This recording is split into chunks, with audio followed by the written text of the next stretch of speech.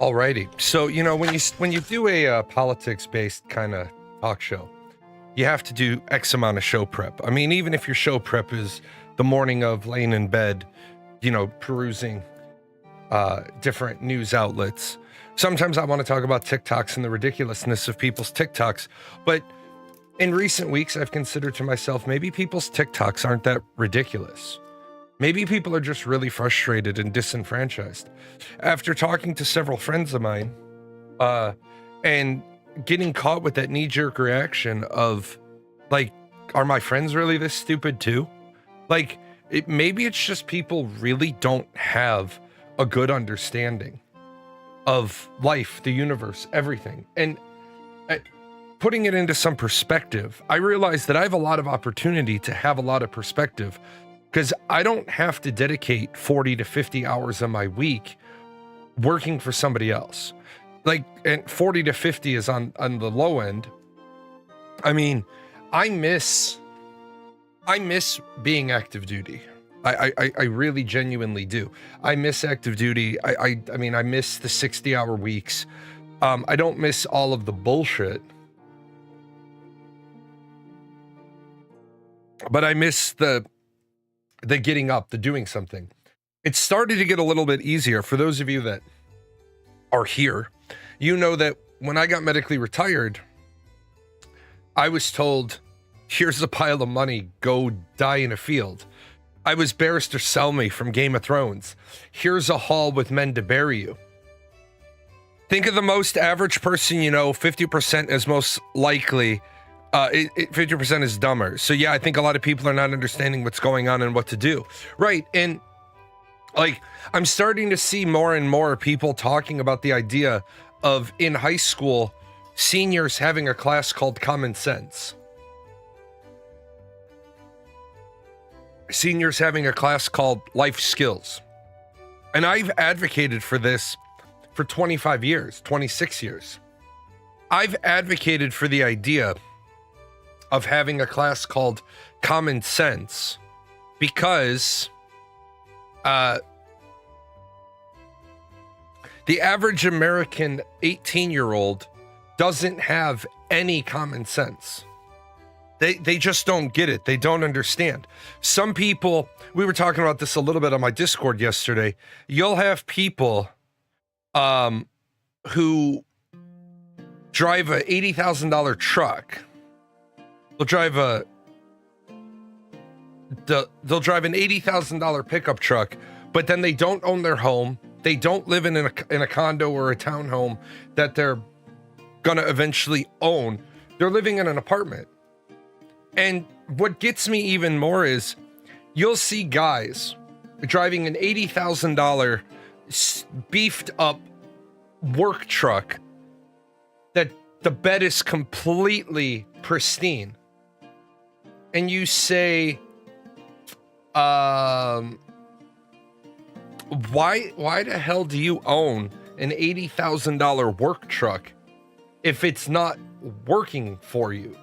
Like, I get it if you have an $80,000 work truck and you're making 200 grand a year, like, you know, you buy an $80,000 work truck and it's going to depreciate over 7 years because you're going to tear the shit out of it. And you're like working as an oil rig worker or a rancher or something that, you know, you're going to be using the bed of the truck a lot. You got like an hour-long drive with 600 pounds of tools and 3 other guys with you. Then I get having that expensive thing, but you're living in a crappy $500 a month apartment while you're making payments on an $80,000 truck when a $20,000 truck will do you. And it's because we live in a consumer-driven society.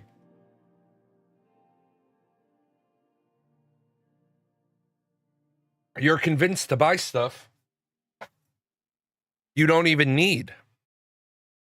If your car note is similar to higher than your rent, something is wrong. Yeah, something is very, very, very wrong. It's like right now.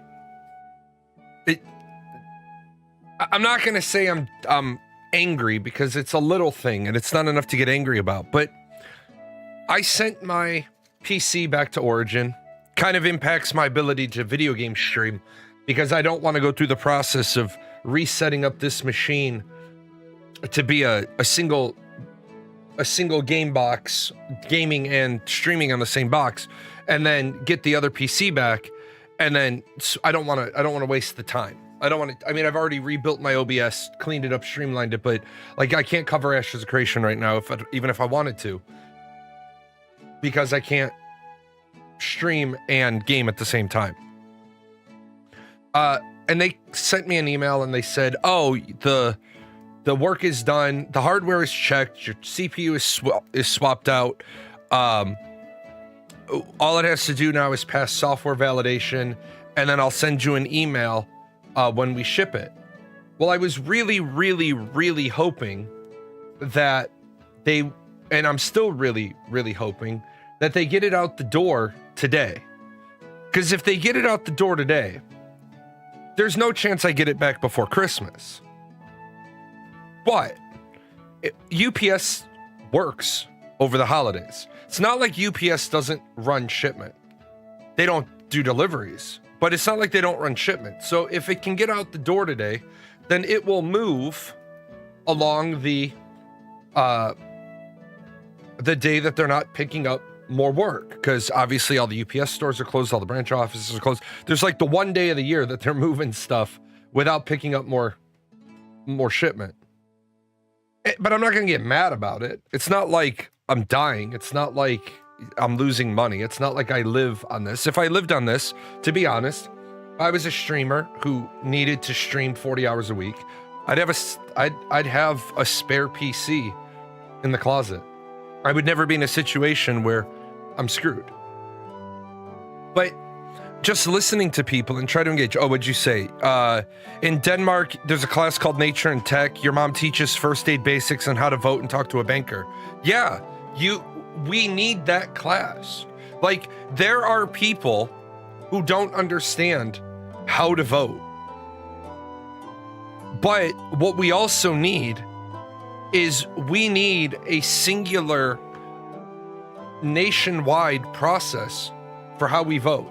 It makes no sense to me that each state can have different processes. Some you can vote in person and early, but that doesn't mean you vote twice. It means you don't have to mail in a ballot. It means they have places you can go to cast your ballot in person, and other places you have a mail-in ballot. I know people that do vote twice, and they don't understand they're not supposed to. They live in 2 states. So they like Sunbird or Snowbird down to Florida. So they vote early by mail-in ballot from the state they live in, and they vote, and then they vote again when they're in Florida. And I'm like, that's illegal, right? And they say, well, no, I'm a resident of both. You legally cannot be. You cannot be a legal resident of 2 states simultaneously. It literally says in all of the code, all of the tax code, all of the voter code, where do you spend 50% or more of the time? So where do you spend exactly half of the year? It's like, where do you spend 183 days out of the year? Now, some people, they try to get clever, they try to get cute, and they're like, well, I don't spend 183 days anywhere. I spend exactly 182.5 in both. Okay, fine. You're trying to game the system. I get it. But people don't... Let's leave those third standard deviation exceptions out the door, off on the side. There are kids who literally don't know how the process of voting works. There are kids that don't understand they have to register to vote. But then you have a country that doesn't make voting a top priority. Election day, the only people who should be working on election day are cops, firefighters, doctors, nurses, healthcare, public service, and that's really it. Like, the grocery store, if it wants to open, shouldn't open till 10 or 11. Then all the employees have that early window to go vote. If a police officer shows up to vote and they're before their shift or after their shift, they should just be allowed to go to the front of the line. I'm sorry. Like, they just spent a 12-hour day. They don't want to spend 2 hours in line to vote. Or when they're there in the morning before they go to their shift, they should be allowed to go to the front of the line so they can vote and go to work. In Denmark, you get sent a ballot that will tell you where to vote, what time frame, and if you want to mail in vote, when and where you can do that as well. Right. Other countries take their elections way more seriously than the United States does. We don't take our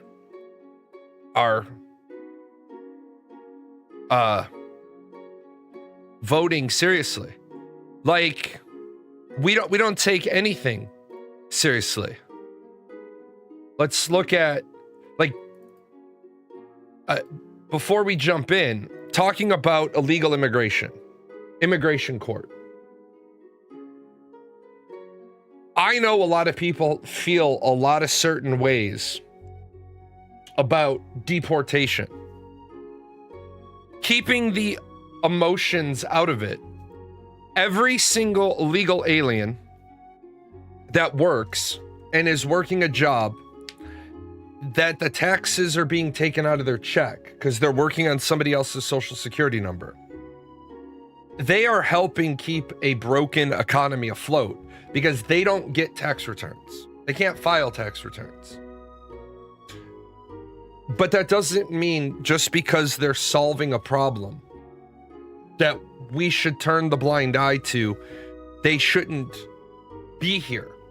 If you are in the country improperly, you shouldn't be here. Period. People say you can't be illegal on stolen land. The whole world is stolen. Every single part of this world was stolen from somebody else. If you go all the way back to Africa, African tribes have been taking each other's land since the beginning of time. All land is stolen land. There is no indigenous population. Well, there's like that one indigenous population that they're not even indigenous, but the group of people that ended up on an island that you're not allowed to visit the island, whatever have you. But all land is stolen land. Even if that land has stayed in the hands of members of that origin, which they didn't, because we know without a doubt life began in Africa, and over thousands of years people migrated out of Africa. It's like there's a possibility that's wrong, but probably not. Land is always stolen if your side lost. Right. If you're on the side that lost, of course you're going to feel like the land is stolen. If you're on the side that won, you say to the victor goes the spoils. But it's not even that. I could understand the argument of nobody's illegal on stolen land. If you were talking about the illegal aliens you're trying to deport are Mexican. I could almost get down with that line of thought.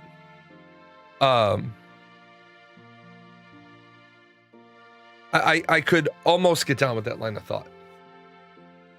What I can't get down with is how is a Guatemalan, a Honduran, a Cuban, right, a Venezuelan, how are they the argument of, well, you can't be illegal on stolen land? They'd be there illegally if it was still Mexico. They would be there illegally if it was still Native American. Like, we're living in a country where the people want to protest the government simply for the sake of protesting the government. Like, I think people forget, at the beginning of the First Amendment, it's the right of the people peaceably to assemble to seek a redress of grievances from their government. You don't have the right to protest in America. You really don't. You're not supposed to. The way Amendment 1 was written was peaceably gathering wasn't meant to peaceably gather just for the sake of peaceably gathering. It was peaceably gathering for a redress of grievances. So if you're having a meeting where you're talking about, you're having a meeting at the city hall to talk about problems with the state can't send troops to the city hall to arrest everybody. People will be like, oh no, it's also applied to my own home. No, the First Amendment gathering doesn't apply to your home. You have the Fourth Amendment, which was specifically to be secure in your property and your person. Like, we have people that literally want to argue which amendments give them which rights, and you just look at them and be like, you don't even understand your rights. But you have NPR analysis shows skyrocketing number of no-shows in immigration court. An immigration judge issues a stern warning. If you don't show up, there's a good chance the court will order you removed. She speaks to an immigrant from El Salvador in a quiet immigration courtroom. Clad in all-black dress jacket and shirt, the immigrant, who identified only by a number of this case, swears that his last immigration notice was lost in the mail. The judge tells him to check his mail regularly ahead of his next appearance in January. As the room empties out, the judge says out loud that there are a number of no-shows that day. ICE, attorney in court, files motions to remove 5 people in absentia. The judge grants it. Those people can now be deported. Okay, this is the piece that a lot of people don't understand. People are like, ICE doesn't always have a judge's permission to remove people. Therefore, a ICE detainer isn't valid. Well, first of all, yes, an ICE detainer is valid. Because of the way the law is written, the law, and by the way, the only group of people that can decide a law is unconstitutional is the Supreme Court. My opinion, your opinion, Trump's opinion, Pelosi's opinion, Mike Johnson's opinion, JD Vance's opinion, none of those people's opinions matter about a law being constitutional or unconstitutional. It's just the 9 Supreme Court justices. They decide if something's unconstitutional. You don't like the fact that Congress gave ICE the authority to authorize its own administrative documentation? I agree with you. I don't like it either. But it hasn't made it to the Supreme Court to be declared unconstitutional.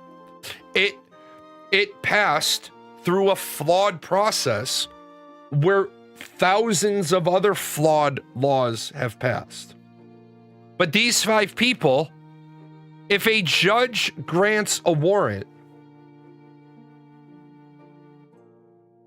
though that's a writ from a magistrate. That is a search warrant. That is an arrest warrant. That is an entry warrant. That is like the people that say, ICE, you may not execute your duties here. ICE, this is my business. If you don't have a judicial warrant, I am choosing to not cooperate with you, and I don't have to agree with your administrative level warrant, your administrative level detainer. Your administrative detainer doesn't impact me. I imagine they're probably scared of getting deported if they show up based just off the news. Did you know that most people, when they're dealing with immigration court, they know their status? Now, by getting them to skip, it's easy wins if you're looking to get them out. Yeah, but here's the problem. Most people that are here, I don't know the exact numbers, but I would say at least 80% of immigration process is easy sailing. You have a visa that is valid from this day to this day. If you want to extend it, you extend it no later than this day. I have family who took 6-8 years for them to get their citizenship, but they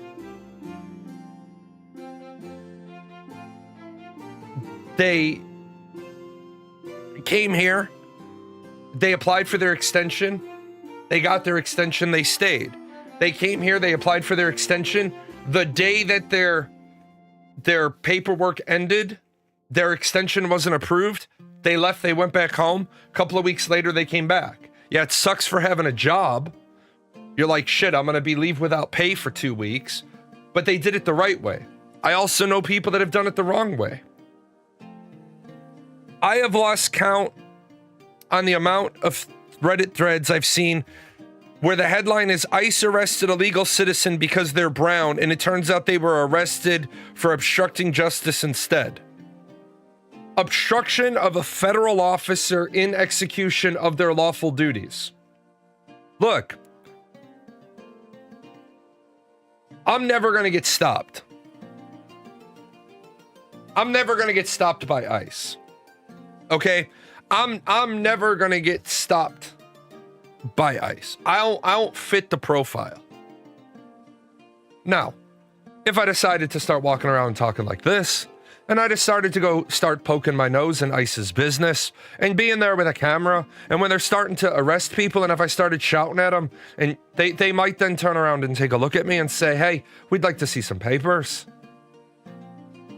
But you know what part of the problem is? I'm not going to get in ICE's way unless, of all my children, I have one, all my children and grandchildren, I have one that looks like an immigrant.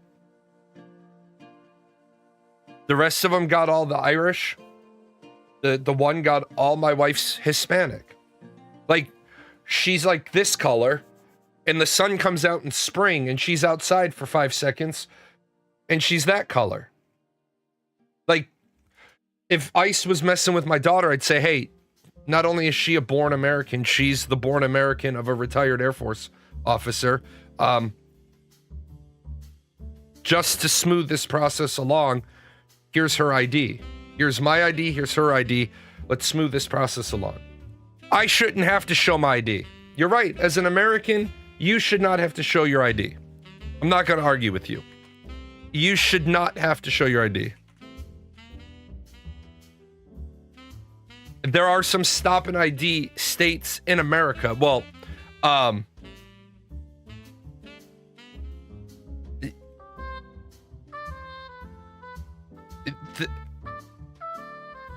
there are no states left that have pure stop and ID, to my knowledge. I don't know how I feel about them even pestering children, though. Well, my daughter that I'm talking about is 20, so she looks 12, but she's actually 20. But I do agree with you. And here's the thing: the law states immigrant children under the age of 18 are not required to carry their paperwork with them at all times. However, immigrants age 18 or above are legally required to carry their paperwork with them at all times. So when people say, well, you shouldn't be able to stop and ask them for ID. Why? It's in the law. Again, I don't like the law, but the law is, you know,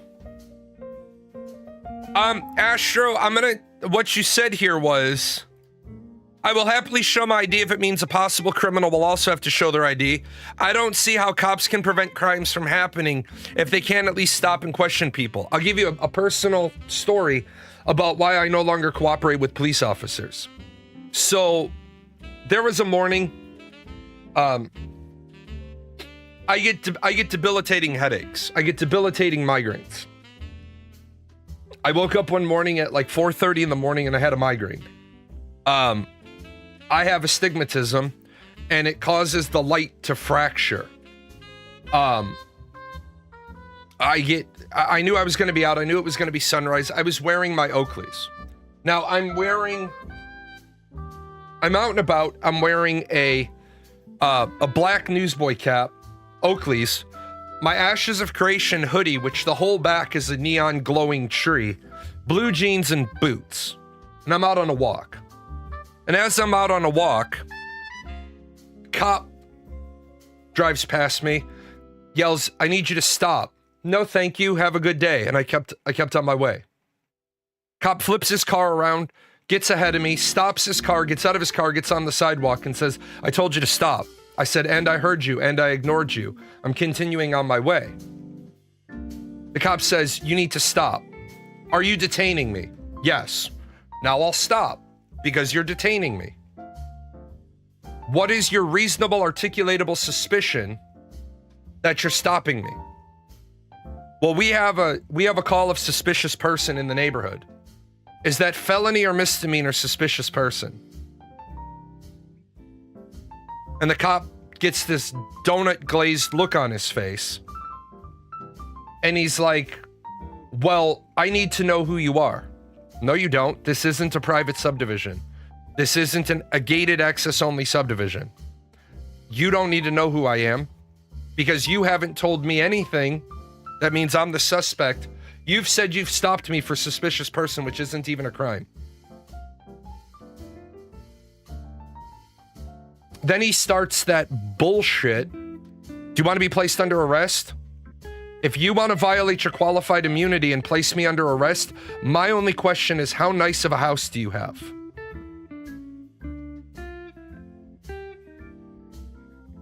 He's like, you're free to go. I need my stop ticket. He's like, no. You stopped me. Get the corporal. I know he's on shift. Corporal shows up, looks at the rookie officer and says, oh, Jesus. Corporal says, you're free to go. I'm like, nope, I need my stop ticket. He stopped me for suspicious person. The corporal went over, talked to the rookie. They came back. They gave me the stop ticket. The corporal looked at me, said, this is going to blow back on my shoes, isn't it? Yep. Teach your police officers better. Suspicious person is not a crime. In order to stop me, you have to have a report that has already been called in of a guy, a white guy, 5'11", 6 foot, 200 pounds, wearing all black. Now, if you had that, then as a pre-law student, when dinosaurs roamed the earth, I would say you have a suspicious person call of somebody exiting a vacant house wearing all black. I fit that billet then. You can detain me. Go talk to the person that made the call. Have them come up and do a window identification. Is that the guy you saw? But stopping people for the bullshit is what's got to go. We got to stop that. Or we got to change the rules. I'm cool with changing the rules too. I am okay with changing the rules. But we've got to either follow the rules that we wrote or we got to change them. I've seen videos with like 10 agents going after a single immigrant. The cost cannot be worth it unless they are a criminal. I feel like the money would be better spent fortifying the border and getting the ones here in the system. Number one problem, we can't get the ones in the system. States like Illinois, California, New York, they ignore ICE waiver or ICE detainers. So ICE says to the state of California, we got a list of 10 people. We believe they're in your custody. Please run these names through the system. Let us know if these people are in custody. And if they are, do not release them on bail. Do not release them on bond. Do not release them. Put them on detainer. Let us know you have them. We'll come pick them up. California, Illinois, New York, a couple other states absolutely refuse. Well, then how is ICE supposed to do their job to get only the criminals? If we want to get all of the criminals, then the governor of California has to then answer the question, if ICE, who's the only authority in the country to deal with illegal immigration, then you don't have the right to say we're not going to give you the criminal, because they either have a civil infraction, a criminal infraction, or two criminal infractions. I think protecting the border would be better if it's like a permanent safe job for anyone who lives on a border state. Well, first of all, protecting the border is never going to be a safe job.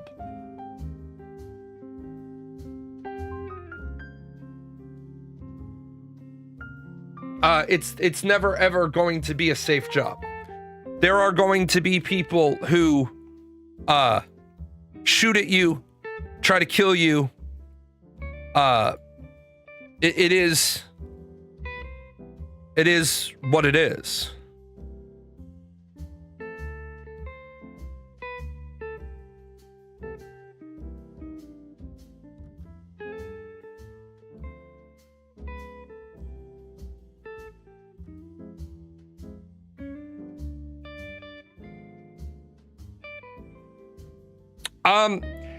Panzini, here's the thing about the cost, and I do agree with you. Having 10, when you see the video footage of 10 agents arresting one person, well, part of that problem becomes, why did we have to send 10 ICE agents?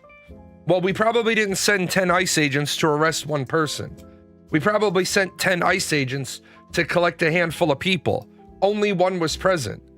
Also, it makes perfect mathematical sense to me that ICE is sending twice as many officers because ICE agents are getting shot. They're getting bricks thrown at them. They're getting bottles thrown at them.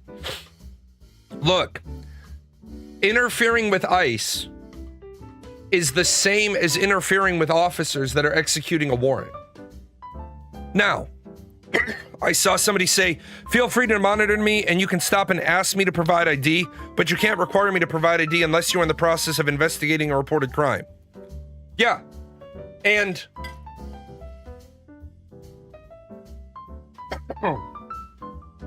love having children. They're all little petri dishes. Is being an ICE officer safer than being Border Patrol? No. Being an ICE officer and being Border Patrol are about equally dangerous. Border Patrol run into the wrong.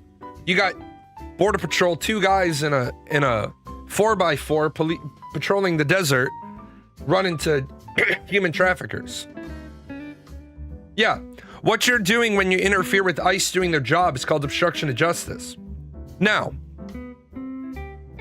I do agree with some lines of thought. One line of thought is we don't really have a lot of justice going on when you have people being deported that shouldn't be deported. And I agree with you. And the guy that ended up getting sent to El Salvador, that was a break in the process. The guy was eligible to be deported. The judicial order said he couldn't be deported to El Salvador. What I want to know is why is immigration court run so differently than criminal court? In most criminal court cases, in criminal court, 9 times out of 10, at sentencing, you go immediately to jail. You go immediately to state prison. You go immediately to federal prison. 9 times out of 10. 1 time out of 10, they give you X amount of time to settle your affairs. And they have to be like exigent circumstances. You're a single parent, and you not being a single parent isn't enough, but you're a single parent whose child has a profound illness. Well, you're given 30 days, 60 days to make sure continuity of care is established for that child. In immigration court, you have your final determination of status. They issue the final order of removal, and then you're given 60 days to settle your affairs. Well, what about all the lead up time to knowing that that was going to be the final determination or final determination of status? What about all the lead time? Why isn't your house sold? Why isn't your stuff boxed? Why aren't, like, the rule is simple. You're supposed to be out by New Year's Eve of 2025. If they find you here after New Year's Eve, there should be no 60-day grace period. There should be goodbye. Goodbye. You gotta go. You gotta leave. But we're living in a country right now where everything is a joke. Absolutely everything is a joke. The Epstein files. Oh, so they should be given a fair chance to evade justice. Would that be like the U.S. only sending an equivalent equal amounts of troops to fight a battle instead of an overwhelming force to avoid casualties? Yeah, I agree with that. I agree with the mindset. Slow pace of Epstein disclosure sets off new storm. Oh, I can't. I'm out of free articles. I forgot CNN did this bullshit with free articles now. You can only read X amount of pieces of news on CNN every day.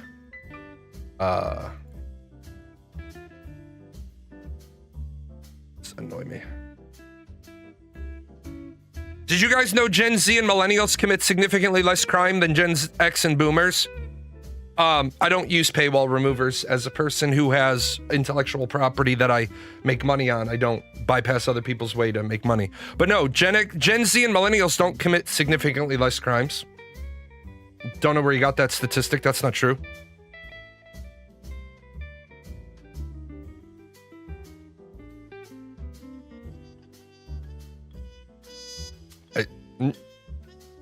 No idea where you got that statistic. Because it's simply not true.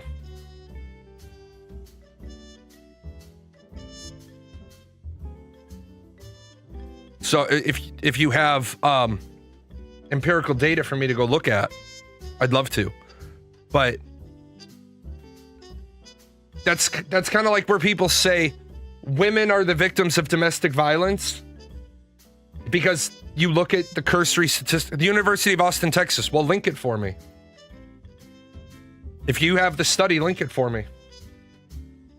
But people say women are the victims of domestic violence, but when you actually are somebody who's done their casework in domestic violence, you know that women are not the victims of domestic violence. They're the victims of domestic battery. Women commit more domestic violence than men do. Men commit more domestic battery than women do. But if men are really the problem, then why do 77-ish% of lesbian relationships have a domestic battery a call on them, but only 22% of gay relationships have a domestic violence call in them?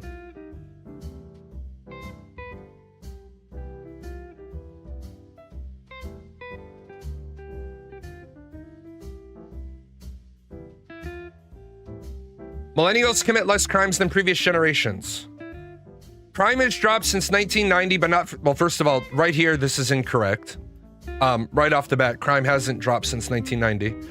Research from LBJ School of Public Affairs... Oh, let me stop you right here. Research from the LBJ School of Public Affairs at the University of Austin.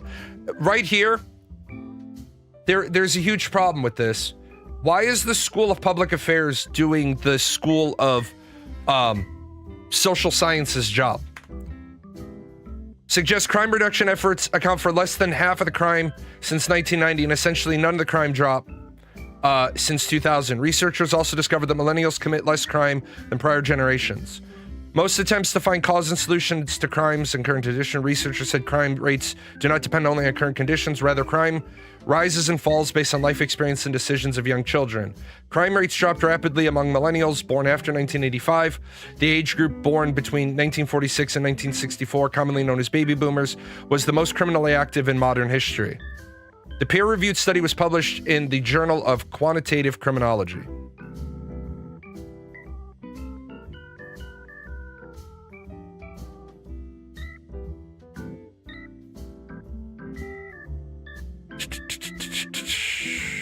Criminal activity steadily declined between the 1916 and 1945 birth cohorts. It increased among baby boomers and Gen X, then dropped rapidly among millennials. The pattern was similar for all crime indexes. Period effects were mostly responsible for the late 1980s crack boom and the 1990s crime drop. Well, yeah, like we were going to get there, but you've already identified it. We had a war on drugs.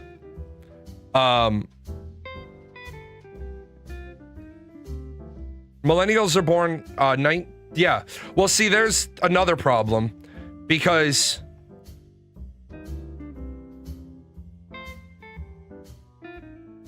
millennials aren't born after 1985. So that's your first problem. Millennials are 1980. So right here you've got a 5-year gap of people that you're not even going to account for.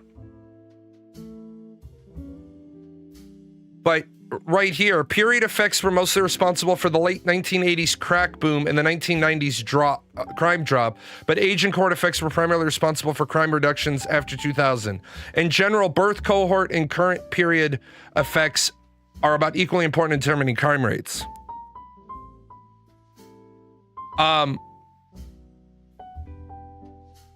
me pull that up real quick.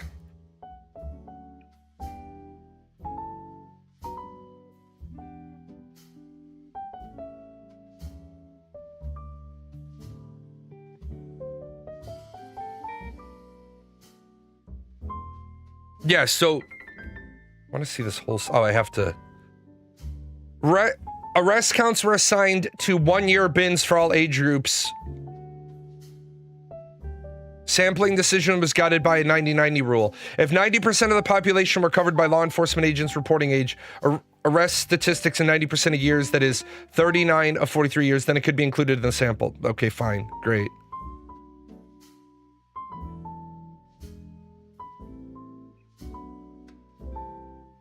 Okay, I'd have to bust out my credentialing. But yeah, millennials are 1980. Okay, so again, it looks like we're changing the year range again. Gen X is 1965, and now apparently we're including 1980 in Generation X. But 1981 to 1996 is Y. 1997 to 2012 is Z. This is also the millennials. This is the Zoomers. And then 2013 to present is Generation Alpha. So, yeah, 1981. What did I say? 90? Is that 96? Yeah. 1991 to 1996 are the millennials. Now let me look at something real quick. Because right off the bat, this study is skunked because they have a 4-year problem in their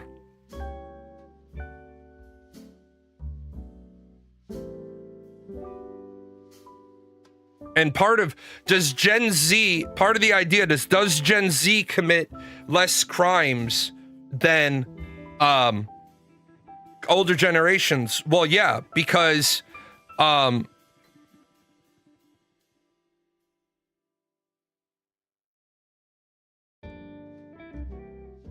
they're not even of crime committing age yet.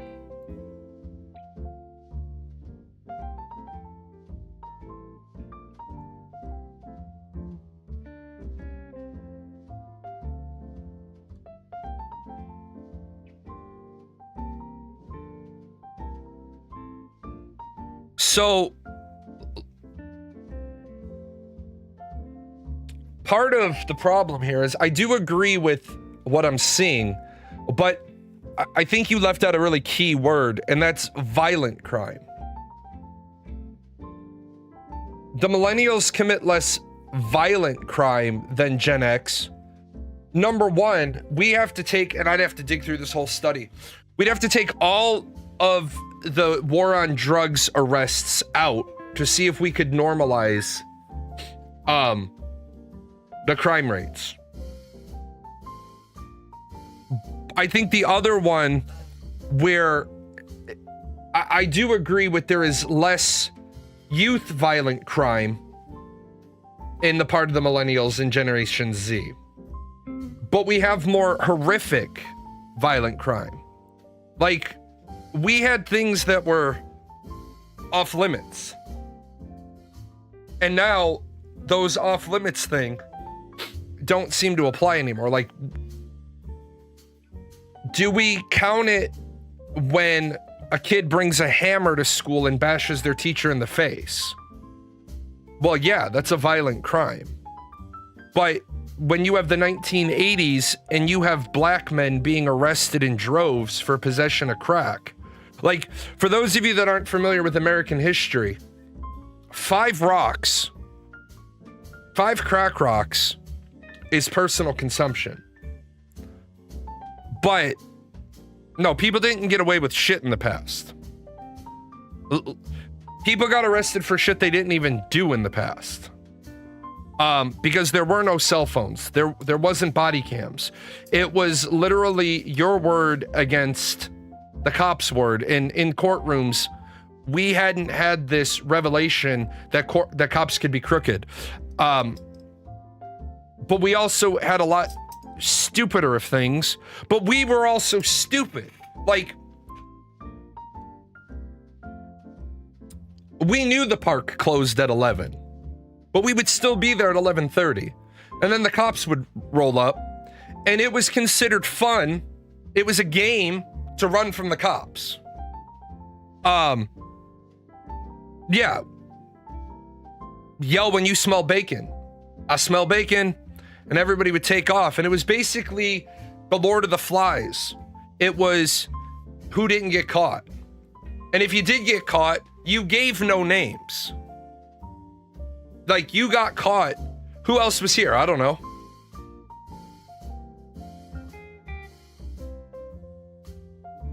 I don't know shit.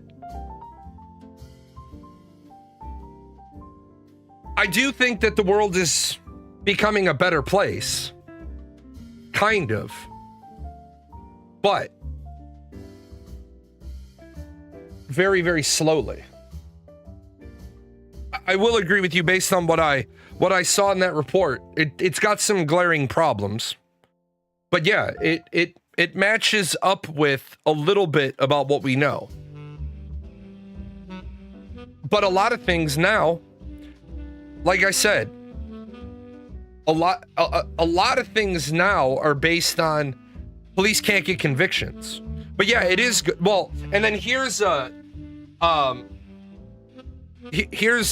bad one.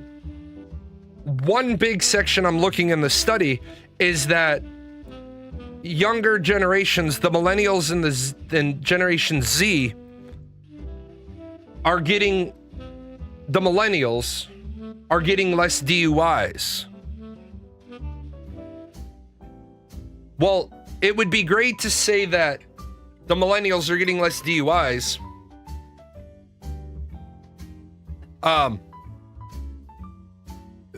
It's not that they drink less. They drive less. Like, I know my friend has 4 kids. 2 of the kids are of driving age and they don't have their driver's license. One is 20, one's about to be 21, one's about to be 19. Neither one has their driver's license. Now, part of it is like we talked about the other day.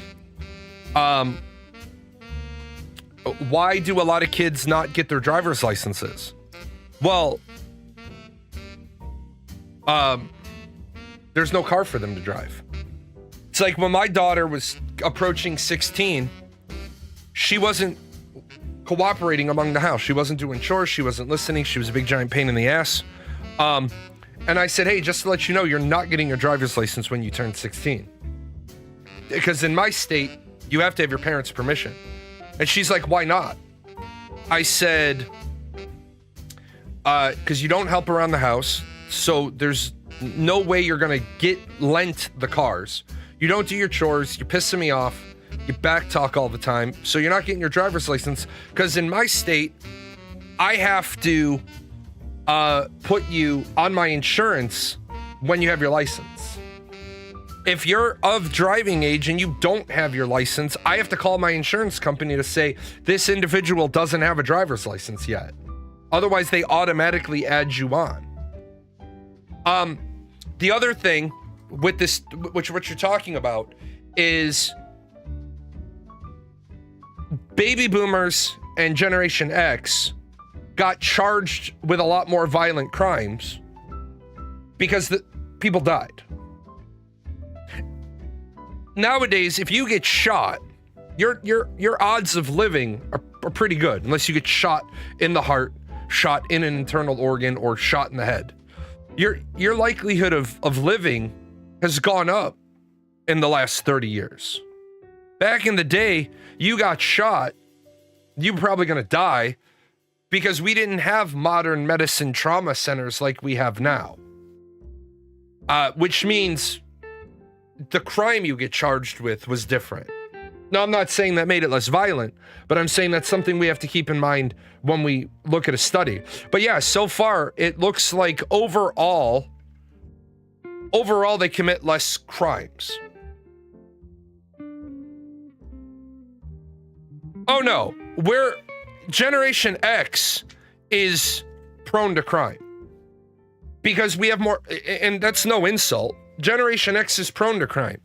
Because we have more opportunities for crime. And Another one that we have is Generation X. We didn't know what our houses looked like because we got sent out of the house. Hey, it's 8 o'clock. What? Get up, make your bed, get some breakfast, get out, go play with your friends. You're going to Jimmy's house for lunch today because it's Jimmy's mom's turn to feed the herd. So about 11:30, you ventured over to Jimmy's house. You got a juice box, some chips, and a sandwich, and then see you at dinner. At dinner, you went to your house. You had dinner. If you were lucky, you were allowed to stay in the house. If you weren't, they would be like, "All right, see you when the lights come on." Yeah, roving gangs of Gen X youth, like. And I'm trying to be funny, but only partially. The kids today can't fix a bike. The kids today, if the chain comes off of their bike, they're waiting till dad gets home. Back in the day, every one of your friends could fix their bike. Every one of your friends could fix your bike. Everybody could fix everything. Pocket knives. It's like that fucking scene in It where the kid's gotten some knife cuts in his chest and they're patching him up in an alley. I mean, when you have big groups, you're more likely to get into trouble when you have a whole group backing you up. Yeah, you do. And again, yeah, meet up, have a few drinks, head to the school rival, hang out, get into fights. And that's where the problem comes in. You're absolutely right on that. Like, I tell the story about 4 years ago, I was down at Universal Studios. Gizmo was still kind of small. It's the end of the night, and we're trying to get to the front of the park, and all the people are trying to come up Simpsons Row to get to the holding area for Halloween Horror Nights. And while I'm walking, I see a guy, because I'm a small guy, but I'm kind of like, my shoulders are kind of wide. And I'm all the way up against the security barrier, and a guy is coming towards me. Not that it matters for the story, but big black African-American guy walking towards me. I see him and I kind of throw him a head nod because I know we're about to bump. I can't go any more to my right, and he's just caught in a sea of people. So I saw it. I kind of threw him a head nod. He kind of turned as much as he could. So I kind of turned. I was going to take his shoulder on the inside, let it slide past me. Everything's good. He and I have no problem. We bump. He must have not realized I'm as solid, stocky of a guy as I am. We bumped. We knew the bump was going to happen. He bumped into his girl. His girl spilt whatever she was drinking a little bit, and she turned around and says, "You can't let him bump you like that. You better go handle that." And as we're going through, I can hear her carrying on for a good 100 feet. She wants him to go fight me. And I'm like, I can get in a fight at Universal Studios. This is one of my two happy places. So we get on the boat, we go back to the resort because we weren't staying that night. About 7 o'clock, I'm sitting in the hot tub. I saw the guy. He wasn't going to be easy to miss. I saw the guy. He's at the pool bar.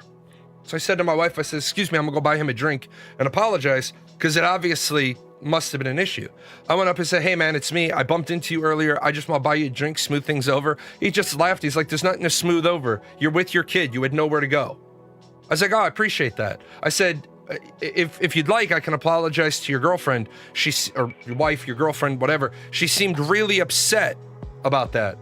He laughed. He took a big drink. He's like, "Fuck that crazy bitch. I left her at the park."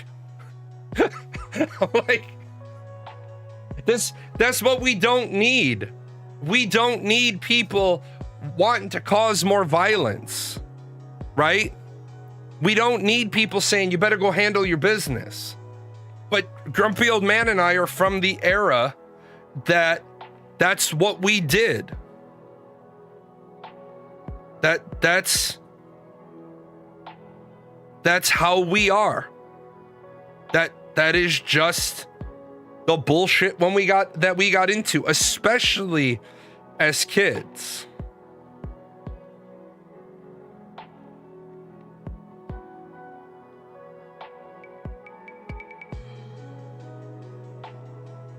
Okay. Let's see.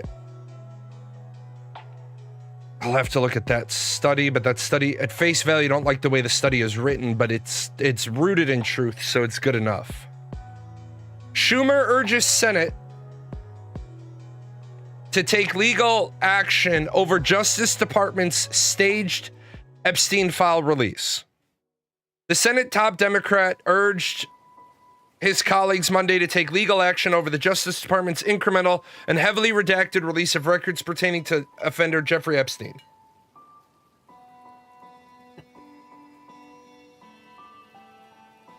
Instead of transparency, the Trump administration released a tiny fraction of the files and blacked out massive portions of what little they provided. In lieu of Republican support, Schumer's resolution is largely symbolic. The Senate is off until 5 January, more than 2 weeks after the deadline. So, what we have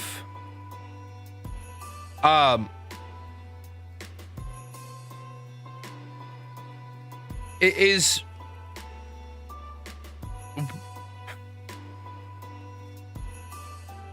we have a really, really weird situation where what do you actually release, right? What do you release? What, like this is unacceptable. This blanket blacking out of everything on the page, that's unacceptable. But what do you release? Like, there's no fucking point.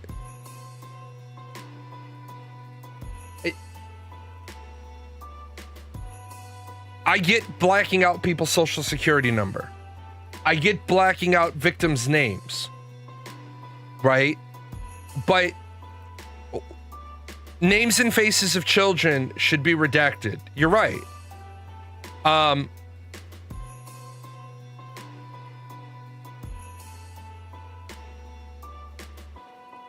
A painting of former U.S. President Bill Clinton wearing a dress is displayed inside the Manhattan home of Jeffrey Epstein.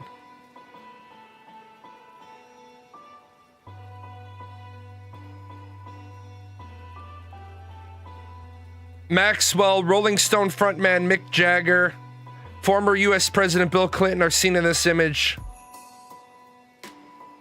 Okay. Bill Clinton, Michael Jackson, and Diana Ross. And see, they blacked out the faces.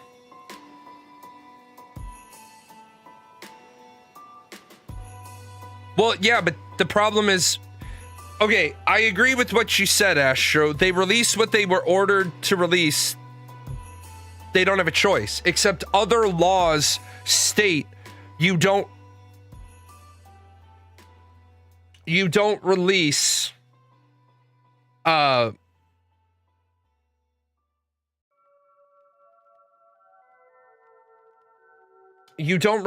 information that would damage the reputation of another person, especially a victim.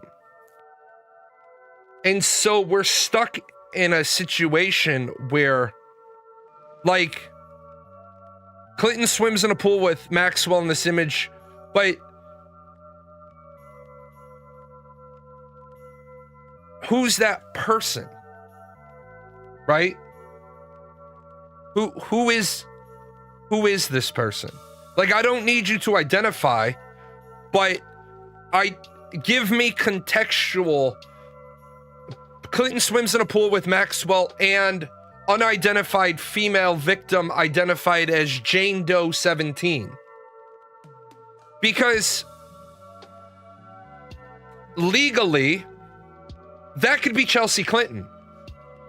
I'm not defending Bill Clinton here because I don't know who it is. But if that's Chelsea Clinton as a youth, as a minor, then she should be redacted as well because the federal government has specific redaction guidelines. I'm not saying it is Chelsea Clinton. I'm saying we don't have any idea. Another photo shows the US president in a hot tub. Well, this isn't a hot tub. That's a pool. With a woman whose face is also redacted. Fine. And that's great. And it makes my skin crawl if that's not his kid. But we don't know we don't know the story. Bill Clinton, Kevin Spacey can be seen in this image from Epstein's estate released by the Department of Justice.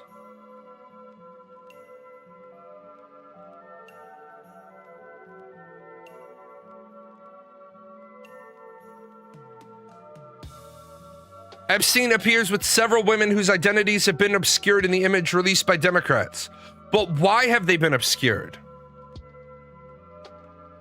Why have they been obscured? Why do these blacked out, redacted women not have identifiers?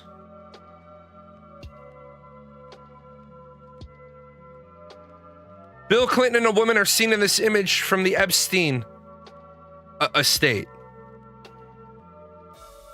Now,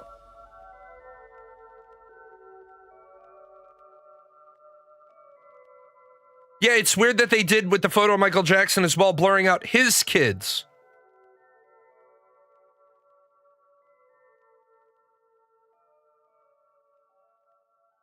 Like, again, this is a creepy, weird ass photo, right? That's a creepy, weird ass photo.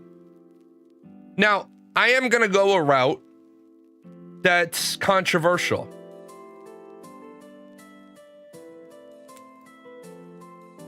If one person says something about you, they're shit talking you. If two people say something about you, they're shit talking you. If 5 people say something about you when they're all in the same organization, it's a coordinated effort to shit talk you. If 5 total strangers that don't know each other are all shit talking you, there's probably some truth to it. They should ask the people if they're okay with being unredacted if they're of age now. They can't, because that's not how the file management rules are written. And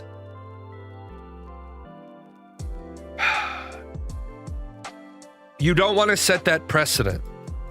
If you were not 18 on the day the photo was taken, you were a minor when the photo was taken, and therefore the photo should be considered, the photo should be redacted because you weren't 18. Now, if you want to go out and admit, like the person who's in this photo knows she was in this photo.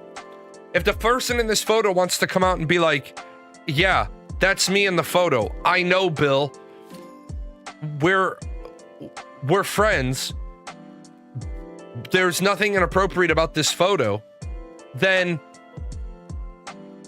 she can do that. She can come out and say, that's me in the photo, and I'll tell you nothing was going on. But I do have to say, like, you're at Epstein's estate. Now, if you're at Epstein's estate and you saw some shit going on, you should have reported it. Like, I've been the victim of that, oh my God, do you know what he did? I was out and about with my adult child. Somebody saw me out and about with my adult child, that knew my wife, called my wife to tell my wife I was out with a pretty young thing. That pretty young thing is my kid. Our behavior wasn't inappropriate. All you saw was me walking around in a store buying a pretty young thing some clothes. And you took it upon yourself to call my wife and start fucking controversy. Now, If I was shopping at Tito's R Us, that might be a different fucking situation. And I'm not justifying Bill Clinton's behavior. I'm not justifying Epstein Island's behavior. But what I'm saying is, if you have a reputation, yeah, all they saw was on a shopping day, instead of my wife, why didn't you call someone to help me? I was the one in duress. Exactly. If you willingly like to tell people it was you and you're doing what people who abused you, you're in trouble, why should we stop you? Yeah, like,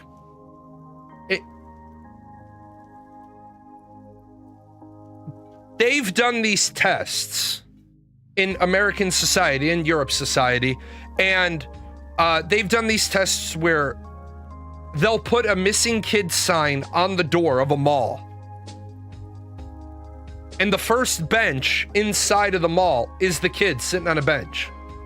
99% of people walk right past the kid, even though they saw a missing child, and the kid is wearing the same fucking clothes on the bench 50 feet away, because people don't get involved. 99% of people are all day just walking past this kid.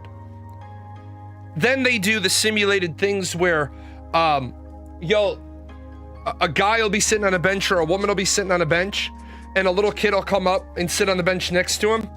And then a stranger will walk up and say, Sally, my mom sent me to get you. And the strangers never say, hold up a second, this kid, do you know him? No, we're not, this ain't happening. Sally, where's your mom? Well, Sally's mom's been in an accident. Then where are the police? Like, we all want to say, oh, it's morally wrong. Epstein Island is wrong. Epstein Island is totally wrong. But everybody wants to say, well, why didn't anybody do anything about it? Well, you need a witness. You need a complaining witness. You need something to start the ball rolling. You don't have that something, like, there's nothing you can do. I'm thinking more and more children should have IDs too. Nothing stops you from getting your kid an ID. Kids can have IDs. State IDs, passports, nothing stops that. I think the statute of limitation on child abuse should be the duration of the life of that child plus 10 years. I also think if the child is age 18 or above, then only they can press charges, but younger than that, everybody should.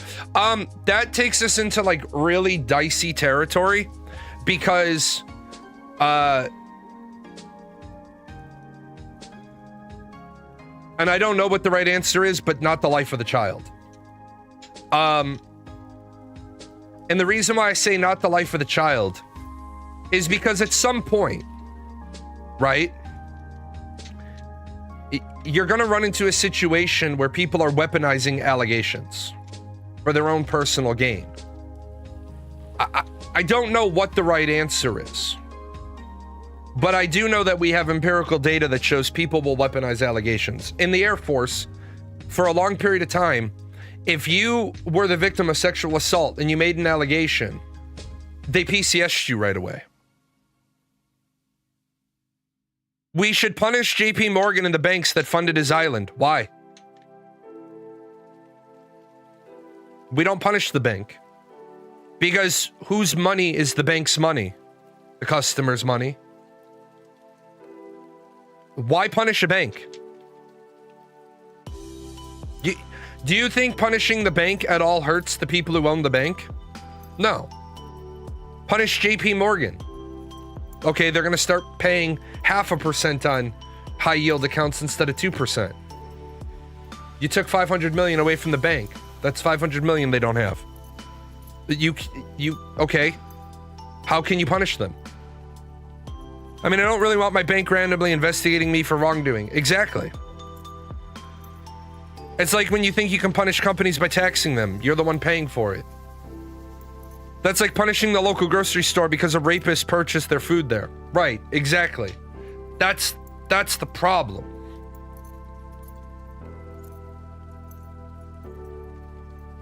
When you punish certain organizations, you just punish society. because you find JP Morgan, okay? So they lower their interest rates. Think the rest of the banking industry is not going to say, oh, we have to lower our rates. Yeah, they have to report cash transactions over $10,000. Except, I mean, honest question, how many people have seen $10,000 in cash? I don't think people realize how much fucking money $10,000 in cash is. 3,000 is about the upward max that'll fit into a billfold. If you've never walked out of the bank with 3,000 in hundreds, anything above 3,000, it's not going in your wallet. $10,000 in cash is a lot of cash. Is raising awareness a suitable punishment? No. Punishment for what? You're jumping ahead. You got to go. What crime did JP Morgan Bank commit? What infraction did they commit? They don't know, like, they don't know what you're doing on your island. Now, if you have an officer, a high-ranking officer, a vice president of the company in photographs, then we can chase the money. We can look for financial impropriety. But I'm not big on swinging the punishment bat until we've swung the magnifying glass like Sherlock Holmes and said, what crime did you commit?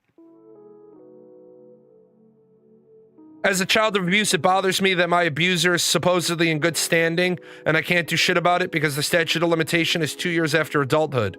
There were dozens of mandated reporters. My guardian ad litem should have reported. If she had ever had one conversation with me, she could have been prosecuted for not reporting. My teacher should have reported if they suspected at the age of 20 I was struggling to stay alive, not get justice. And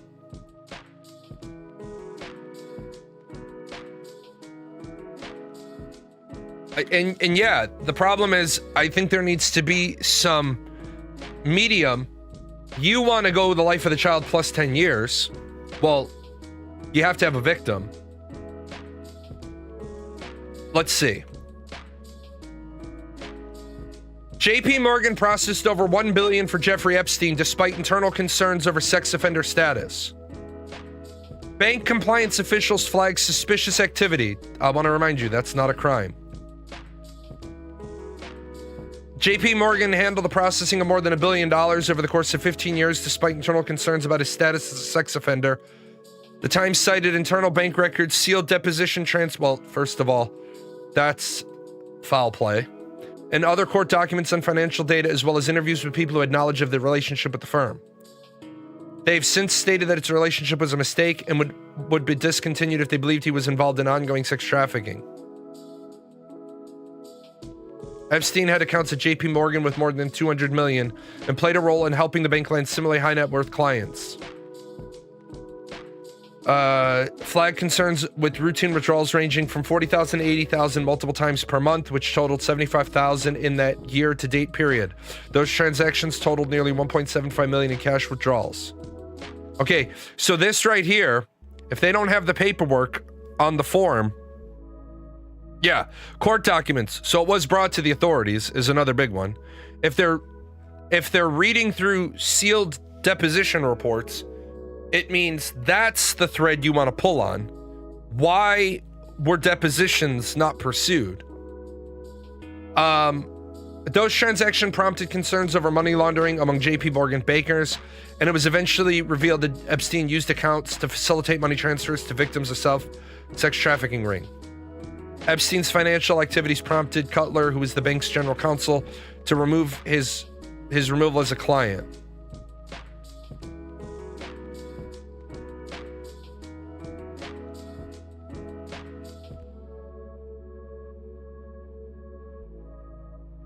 He said he didn't see evidence Epstein's accounts were used in criminal activities and ultimately opted against raising the issue with the CEO. Well, okay, so right here,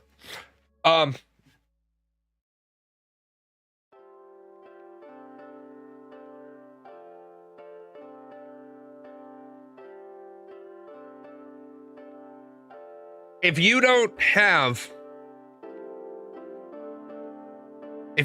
evidence of a crime and you discriminate against somebody, then you're in some really deep shit if they decide to sue you. Because remember, discrimination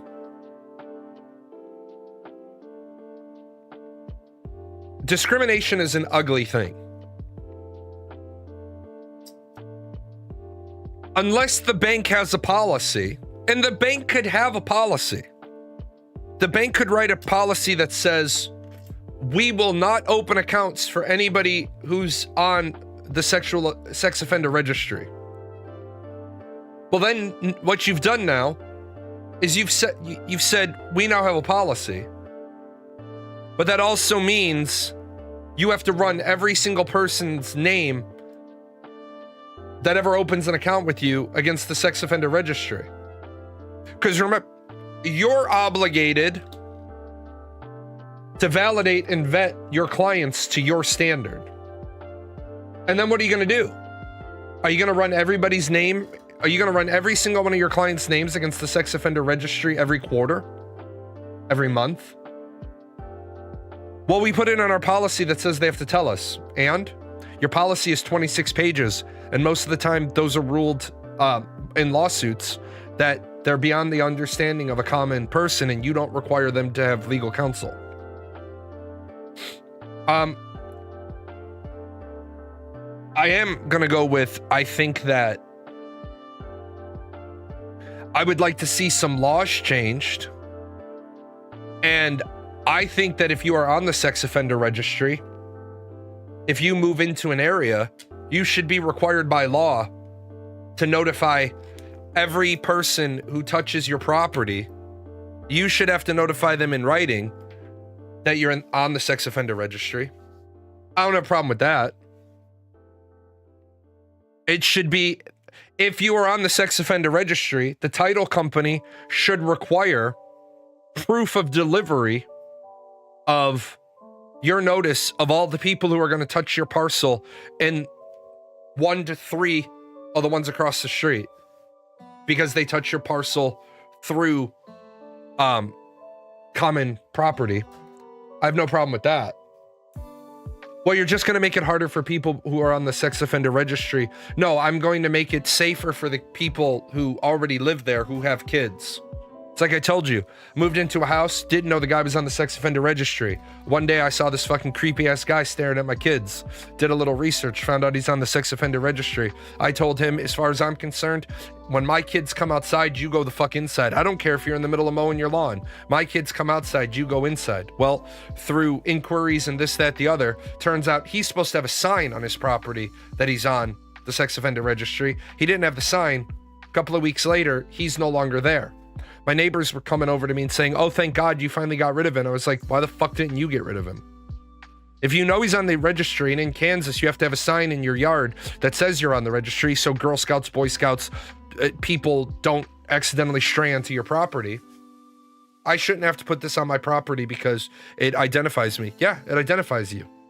Fuck, as far as I'm concerned, if you're on the sex offender registry, you should have a big fucking sex offender fucking tattooed brand right on the middle of your forehead. Everybody should know. Like, because that's a lifelong list. You don't get off of that list. Did I read about the privateer bill that was proposed? It's fucking... What fucking country am I living in? What fucking world am I living in?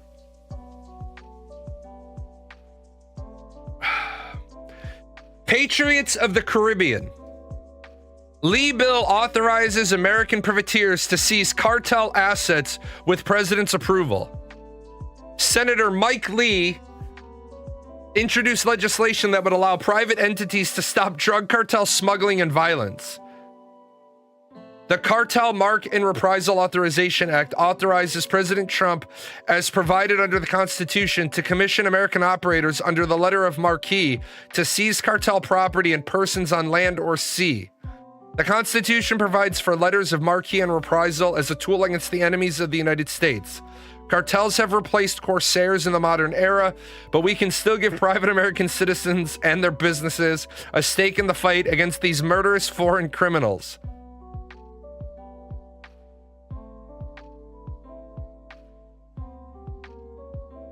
They want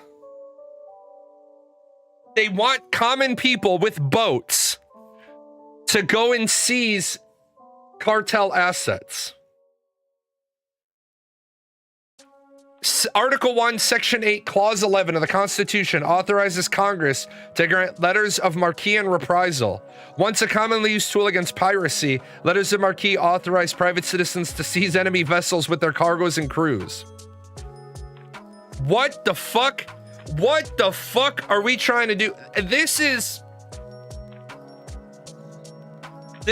one of those examples of we are trying to distract from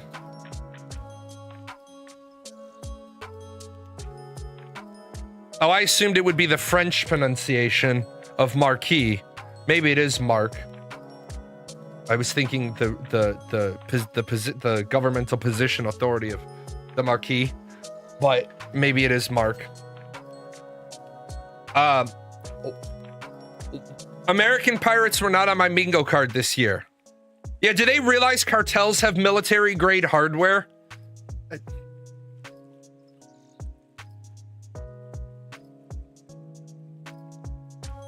What the fuck? What is with our president? Our president seems like, as long as they're not talking about me, kids got shot, good. SpaceX rocket blows up, good. Flooding in Texas, they're Republicans, but they're not 18, so they can't vote, good. Like, what the fuck? Tear down a wing of the White House, I don't have any architectural plans. Yeah, random civilians are always going to board the correct ship. Like, what is going on in our country? People can't read. People can't read. And yet you're going to hope that, like,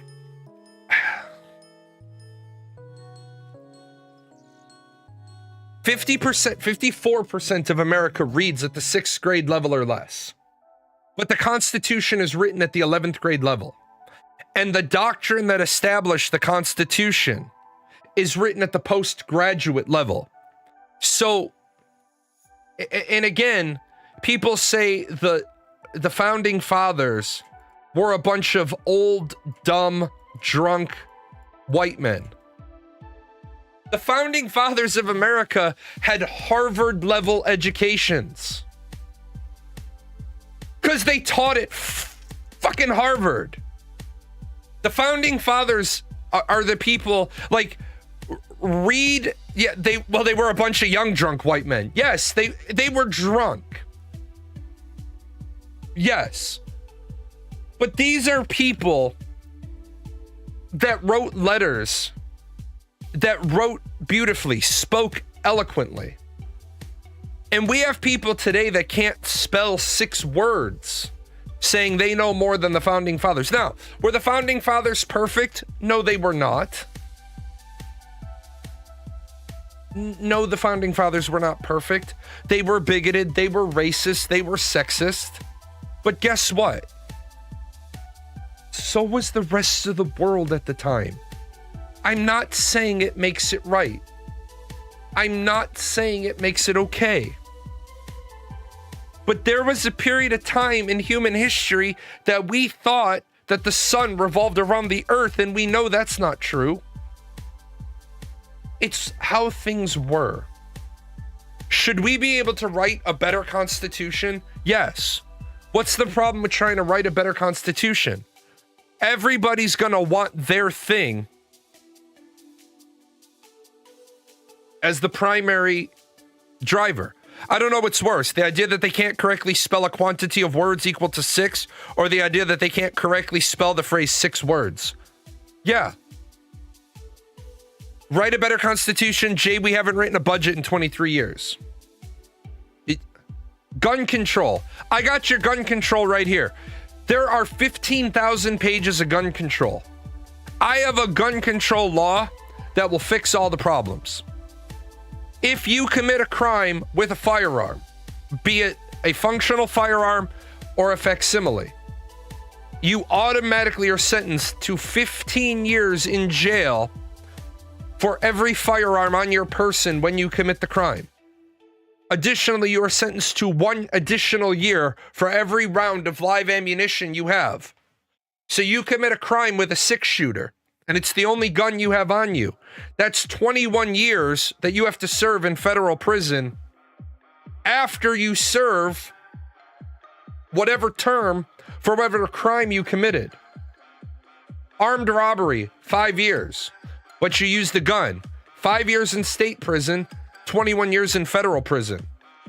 5 years, you're out in 2.5 with good behavior. Federal, 21 years. There is no good behavior. What's the matter, folks? Which people are going to be mad about this? The NRA? We think this law is too harsh. So what you're saying is all your bullshit, my whole life that you've talked about, you don't support gun criminals, was all bullshit. I'm not trying to take your gun. I'm not trying to make it harder to get a gun. I'm not trying to put an extra background on a gun. You commit a crime with a gun, 15 years plus 1 year for every round of ammunition. Do I have the NRA support? Oh, I do? Great. I don't think it goes far enough. Do you think a person who commits a crime with a fully loaded Uzi is ever going to see the light of day again?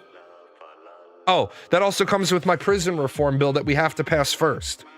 If at any given point in time, you are convicted to spend more years in jail, or you are sentenced to spend more years in jail than is a natural life of 110 years, you are executed at the end of your appeals. There is no more lifers that will be in jail for 75 years and then die. Nope. Sorry. You're a 25-year-old male. You decided to commit a crime carrying double Uzis with 30-round mags. Well, that's 30 plus 60. That's 90. You're shit out of luck, man. You exceeded the maximum life. You're just executed. Sorry. Constitutional members shall be terminated daily for each day that a congressional budget is not passed. Yeah. 1 congressional member shall be terminated daily for each day the congressional budget is not passed. And it will be like the Hunger Games. All your names go in a fucking pot, and the state of Texas will be replacing one of their representatives today. People from the past are not stupid. They just had different skill sets. Like, you put the average person from our time in medieval times to be a lot smarter than most people there, but they cannot blacksmith or build one of the Catholic churches. We know a lot more, but we don't know how things work. We know cars exist, but most of us don't know how to build a car. You're right, but here's the even better part. You take a person like me, not me because I studied my history. You take the average person, put them back in medieval times, and they're going to be like, I have all these skills, 95% of which are useless. Oh, and I'm dead in 3 days of dysentery because I drank out of the river. But even a 5-year-old knows not to drink out of that river. Why? Like, people get it in their head wrong. They're like, oh, back in the day before we had clean water, they were drinking all the time and they were drunk all the time. No, they weren't. They were drinking a very, very thin ale. Now, they made alcohol that would scorch your eyebrows, but even the kids were drinking a very, very mild ale because it was the only way they knew how to sanitize and purify water. It was the only way they could do it. They just didn't make it as strong. I think it was like 1.5%. It was really, really, really light in volume. Yeah, antibacterial. They brewed it that way so it was safe drinking water. Now, I'll tell you this right now. All my military members, You probably would have preferred the 1.5% antibacterial ale or cider as opposed to 8,000 gallons in a water buffalo with fucking like 20 pounds of chlorine tablets thrown in it. Water buffalo water is the worst in the world. Yeah, the bread we eat now is processed. It makes you fat and sick because it's got enough sugar in it to qualify as a dessert. Yeah, architects in the past used calculus daily in order to build those structures. They knew calculus so well they did in their heads. We have a number of people in the world that can be counted on who can do that stuff, and they were doing it regularly. The concept of lifting shaped bricks that weighed hundreds of tons up to the top of a building. Yeah, like, that's a piece that we need to stop looking backwards at the past and saying, well, we're so much better. We built concrete, we built asphalt, we built reinforced rebar highways that fall apart in 20 years. There are still roads that the Romans built out of cobblestone that are still together. I'm just saying. But yeah, I get it. Like, there are people that I think are trying to kick off a race riot or a religious riot or, you know, all this nonsense and bullshit. If you can't afford to tip your server 40%, don't go out to eat. Are you fucking stupid? Okay. I tip 18%. If I go out and my bill's $100, on my bill alone, you made $18 that hour. If you have 3 other tables that all tipped you 10, okay, you made $48 that hour as a server. When I was a server, I made, and this is where I have compassion and I have sympathy for people. I made $200 a day at a Denny's. As a Denny's server, I made $200 a day on overnights. I had like no customers, so they tipped well because they wanted to keep the booth.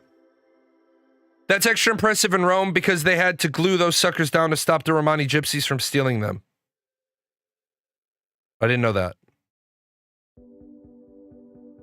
Yeah, 40% is insanity.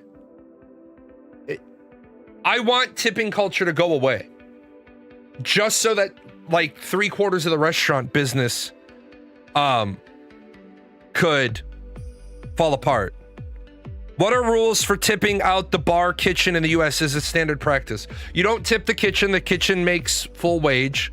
The only people as a server, the maximum amount of people that I've ever had to tip out, 5% went to the hostess, 10% went to my busboy,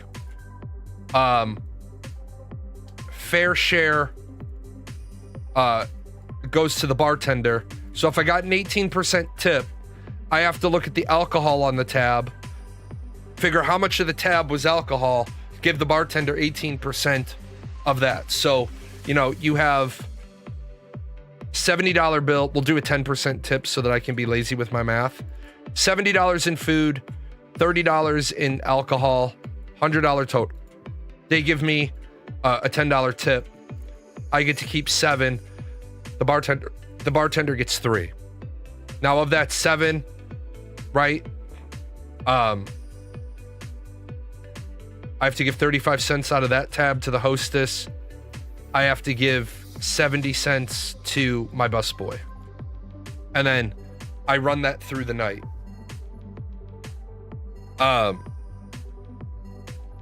We just need to get rid of tipping culture, and then we'll watch as 30%, 40%, 50% of restaurants fall apart because servers are going to finally realize that they're making hella good money for what they do.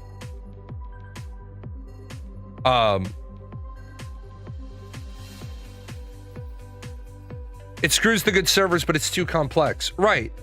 I made several $100s a night at Wildfire. Wildfire was a steakhouse. Several $100s a night. So when I hear people complain, I have very little sympathy for people, because everybody wants to tell, like the one guy, if you remember, that one guy came on the show and he tried to play Stump-a-Chump with me, and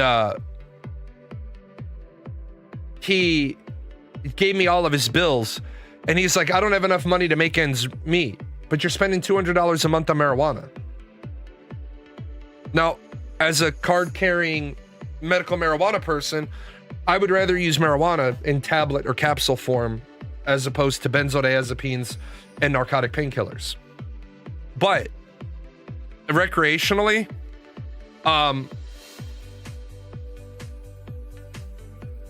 if you're using it recreationally, cigarettes, alcohol, all that needs to come out of your budget if you can't make ends meet. It's like my daughter's boyfriend. I don't think he understands that business is business, family is family, and he's not family, so he's all business. I still haven't gotten paid for December's rent yet. Someone's gonna be fucking homeless because I'm gonna be like, great. When they give me I imagine they're gonna just make me wait till the first of the month. I'm gonna be like, great, that's December's rent. I'm not really interested in waiting for January's rent. Where's my $1,600? And if you don't have it, GTFO, go live with your parents. My daughter's gonna get mad. I don't give a shit. I pay for your apartment. It's not your apartment. I pay for it, which makes it mine. He agreed he was gonna pay X before he moved in. He hasn't paid me X. He doesn't have a right to be here then. Get the fuck out. Don't like it? Then pay your fucking bills. Like, people need to get over this like, we've got to get over this handling everybody with kid gloves bullshit. You know why nobody rises to the top? Because nobody has the drive to rise to the top.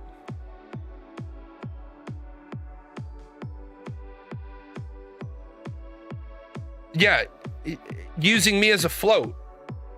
No. Because I have no problem floating you money. But you didn't ask me the most important question. What's the VIG? You need to borrow money, I'll loan you money. But you owe me a kick on the money. And I don't really feel like having it blow up. I don't feel like it being a problem. Well, it's gonna become a big fucking problem. Because I'm not nice about things. Because business is business and family's family. It's like that scene in Game of Thrones. Do you think Tywin Lannister will sue for peace because we have his father's brother's grandsons? Like, anyone who says you need to ask what the VIG is someone you don't want to be indebted to. Yeah. Like, and it's going to turn into a fight. And I don't want it to be a fight. I don't want any more fights with this particular kid. But you're going to fucking learn. And if you don't learn this time, I think I'm out of giving a shit. Right? It's like, I made that statement, I made that video a while back. I made a video on my YouTube, a daily short about the septum ring people. Like, why is it people with septum rings aren't taken seriously? Look, man, as far as I'm concerned, I can't take somebody with a septum ring seriously if they want to have a serious conversation, because all I'm seeing is a bull. And the reason why bulls have septum rings is so you can grab hold of them and control the bull. You can have a 150-pound girl out there grab a hold of a bull's septum ring and it's gonna fucking obey because you're pulling it by the nose. I said, my daughter has a lot of respect for me because she knows I don't like septum rings, and she has hers pierced. When she comes to my house and she's staying in my house, she turns it up. Now, when we go out in public, she turns it back down because that's her expression of her. But when we're in my house or we're at a table at a meal I'm paying for, she turns it up. I don't have to ask her to. She does it because she knows I don't like it. Now, if she's paying for the meal, do whatever you want. It's not my table then. This person said, well, where's your respect for your daughter? What the fuck part of she does it voluntarily did you miss? I don't tell her to. Because if I got to the point where I had to tell my kid, then my kid would be like, oh, I'm coming to visit. What hotel you staying at? I can't stay with you? No. Because I don't want to look at that. It's that simple. It's my house. I don't come to your house and tell you what to do. What does that mean, turning it up? Yeah, you can turn it upwards. Her septum piercing goes up into her nostrils, so you don't see it. You see the little black thing right at the bottom, but that's not terribly noticeable. You just turn it upward. You just have to have the right one in order to do that. But yeah, you can hide it. Absolutely.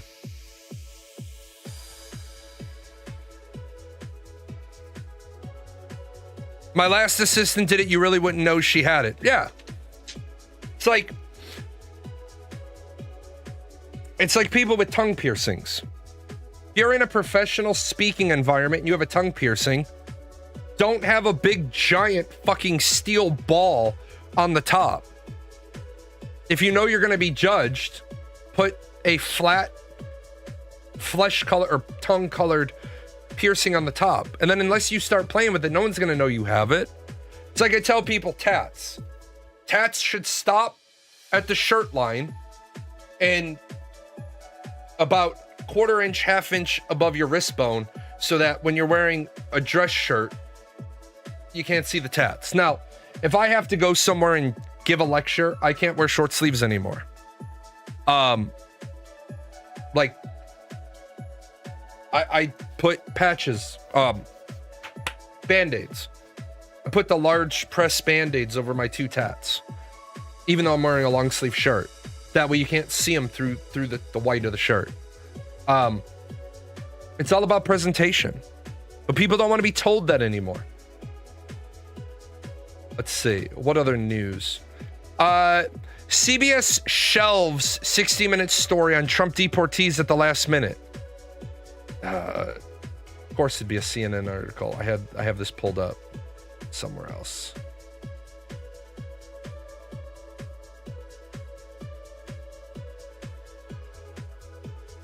Thought I did.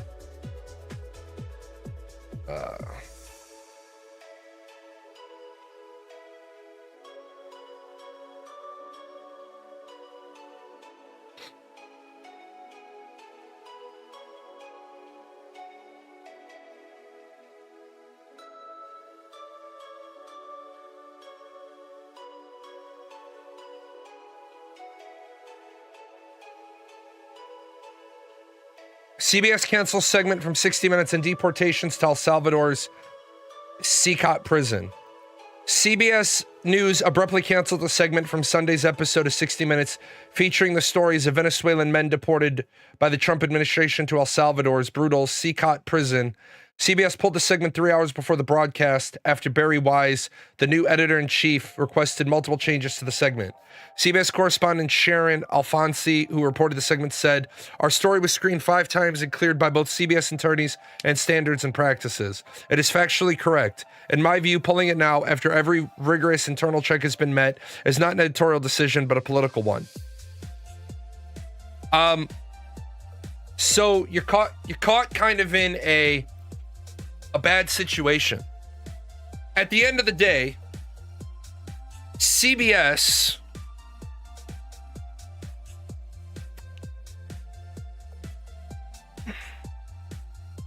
has to be able to survive in broadcasting. I hate our country because we're systematically demolishing free press. And what we're left with is non-distributable press. because it takes a lot of effort to build up a market.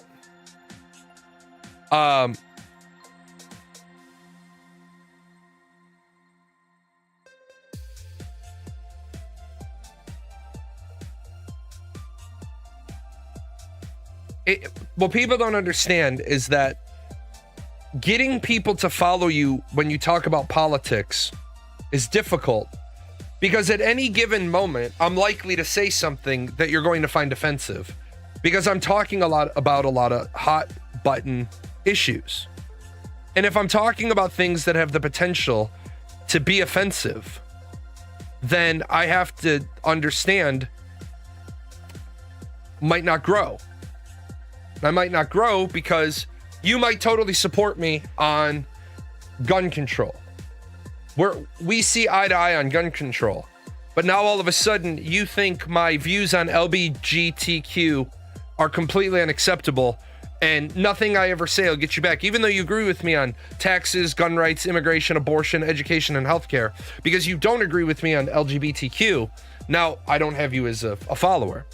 Well, imagine, like I said, I always view this from the guise of, imagine I was trying to live on the money from this program. Well, that's why important, influential people don't have any opinions. Because important, influential people have to have a massive audience before they can really stand for anything. President Obama has a massive following, but even Democrats disagree with him. President Trump has a massive following. Half the people that follow him are afraid of him. What makes me more likely to leave the politics stream is if you're covering a topic I don't care about at all, because I know it's going to be an hour-long conversation. You know what? You're right. But the trick is, you leave because I'm covering a topic you don't care about, but there's very few topics that don't touch every other topic. That's the problem with,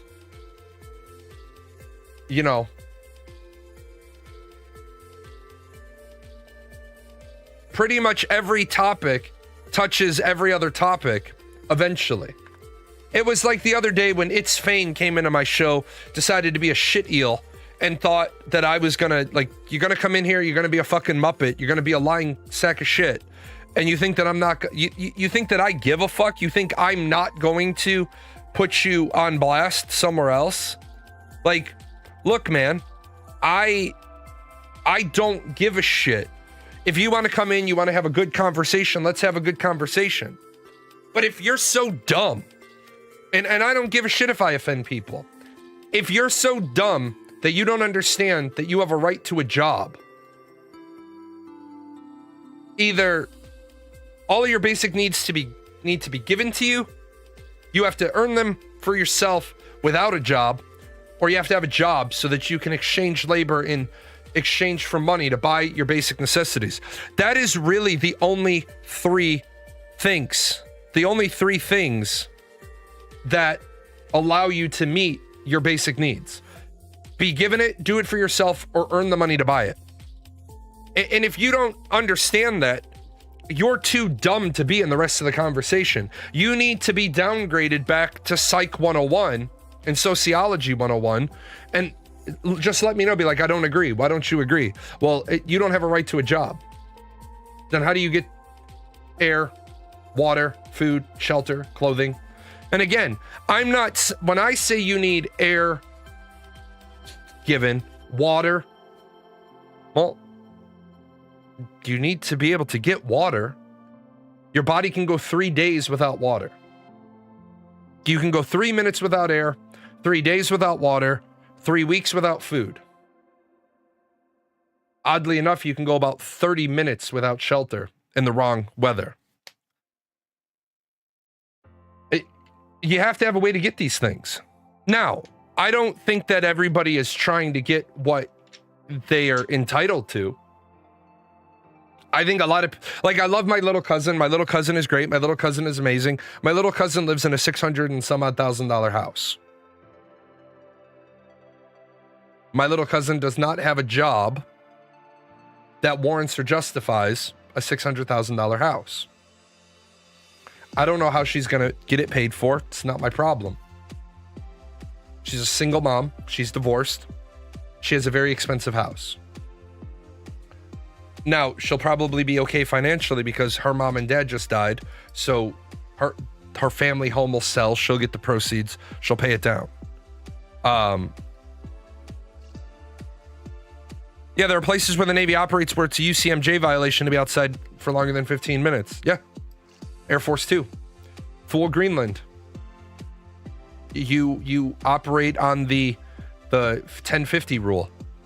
You go outside to do the next 10 minutes of work, then you spend 50 minutes inside. And unless we're in wartime manning, you stay your ass inside. Like nuclear weapons, you have one rotation inside of the bay. You have this job you do on all the warheads, and then you leave the room, and then you're done. You can't go back in because you've been exposed. Absolutely.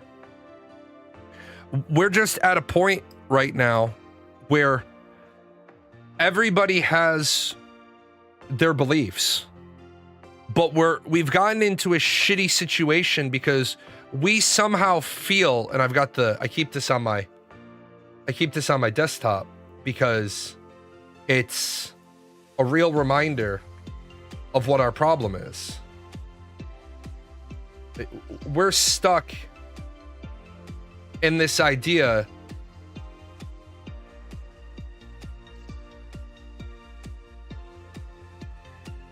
you've got to respect everyone's beliefs. No, you don't. That's what gets us in trouble. You have to acknowledge everyone's beliefs. And then you have to reserve the right to go, that's fucking stupid. Are you kidding me?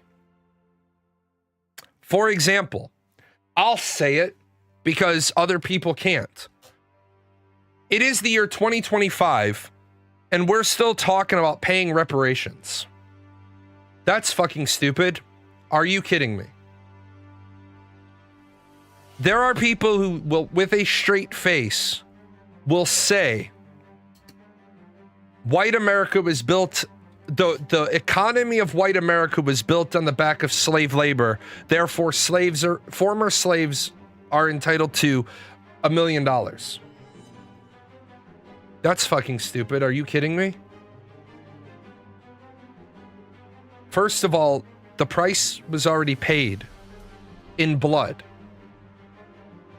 450,000 Union or 350,000 Union soldiers died. They paid the ultimate price to end slavery. We spend disproportionate amounts of money on communities. And that's okay. That's okay. Where the problem is that if you're just looking for the next free handout, then we're never going to make progress. Your 9-year-old had a conversation. It's just my opinion. And I told her that she better have a reason why she has that opinion or she's not allowed to have it. If she can't tell me why her opinion is what it is, I tell her opinion doesn't count. Right.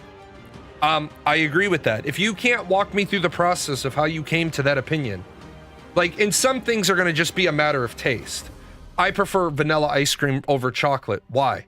I don't know. I just do. I like the bite of vanilla ice cream. I don't like how sweet chocolate is. I mean, at least I can articulate a little bit. Sometimes it's just going to be like a personal preference. I don't need that justified. But when it comes to like why you have like a philosophical belief, you better have at least some idea. Yeah, it's a why. It's a hard why to articulate. It's like I have a friend. I love my friends. I have very few people I actually call friend, but I have a friend who said to me months ago, I can't work. I said, okay, you can't work. They said, this individual said, yeah, I'm applying for Social Security and individual unemployability from the VA. I said, sounds like a good plan if you can't work. Got denied by Social Security. Now, the thing you have to realize is keep the numbers realistic. 70 to 80% of people get denied on their Social Security on their first application. It is very, very, very, very, very rare that you get your Social Security on the first attempt, because most people violate one or more of the ideals of why you would need to get Social Security. So,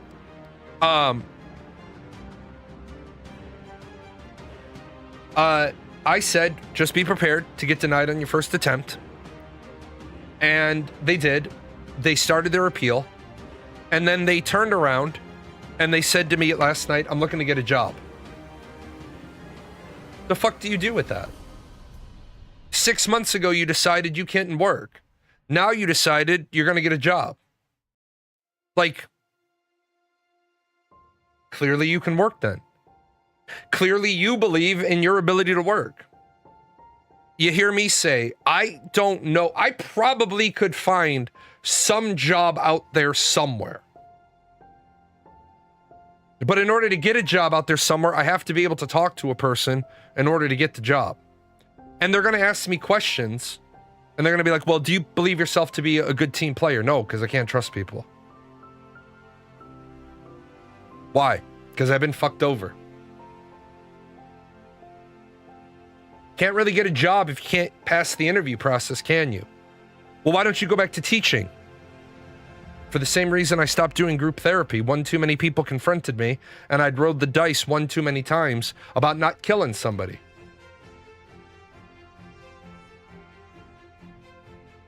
Today at the local high school, a teacher by the name of Jalan broke a kid's neck because the kid walked up and shoved him. Do you believe that was an appropriate response? Yes, I neutralized the threat. Yeah, he can't do that. You went from 90 to TDIU because I kept getting jobs, then I would lose the job, and psych had records of me as I approached the loss of the job, state of mind, and it definitely shows that I was deteriorating on a consistent basis. You know, I have individual unemployability through the VA, but I'm 90% through the VA without appealing like the 5 things that they denied or declared non-service related. The only thing I wish I had appealed my hearing loss before I got my IU, because now in order to appeal my hearing loss, I have to open up the bag of they might decide I'm no longer IU, which I think is bullshit. The big thing is they don't pay for my hearing aids because my bilateral hearing loss is determined to be not service related, but my tinnitus is service related. So you know the exact day that my bilateral hearing loss started, because it's the exact day you say my tinnitus started, yet you say my bilateral hearing loss isn't a result of my military service. And that's another thing that we don't take care of our veterans. Pisses me off. Let's see. What else is going on in the world? Oh, this bullshit.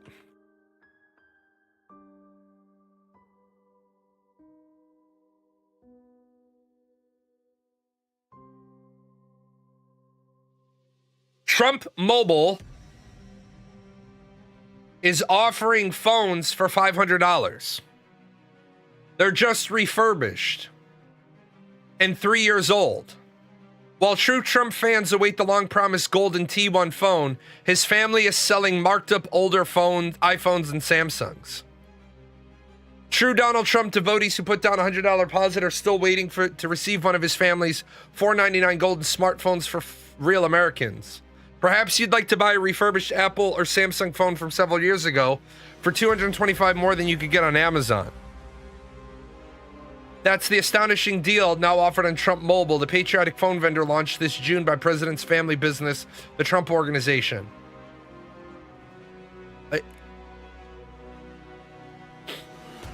A Samsung S24 renewed for $459. What?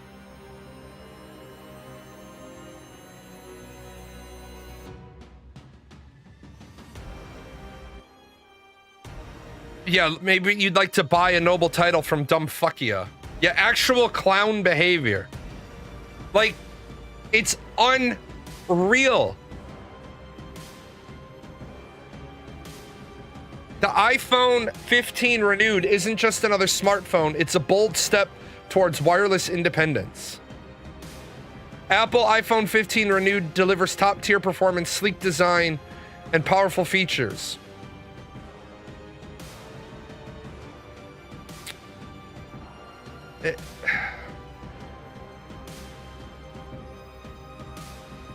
What is wrong with our country? But what is wrong with our people? What is going wrong? Yeah, Trump 2024, make America suck balls again. Makes me appreciate the efforts of Obama phone. You know, last year, I woke up one morning and my phone died. Like, my phone just gave up the ghost. I went and I got this phone. I didn't really want a new phone. I was going to be going to Disney shortly after. I had to repair everything. Pain in the ass. But I got it. Right? I did the thing.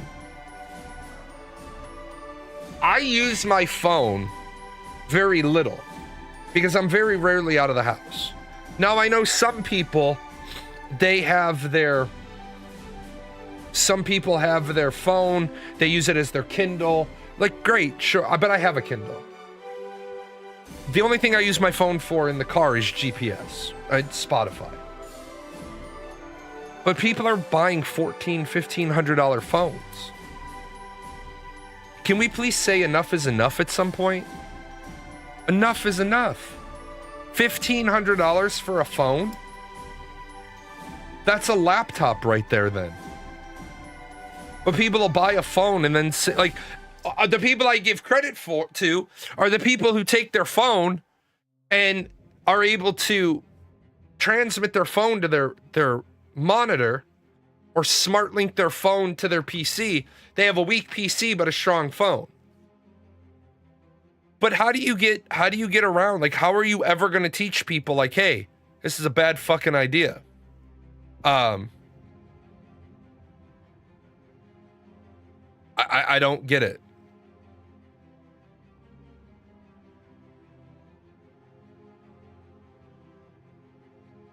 Speaker Johnson says he's pursuing construction of a Charlie Kirk statue at the U.S. Capitol. And then someone's immediate response was, and this is why we can't have decent discussions.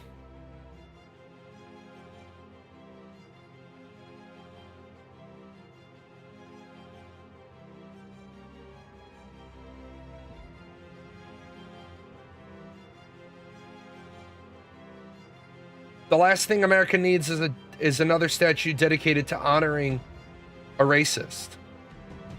Okay, I'm gonna leave this up. I'm gonna take a quick break. Then we're gonna talk about the fact that I get why people think Charlie Kirk is a racist or was a racist, but I don't think he was. Be right back.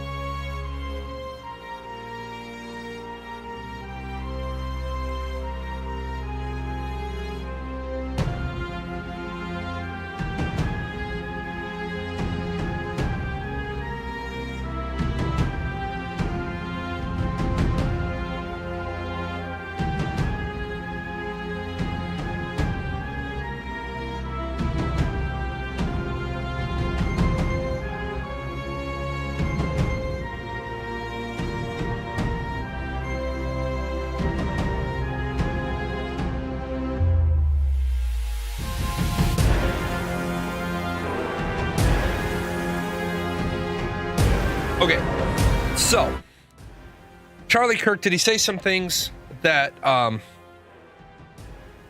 that could be taken as racist? Absolutely he did. Charlie Kirk liked to talk about DEI, diversity, equity, and inclusion.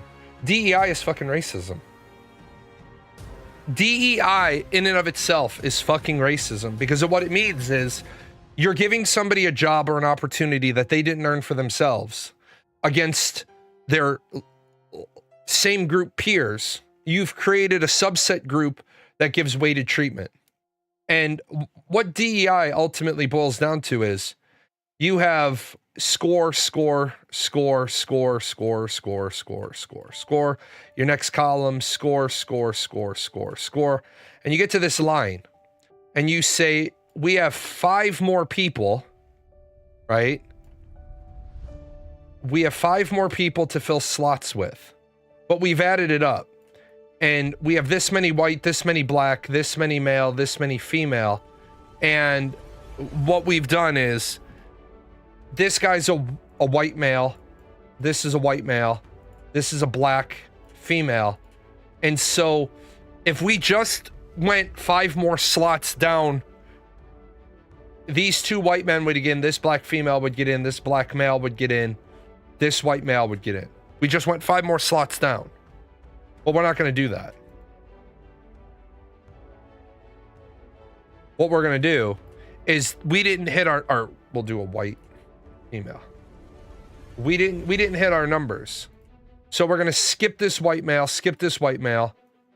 This black female is going to come in. This black male is going to come in. This black female is going to come in. This black male is going to come in. This white female is going to come in. And that's how we're going to round out our last 5 slots. Fuck these 3 guys who should have made it if we just did the next 5 down. Charlie Kirk once said when he gets on a plane with a black pilot, he's going to think to himself, boy, I hope he's qualified. People said that's racist. Well, why? Because the airline said that they were going to reduce the qualifications necessary for black pilots to get picked up. But why? Why is there not just one standard? Why is there not one ranking? There are plenty of black male, black female, Hispanic male, Hispanic female, minority, Asian, whatever you have in the military, and there is no racial gender norming, period. Your promotion board does not have that information about you.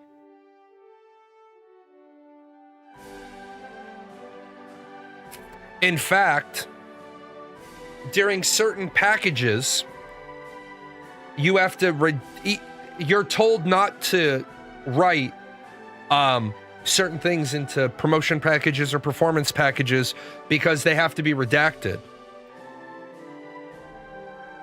You can't have this individual is a charter member of the local NAACP. This person is a charter member of a local organization. This person volunteers their time as an officer at the local chapter of a national organization. That's affirmative action policies specifically, not all DEI, just for clarity. DEI is more framework than any one given policy. Bullshit. Bullshit. No, the fuck it's not. No, the motherfuck it is not. No, the fuck it is not. DEI is not a framework that's not fucking racist. Diversity, equity, and inclusion. For who? For who? For white people? For successful people? Who's DEI for? It's a fucking racist framework. And yes, and you're right, it is affirmative action. And affirmative action is the left hand to DEI. DEI is the right hand. Affirmative action is the left. Name me a DEI policy that's a framework that doesn't result in affirmative action. I'll wait, because you can't.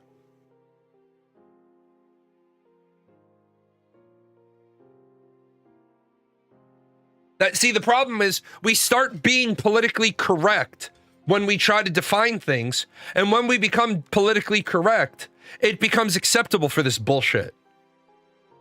It's bullshit. DEI has no value. Zero. Period. Zero. There is no value to DEI. Diversity, equity, and inclusion. African American History Month. A policy about installing wheelchair ramps to public DEI that's not DEI. That's not DEI at all. A policy about installing wheelchair ramps to public buildings is not DEI. Sorry, it's Universal Building Code, an international building code.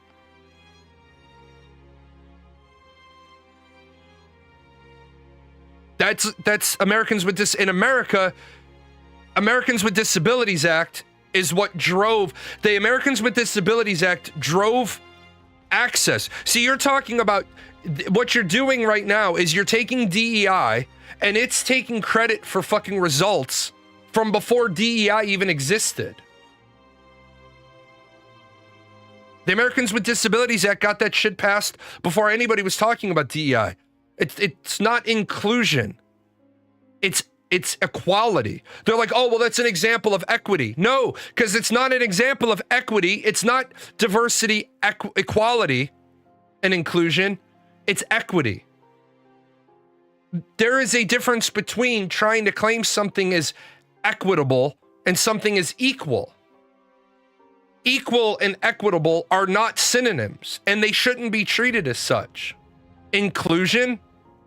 Look, man, a disabled person has a legal right to access the courthouse, has a legal right to access public buildings, has a legal right to do these things.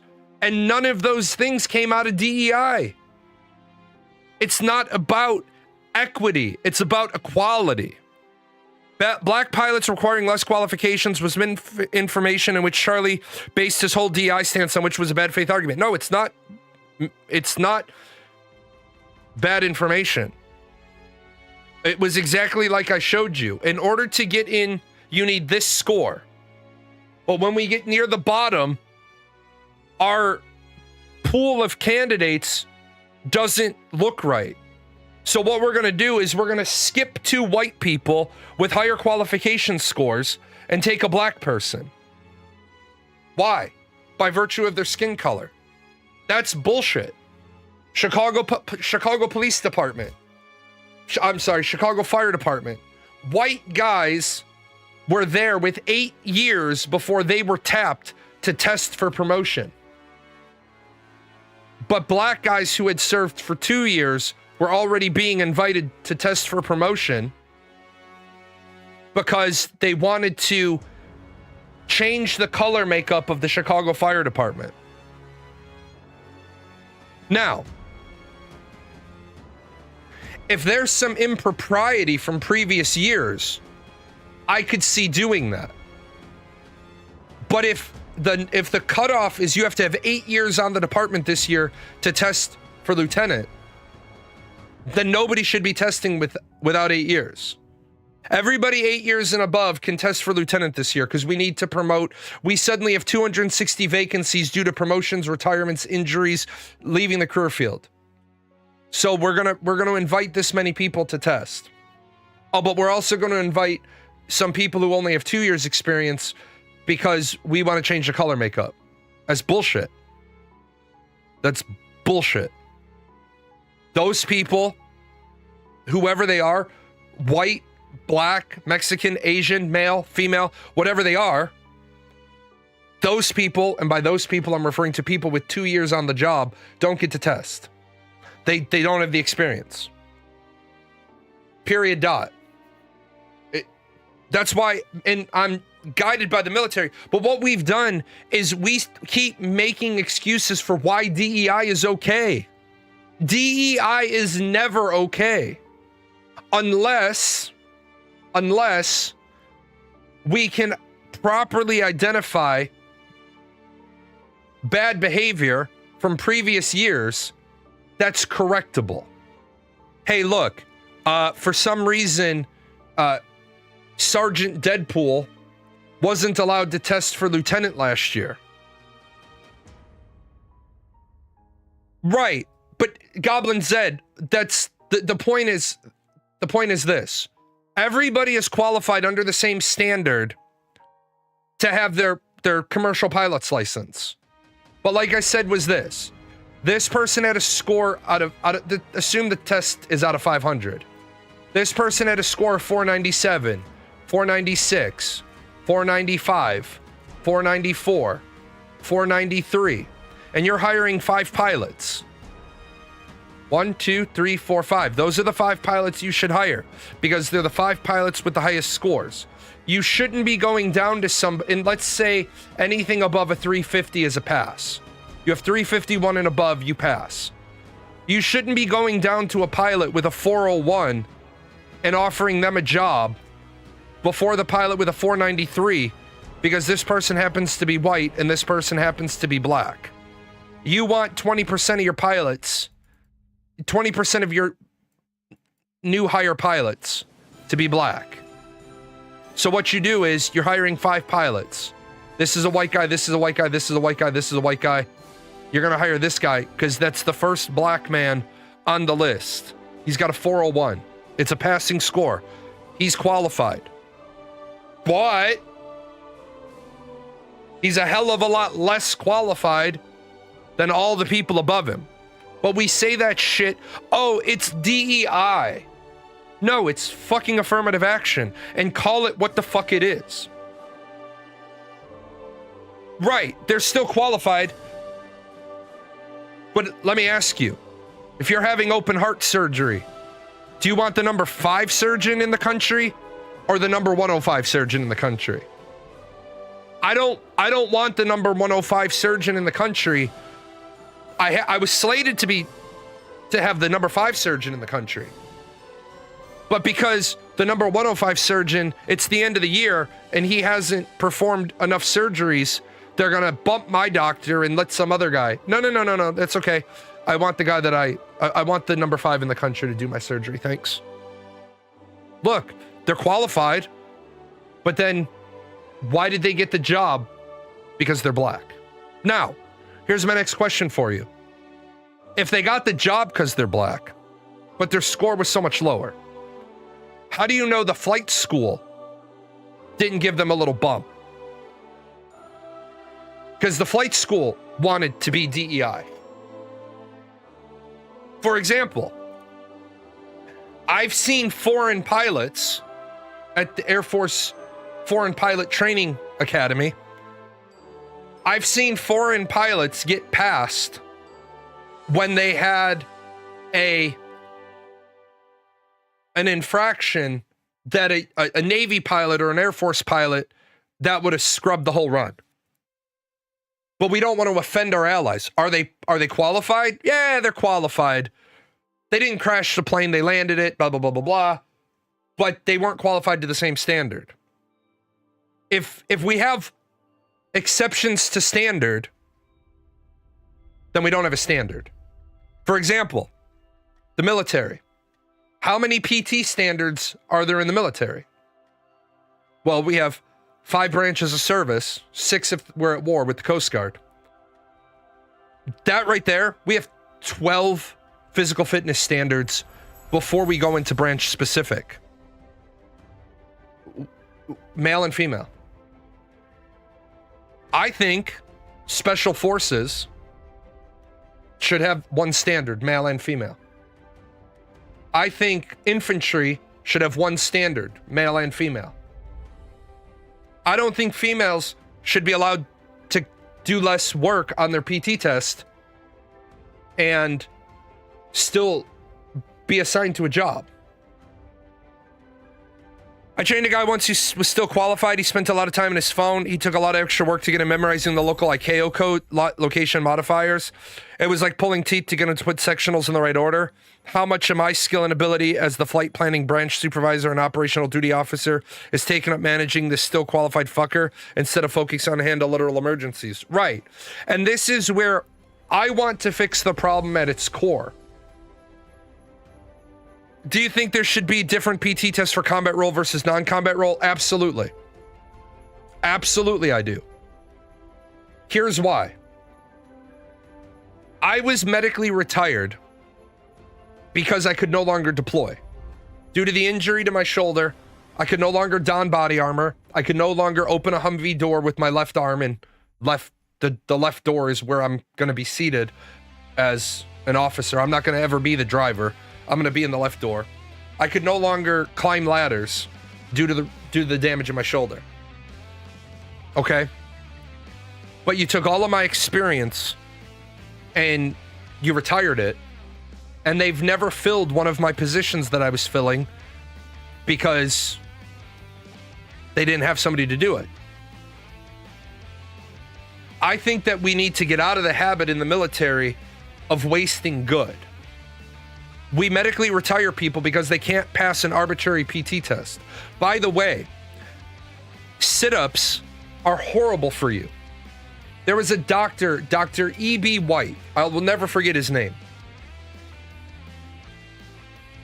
He was one of the people that was brought on to evaluate the Air Force's new PT test. Because again, we have different tests in every branch of service.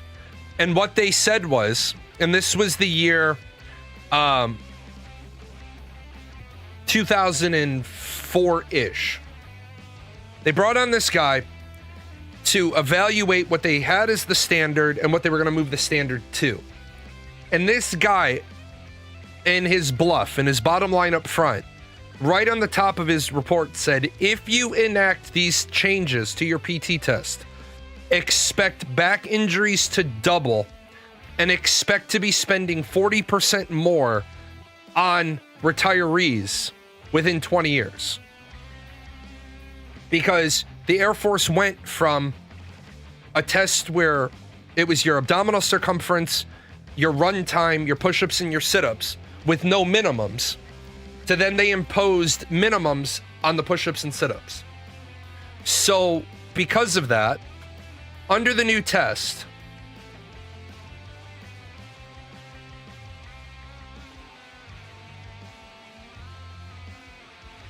$88.96. So under the Air Force's new test, this obviously would be a pass. This would be a fail. And this would be a fail for me. And I wrote my paper on this because I could max my abdominal circumference, I could max my run, and I could get 8 out of 10 points on my push-ups without breaking a sweat. But because of my spine, if I didn't do 42 sit-ups, I would get 0 points. Minus the 2 points that I got by not maxing push-ups. I'd have an 88, but I'd fail my PT test because I failed a required component. 20 years later, they've changed the PT test now. Because now you can plank or do sit-ups or do crunches or do one other exercise for the abdominal strength component. We've got to think about what we want to do. What are we're trying to gauge overall physical health. Okay, like Panzini said, considering future wars are going to likely be fought by drones, they should probably prioritize brain over brawn. Do you need people that are physically fit, cock diesel, built like a brick shithouse, ready to go out there and carry the flag and kick ass and take names and chew bubblegum, all for America, and when they open their mouth, their sound sounds like a screaming eagle? Yes, you need those people. You need those people. You need the people that they're eating crayons and they have 7 brain cells among the 10 of them. You need those people. But you also need people that have been around since, forever, and they know how everything works. But we don't think like that.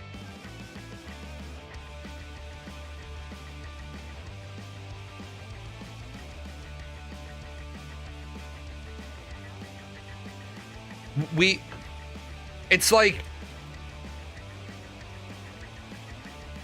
we took vocational education out of high school because we said trade school is dirty and nasty.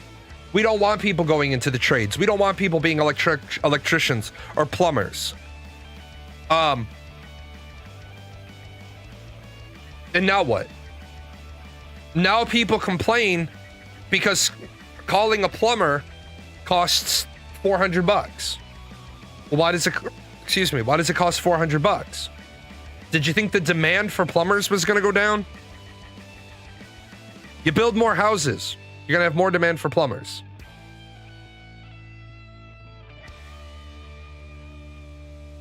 And yet we don't generate enough plumbers. We don't generate electricians. We don't generate carpenters, masons, roofers. The other day I was laughing. The guys, we had a little bit of a rash of ice. And again, I'm not all for I'm not all for having illegal immigrants, undocumented workers do the roofing. But it's funny when they do. You can hear them almost in perfect harmony. Like they'll be up there, they'll be singing, they'll be talking, everything is perfect. I've seen them start at 6 a.m. and be done by 9, a whole roof. The roof strip, changing out any roofing, any plywood that needs to be changed. Everything's up there, everything's great. I've seen them done in 3 hours. No problems with the roofs. The other day, 3 houses down, they were having their roof done. Bunch of white guys up there. 11 hours. They were finishing up the roof and the sun had already gone down. Well, why? All day I didn't hear them cutting any plywood. I didn't hear them cutting any roofing. It was just they were completely unorganized, unmotivated, undisciplined. But they're making more money. It was one of the days that we had here, and it got up to like 55. Holy hell, man! This week, we're gonna have a Christmas Day in Southern Illinois is supposed to be 70 degrees. It's 51 right now, which means here in a little bit I'll be taking a walk. But yeah. Did I see that Ukraine is researching drones that can perch in trees? Yeah, it's older tech, but Ukraine, I love how President Zelensky went to all these peace summit meetings and he'll like, yeah, we could have peace. We could have peace, no problem. And then he's like, just kidding.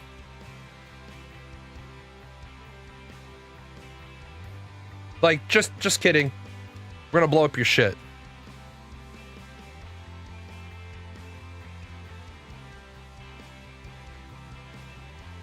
Native American actor says she was detained by ICE officers who said tribal ID looked fake. Elaine Miles of Northern Exposure was stopped by 4 masked men in Seattle while walking to a bus stop.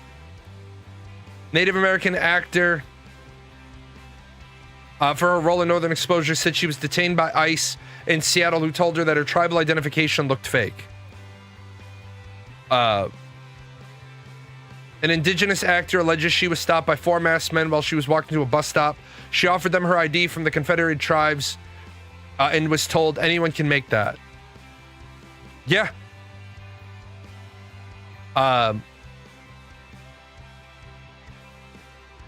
Tribal IDs, the government issued those damn cards to us like a pedigreed dog. It's not fake. This is where we have a really, really, really big problem. That ICE doesn't know all of the IDs. Like, I got a new military ID, and the thing looks fake as fuck, right? My child got hers, and it looked fake as fuck. I got mine, it looks fucking terrible. I'll probably end up having to get a new one because I got the picture taken and shit. I'm not even recognizable in it. But the ICE needs to know what all the federal IDs are. I think the problem we have is ICE shouldn't be out. Yeah, I covered a lot of the Epstein stuff, but I can double back and talk more about more Epstein stuff.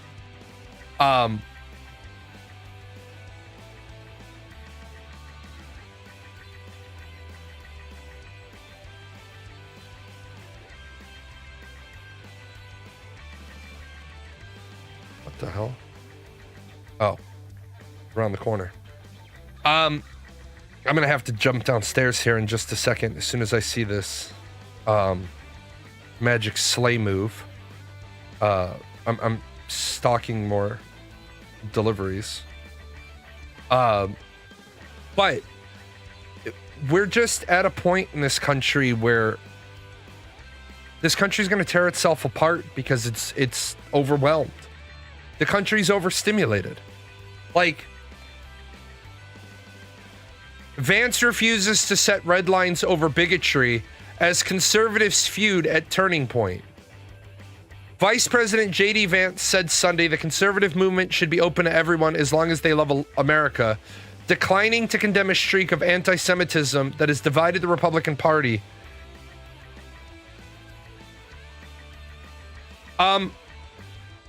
Let me just be kind of clear. There should be no anti-Semitism in any party. There should be no anti-black, anti-white, anti-Mexican, anti-anything, anti-women. Now, if you can't understand that, then you shouldn't be a talking point for the conservatives. After a long weekend of debates about whether the movement should exclude figures like bigoted podcaster Nick Fuentes, Vance came down firmly against purity tests. I didn't bring a list of conservatives to denounce or to deplatform. Turning Point leader Erica Kirk, who took the helm after the assassination of her husband, has endorsed Vance as a potential successor to President Trump. But the tension on display at the 4-day gathering foreshadowed the treacherous political waters that Vance, or anyone else who seeks the next Republican presidential nomination, will need to navigate in the coming years. Top voices in MAGA are jockeying for influence as Republicans begin considering a future without Trump. Here's the punchline. Ready?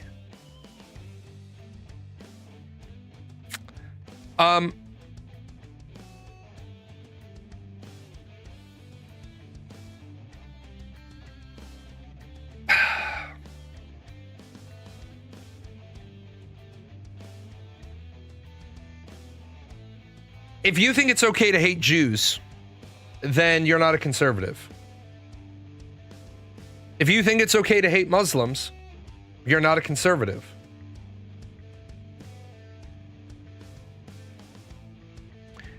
You can be against synagogues being built. You can be against mosques being built, as long as you can provide me a reason. You can be against it, as long as you can justify it. Believe it or not, I'm against more Catholic churches being built. I don't think the Catholic Church needs to ever build another church in America. I think we have too many. I think churches don't pay their taxes. I think if every church, so-called church in America, paid all of its taxes, we wouldn't have a homeless problem or a hungry problem, because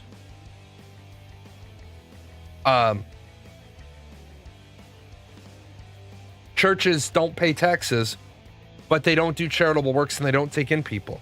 Let me go see where this package is. 1 second.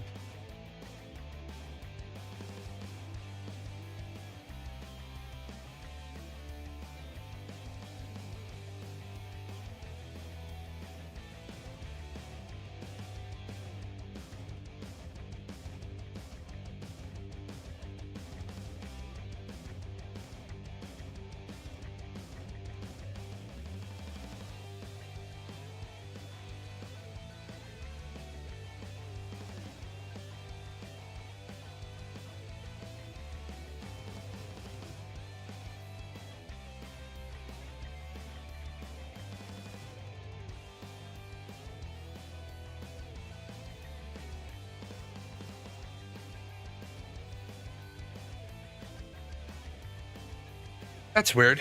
He is right around the corner, and they can't see him. I didn't have shoes on, but oh, I'm the next stop now. Okay.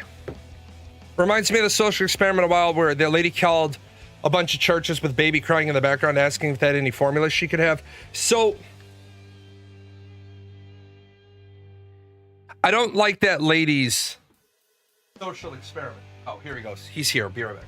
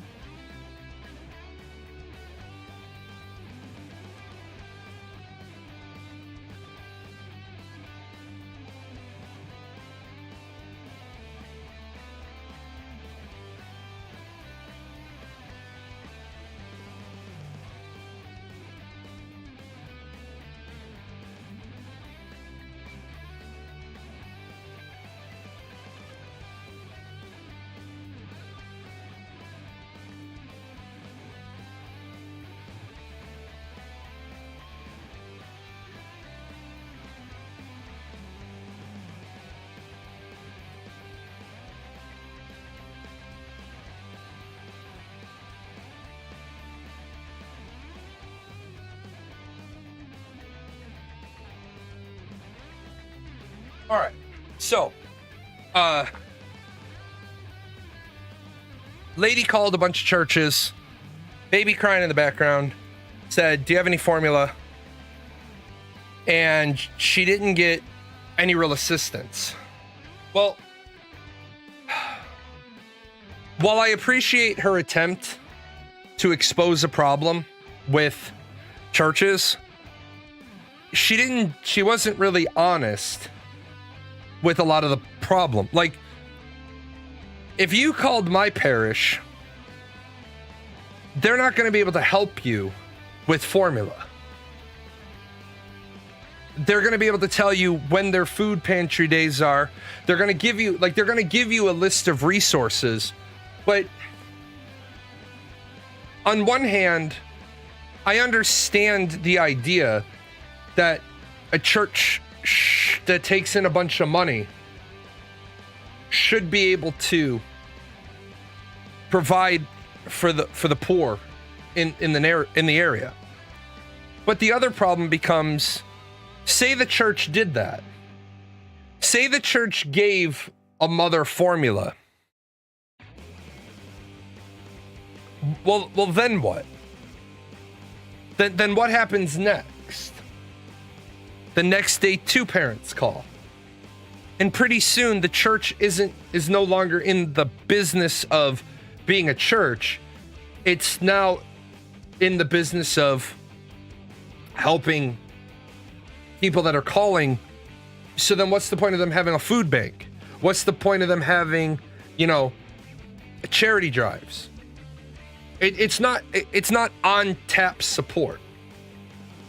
The other problem comes in. That lady was calling random churches. Is the church's job to care for all, or the church's job to care for their parishioners?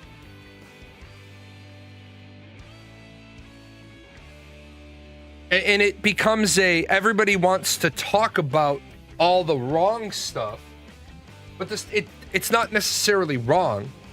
It's, yes, the Roman Catholic Church as an organization has trillions of dollars, but an individual parish doesn't.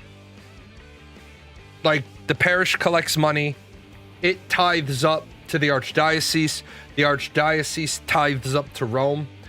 And why? Because remember, Rome is a country, it needs to run.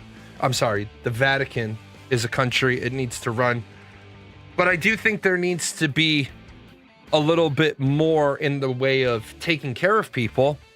But also, as a bullshit reminder, there are cities and states that have ordinances against giving food to homeless people.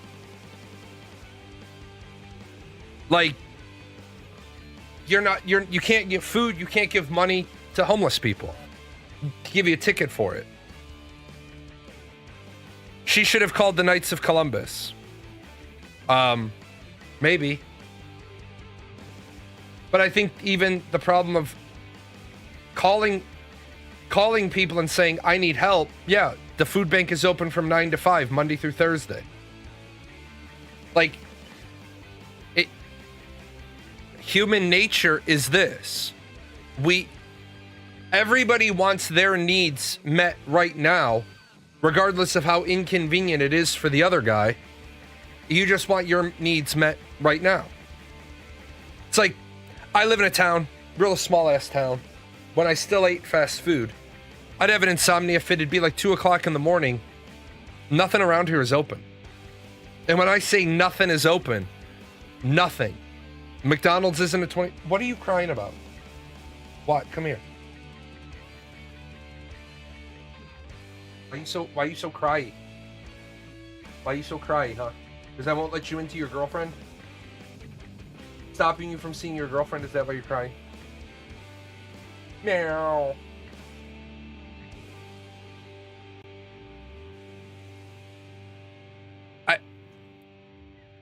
We're in a shitty spot right now. And I get, like, I will say this, I get it more and more now. I get it more and more why people are just hard off. What is your opinion of megachurches putting on these massive spectacles for their Christmas shows? It's a great question. I think if the purpose of a church is to follow in the steps of Christ, then I think Jesus would be offended by these massive spectacles that cost tens of thousands of dollars, because Jesus would have said, well, why didn't you just have mass and then take the rest of that money and care for the poor, feed the hungry, clothe the naked, house the homeless. But again, even when you go to that route, do you know how many people abuse the system?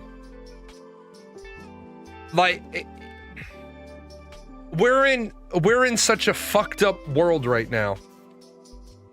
There's hotels that offer weekly, monthly rates. So there was a woman, she couldn't find an apartment to rent. She moved into a hotel. She went into the hotel. She's not dirty. She's not mangy. She's not scummy. She has a job. She moved into the hotel. The hotel for the year will be about $16,000. That's cheaper than rent in her area.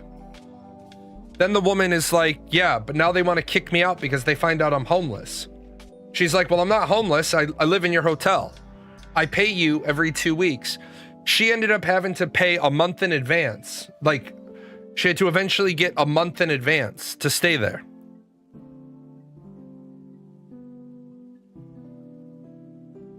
The purpose of mega churches is because, to quote Jesse Duplantis, God wants me to have a new private jet. Right. We have so much fuckery. It's unreal. You're an atheist, but you respect religion and love it when they do cool shit and make big, expensive, beautiful buildings. I think the ugly, simplistic, modern architecture is linked to society moving away from religion. Well, society is moving away from religion because, unfortunately, people's understanding of religion is wrong. My religion tells me what I can't do. My religion doesn't tell me what you can't do. My religion doesn't tell you what you can't do, unless you share in my religion. Like, I didn't push my religions on my kids. I don't believe in parental indoctrination. I'm adamantly against it.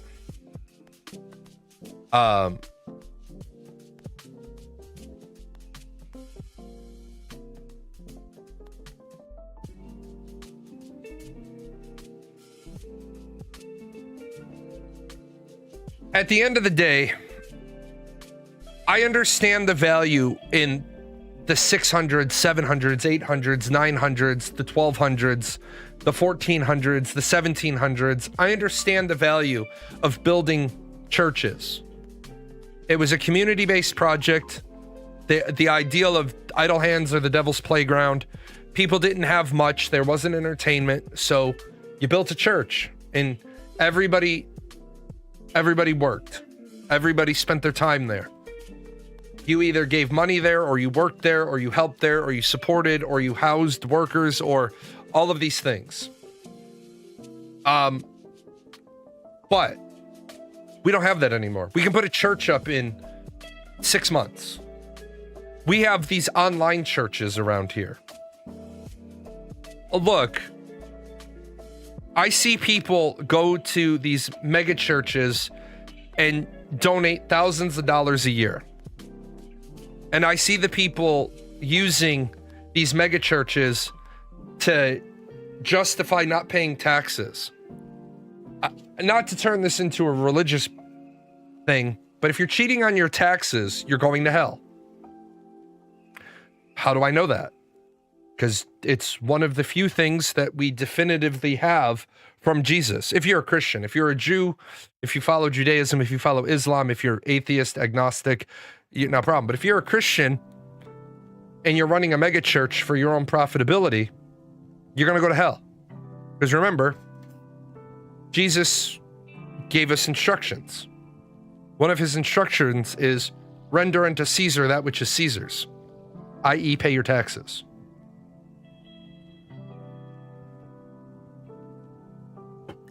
This guy down the road here, he's under all sorts of tax indictments, federal tax violations. He bought a church, got himself registered as a church, filtered all of his money through it, which is fine, but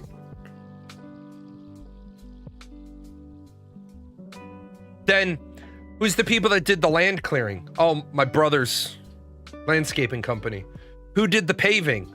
Oh, my brother-in-law's company did the paving. Who did the work on the building? Oh, my brother did that. So what you're saying is you had collections and you thought it was okay to spend $60,000 paving a parking lot that should have cost maybe 15. Oh. Yeah, that's fraud. A lot of mega churches seem to be the definition of taking the Lord's name in vain. Yeah. My belief, I went to all Catholic education. I went to Catholic grade school, Catholic high school, Catholic college, Catholic grad school, same university. I will say without a doubt, when I was growing up, Catholic school was way harder than public school. Way harder. But anymore, the drive to make schools better, at least in this area, I live in the school district with the 5th best school district in the state. It doesn't make a lot of sense to drive an hour each way to take my kid to a Catholic school.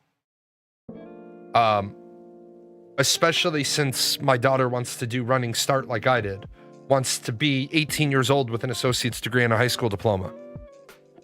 Yeah, Sister Mary Francis. Fucking, she doesn't have time, or God doesn't have time for you to not know your times tables, and neither does she. I don't have time for your bullshit, neither does God.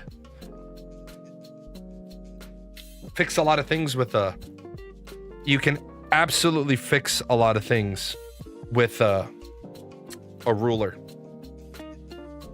So, what else do we got? Oh, I'm going to interrupt this broadcast to just talk about Ashes of Creation really, really quickly. Because this caught me completely off guard when I got this email.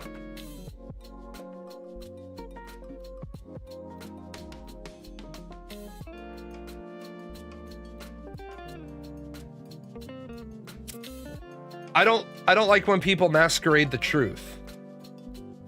And this caught me completely off guard. Early access is now live on Steam. Vera entered a new chapter, hit a huge milestone that welcomed a wave of over 200,000 new testers, fresh perspectives, and an incredible surge of excitement. Who the fuck you lying about? 200,000? 200,000 new testers that go along with the 130,000 you claimed you already had. So you're telling me you have 330,000 testers? You're claiming you have 330,000 testers?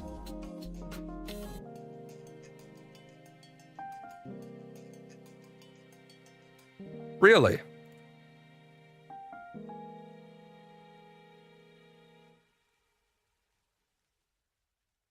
You're not even hitting 28,000 on a Sunday. Okay? You're telling me that you got you're telling me you got 200,000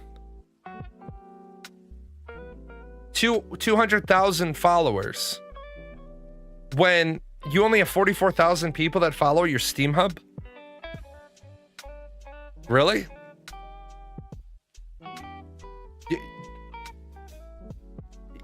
Now, of course, owner estimations are never valid, but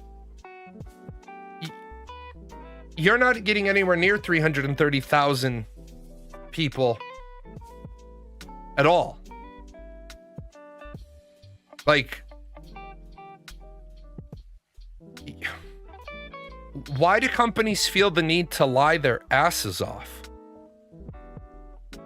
Like, why do you lie your ass off? Why not just tell the truth? Why not just be honest? And it's like every company does this.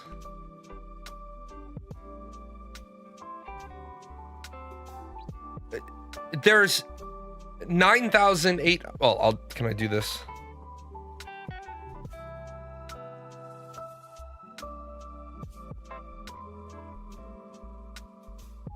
There are 9,860 reviews, with Steam purchases being 6,180. So, sure.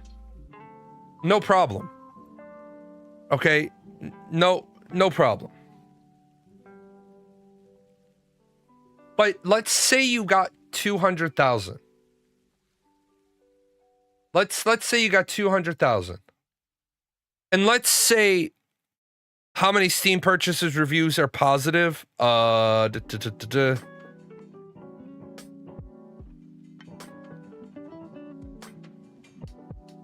I can't filter that way. Right now, it's 6.1K positive, 3.6K negative. 52% of the reviews in my language are positive. But let's say you sold 200,000 copies. And let's say with regionalized pricing, let's say you got $28 a copy. Let's just throw that out there. Right?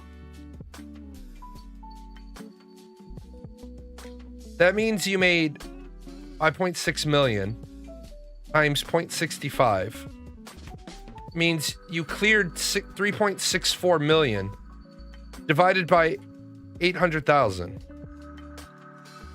Going onto Steam bought you 4.5 weeks of operational budget. When it comes to companies, I just can't take companies seriously anymore because they're full of shit. Like, you're celebrating. Like, I understand the idea of always be positive, fake it till you make it. But you know,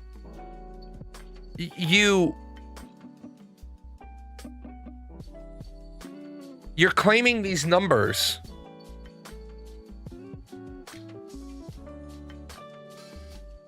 But then you have sub 30,000 people playing.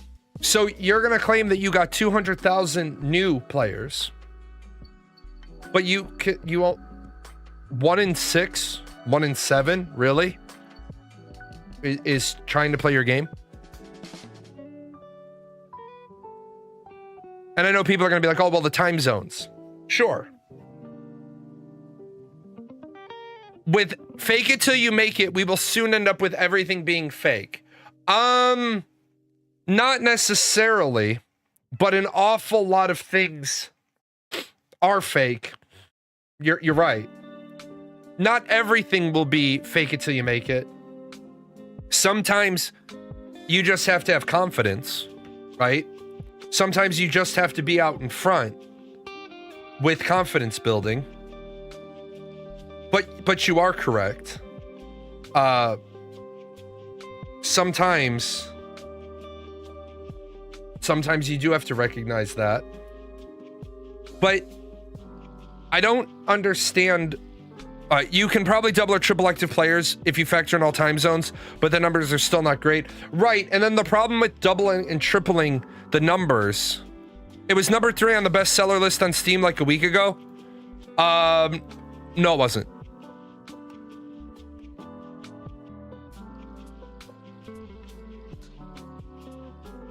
It was number 4 on its launch day. There were some people that were showing off some numbers.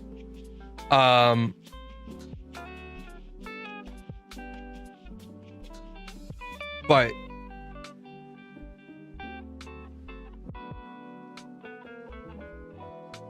there's today. Yeah, I tracked it pretty readily through, and it was number 4. In fact, I might have the number 4. Do I have it?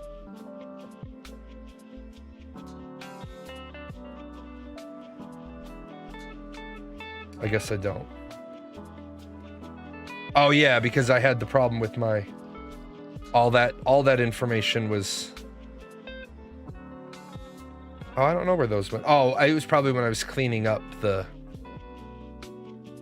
files. But yeah, so we've got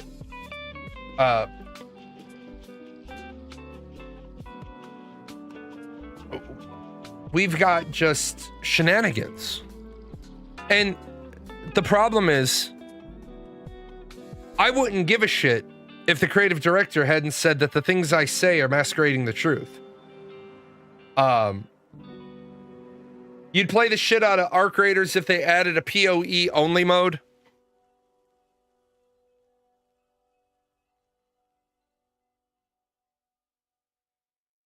Yeah, that's the day. What you just linked is the day that it came out. And then later that day, it's going to drop to number 4. And then it hasn't done well since.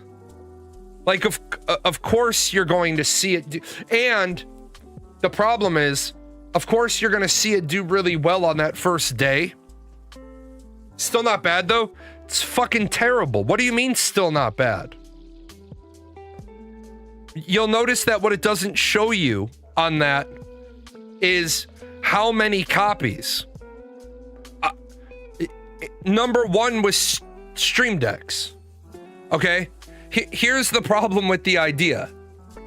You say it's still not bad. You're literally on the list of, you're number 3. Half those purchases are people that already had it. That's the problem. Your number pops because of all the people that are linking their accounts. Where we get to now is right? Stream Deck today is number 3. Where Winds Meet is number 4. Today, Arc Raiders is number 2. Where'd you go?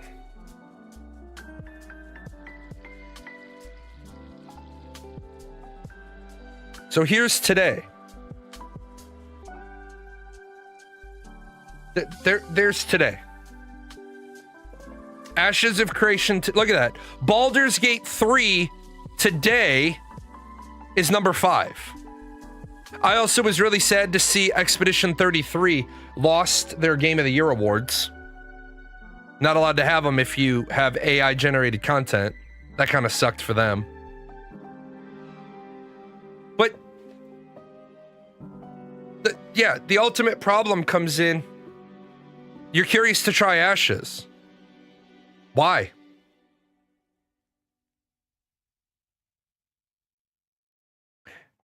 Let's be honest about it for a second. They are desperate. They are broke. They went from an idea of the game will be feature complete before beta. What'd you bring me? Thank you. I have that though. Good boy though. When companies want to lie, like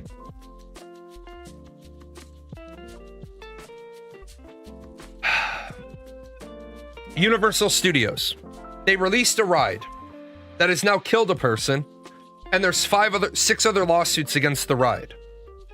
They cannot afford all these lawsuits on a park that lost $2.2 billion this year. Now, of course, the park lost $2.2 billion, and people that don't understand how that works, Universal Studios isn't in any jeopardy of going broke. They built a park with $8.8 billion. They projected off potential gains this year. They didn't hit those numbers. So it shows, it shows a loss. It's not a real loss. It's not a true loss. The park's full every day. They sell shit tons of merch. But people have gotten so programmed into reading headlines. But they don't understand it.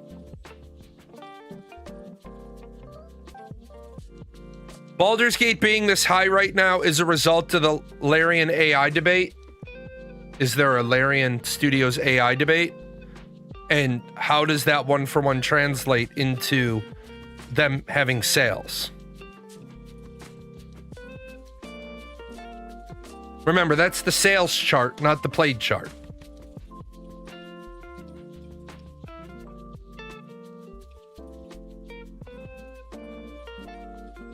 Okay, you've been looking for a new MMO to try since New World, something chill and laid back. That's not Ashes of Creation. Ashes of Creation is massive, unable to log in bugs, and they announced during the live stream last week the studio was going on vacation until the 5th. Yeah, that's the other thing. And if you recall me saying this, I said launching in December is a dog shit move because then you have to stand up a division of people to be ops and sustainment. Does Intrepid Studios give a shit? No, the response is like, we're going to on vacation until the 5th of January. Prepare for ticket times to be worse. Has Steven addressed alts and if they're against that? No. How can you let me just grab this one in video games. How can you be against alts? And the answer is you can't. There is nothing you can do about alts in MMOs. Nothing. Zero. You cannot stop people from having alts. So why would you try? The only thing you can do regarding alts is make it so that they don't help you. You're digging the art style of Ashes of Creation compared to Final Fantasy XIV. What, you mean the 2001 art style? Not to be offensive, but their art style is 20 years outdated.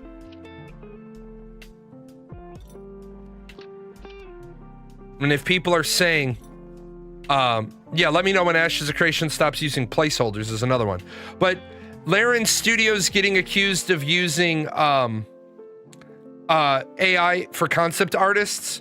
Who cares? Who gives a shit? To be honest, who gives a shit if somebody uses concept art? And I'll show you a great example of why it shouldn't matter 2 squirts of piss to you if somebody is using concept art. Let me... using AI for concept art. Let me grab... What was I working on the other day?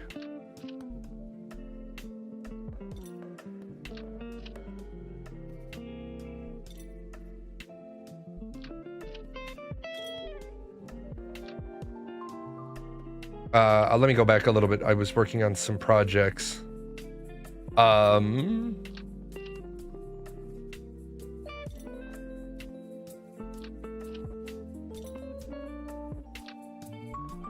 So I take this image, right? I don't know how to express it to the actual concept artist. So what I'm going to say to the concept artist is, hey, I popped this into Midjourney and I kind of want this, but I want the guy in the red hat and the person in the blue hat to be arguing with each other. I don't want them arguing with the guy outside. I want them arguing with each other. And the concept artist is like, oh, okay, I get it. I can do that. It's always easier to give somebody a starting position with an image and say, take this, and this is what I don't like about it. I don't have a problem with companies using AI art as long as it looks good. I mean, what are people's argument against AI art? Did you make it cheaper? If nobody cares, it wouldn't have an impact. What's more likely to be driving BG sales is the Divinity trailer, not AI debate. Yes, exactly. People saw the Divinity trailer and they're like, oh shit. And then they saw the price of Baldur's Gate 3 and they're like, oh, well, let me play through. Let me buy that. You know, at the end of the day, I think people forget I want Ashes of Creation to launch. I want Ashes of Creation to launch. I want it to make a bunch of money so they can write me a check. I want my referral money. My referral money would pay for an awful lot of music for PGN Music. I want them to launch. I want them to be successful. But, so when one of the things that drives me nuts with people is, well, you're just a hater. When do I not have suggestions? This is bad. Going on Steam will be a monumental failure. The game won't stack up. There's not enough game. There's not enough quests. They've gone a lot of bad directions. Open world PvP is always going to drive people away from the game. To date, there's only been a handful of people who have ever tried to have the debate with me about open world PvP and video games. And at the end, they can never overcome the idea of, you want random open world meaningless PvP instead of meaningful PvP. EVE Online would have a much higher population of players if in 0.5 space and above, you couldn't pop people. Devs take 6 months to make new content. Players clear content in 72 hours. Players want to shit talk a game for lack of content to keep up. Devs employ AI to speed up the process. Then players shit talk the use of AI because some artists didn't get hired for 6 months to design new content.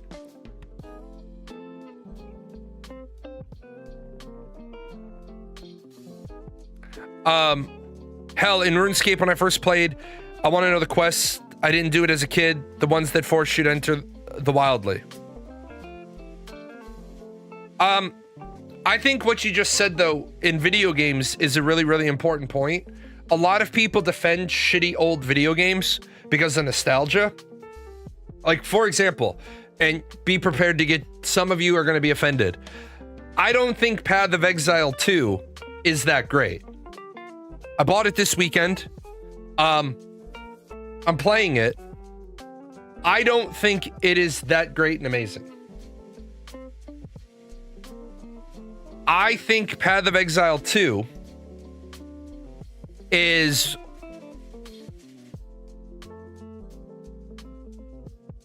better than Diablo 2. It's better than Diablo 4. But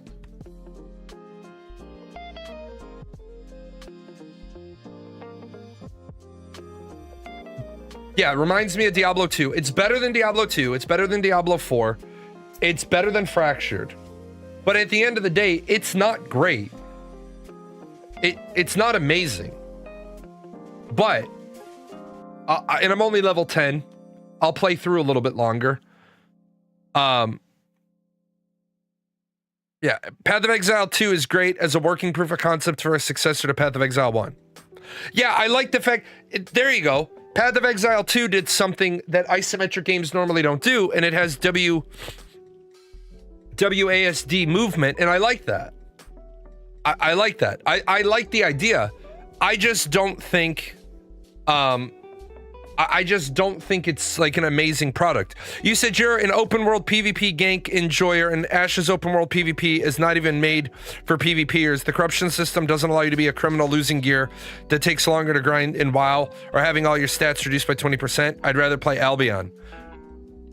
Right, except the problem is the corruption system isn't really that penalizing in Ashes because of what we said 7 years ago.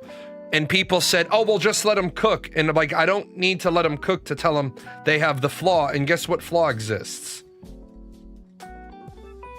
Killer. Victim. Killer goes red. Friend kills killer. Killer drops loot. Friend scoops loot. Friend gives loot back to killer when killer is no longer corrupted. It's a shitty system. You want to fix this system? Killer, victim. Killer goes red. Friend kills killer. Killer drops loot and destroyed. And that fixes the problem. Literally, the only thing stopping me from doing that right now in Ashes is I'm scared of killing casual players and making them quit. There you go. I'd never risk best in slot to gank someone, and then when you are corrupted, you get stat checked. Hey, can we stop? Can we be honest for a second? Can we be honest and stop fucking apologizing for a system that doesn't work? Because you don't know that it does work, and I don't know that it doesn't work. Because they can't even build the game to 50 yet, because they have 6 levels of content. We know twinking exists because it's existed in WoW for 20 years. We know there will be people who make level 9 characters, level 10 characters, wherever the break point is, who run around to harass people just to do it. Because we know in WoW people did it. We know in ArcAge people did it. We know in EVE Online people did it. Hell, let me help you out. In EVE Online, I was one of the people that did it. Let me look at this character real quick. This character has the bare minimum number of skill points to be able to pilot that Hulk. I know that they do not have the ability to have shielding because they have the bare minimum skill points to be able to fly that ship. Alrighty, here's what we're gonna do. Disco Dami with double armor reps.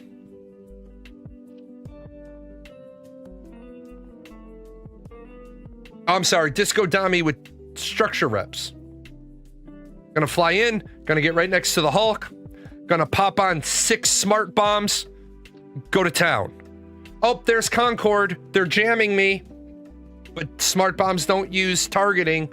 They're attacking me. Oh, I have structure reps and a damage control too.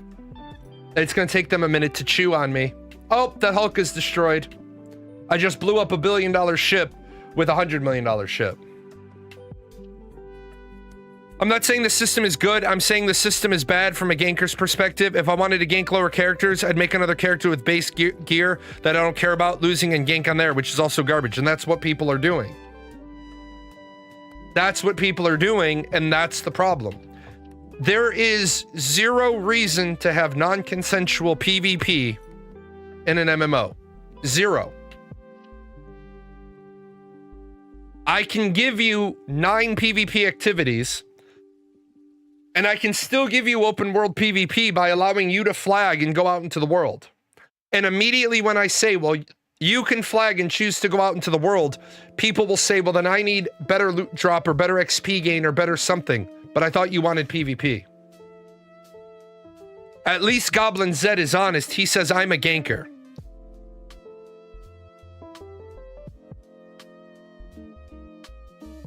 Mortal Online 2 will tell you why a ganking system is bad.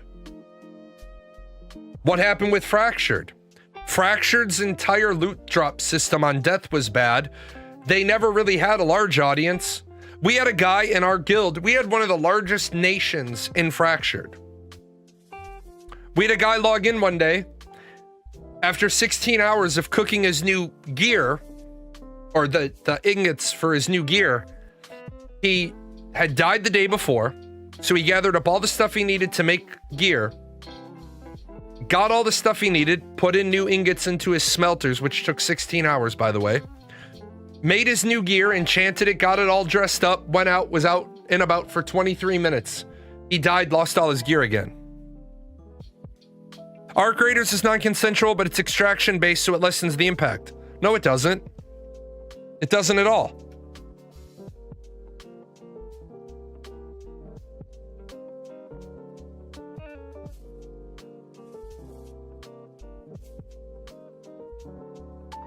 Arc Raiders is already 120,000 people off of peak.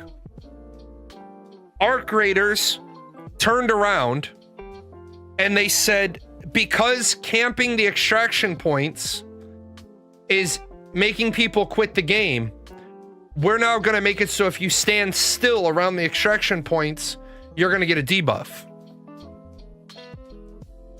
Why not just turn fucking PvP off on some servers?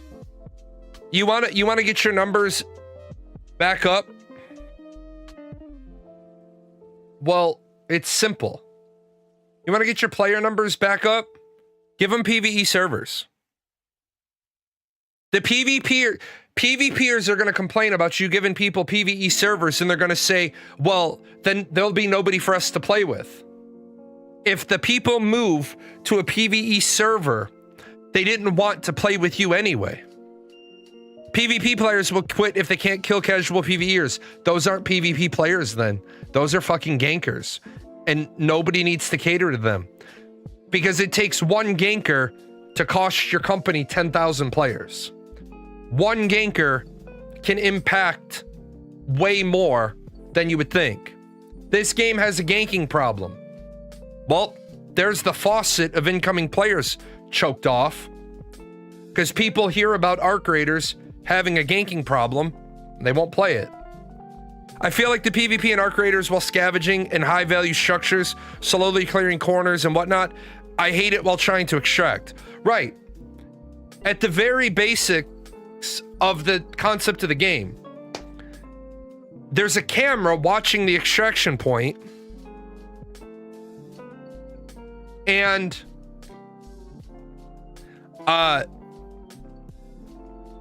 I just watched you murder somebody. I sure as shit am not going to extract you. You can live on the surface now.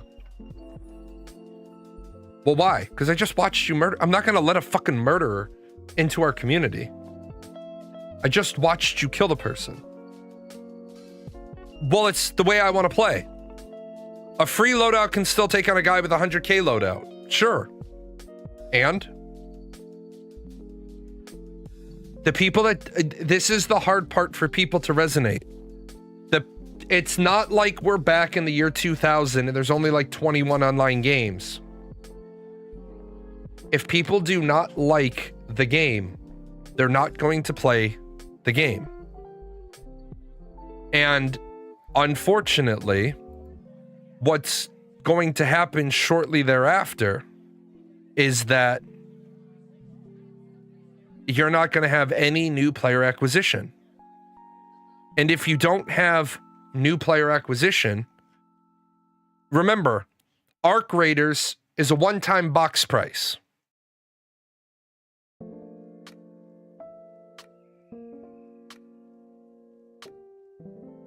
People aren't going to buy it unless they're sure they're going to love it. The only way you make money after the first time is selling expansions or selling stuff. It's the dangerous part about a game that has no subscription. Way better than EFT?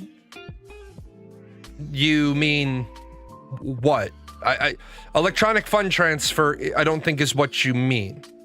I agree with you that a one-time box Escape from Tarkov. Gotcha. The EFT for me is electronic funds transfer.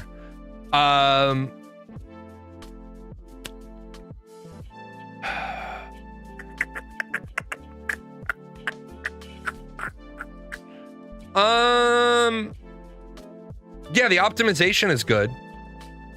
Let me check Escape from Tarkov. What are they at?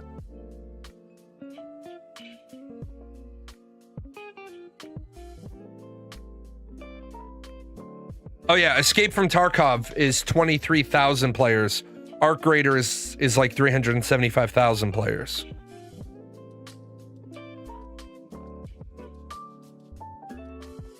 But really, at the end of the day, the amount of PvP players that want to play against equal skilled players is so minuscule. I always try to join the big guilds in MMO, and I've seen so many competitive players want to quit as soon as we start losing.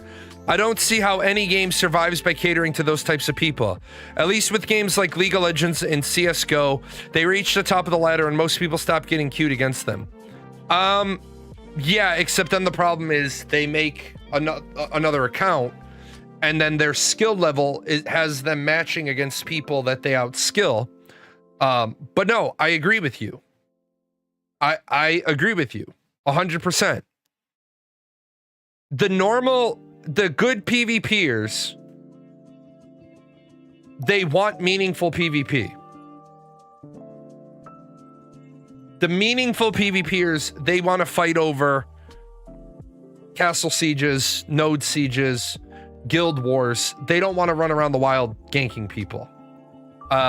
Unfortunately, you can build a game that kind of caters to everybody.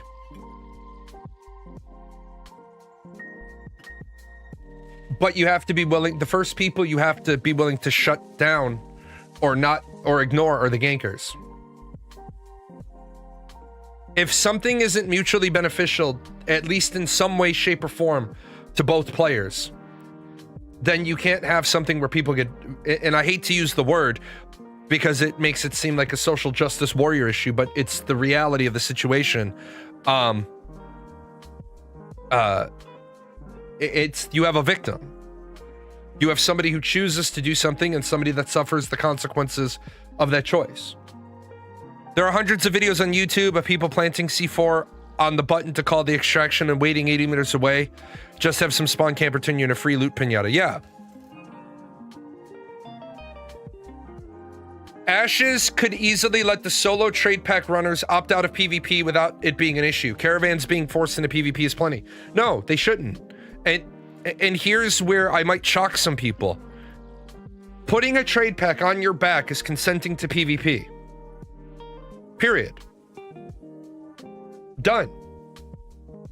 You could choose to run trade packs without a caravan, but when I say take out open world PvP, I would never advocate for taking out open world PvP and then let people run trade packs without on their back, because if you do that, then people will never use caravans and everybody will run them on their back.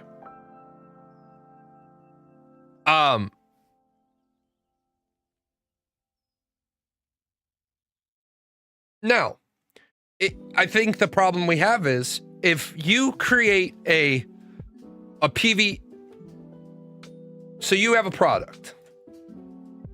You have a product and you make version A and version 1. And whatever the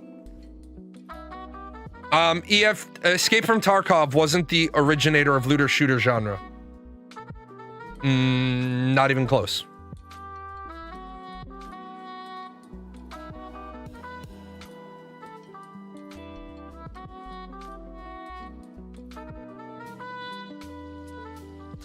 Well, at a very minimum, looter shooters have been around for years. Doom would definitely be, if you're just going looter shooter, Doom is a looter shooter. Gauntlet is a looter shooter in fantasy. Destiny, Borderlands, these are all looter shooter games. I think you're trying to say Escape from Tarkov was the first Extraction-esque non-battle royale. Well, unless Hellgate London is before 1974, Maze War is technically the first looter shooter. I don't think Escape from Tarkov fits neatly into the box of looter shooter, though. I mean, who said you don't loot in Escape from Tarkov?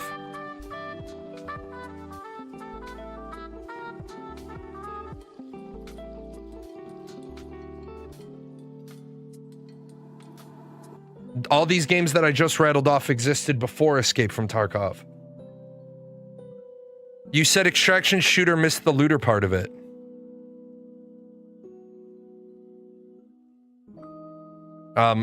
If that's what I said, that's not the direction I was going. Escape from Tarkov may be the first game that introduced the extraction part of the looter shooter.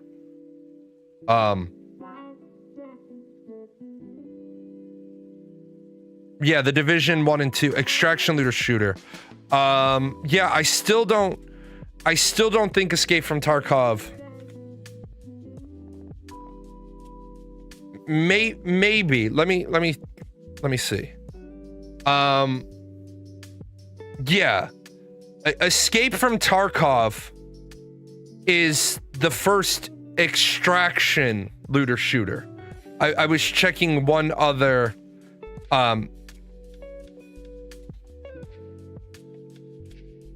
the Division survival mode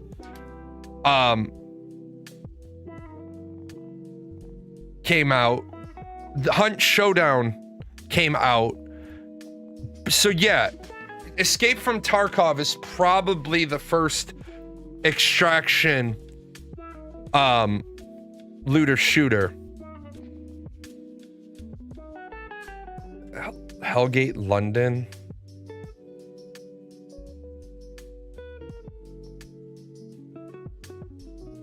I don't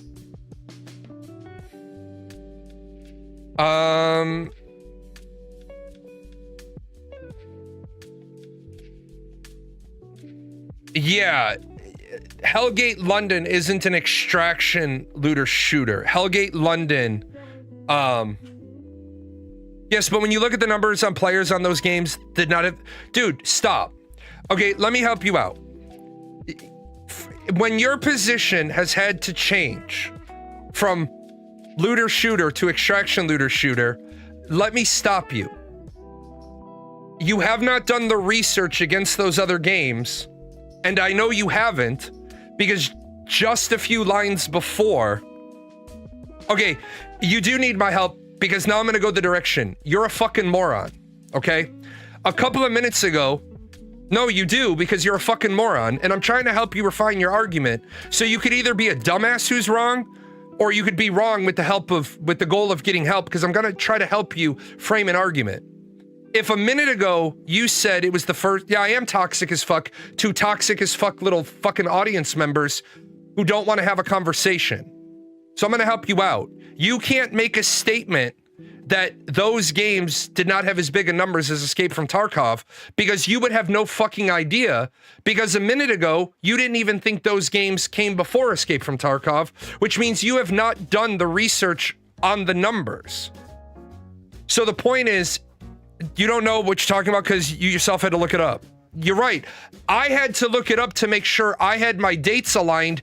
It was your talking point and you didn't know what the fuck you were talking about. So how is it your talking point and you're wrong 4 times? I had to walk you from looter shooter to extraction looter shooter, and then I verified it against another audience member. Get some better meds. These ones are not working for you. You're right. I need better meds for dealing with dumb fucks. You are absolutely right. They don't make a fucking pill called fuck it all for dealing with people like you, because I can't handle dumb shit people. You didn't even have your facts right a minute ago, so I know you don't have your evidence aligned. But you know what makes my life really good? I don't have to put up with your ass. Ladies and gentlemen, that person is a walking, talking example of what the fuck is wrong with people. A minute ago, the guy didn't even know there were 4 games that preceded Escape from Tarkov as looter shooters. In that regard, there's one really big game you should know as a looter shooter is fucking Fortnite. Now, I didn't know which exactly was the first declared looter shooter. Somebody said, well, what about Hellgate London? And Hellgate London doesn't really fit Extraction. It's more on the lines of Diablo. I would not call Diablo 1 an extraction game. I would call it a run back to base game. But this is the problem with people. They don't have their fucking ducks in a row. And if you're here in an argument and you get told that X is Y, then don't carry on thinking you know shit. You need to go this way and reconsider. Escape from Tarkov right now on Steam has about 23,000 players. Now, I know it's a cross-platform game. I get that. I understand it. It's cross-platform. But it has 23,000 players. Arc Raiders has over 300,000 players, and Arc Raider is also cross-platform. But this is the problem with trying to have conversations with people. They're so heels dug in to their argument that they're fucking dumb. Like, you don't get it. You don't know what the numbers are, and neither do I. He's like, you didn't know it, you had to look it up. Yeah, because I don't like being wrong. I'm like, I don't think that's right. So I'm going to go look it up. I'm going to look it up. And then somebody says, well, what about this game? Okay, well, let's look that one up. But it's like when I'm agreeing with your point, if you're counting Fortnite, you have to count PUBG and all those others, don't you?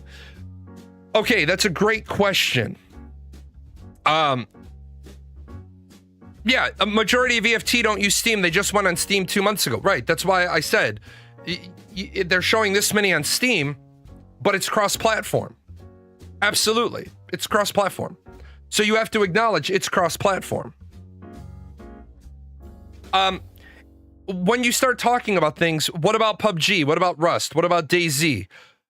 And then what about 7 Days to Die? Well, you have to think to yourself, am I really going to call 7 Days to Die, Rust, and DayZ looter shooters?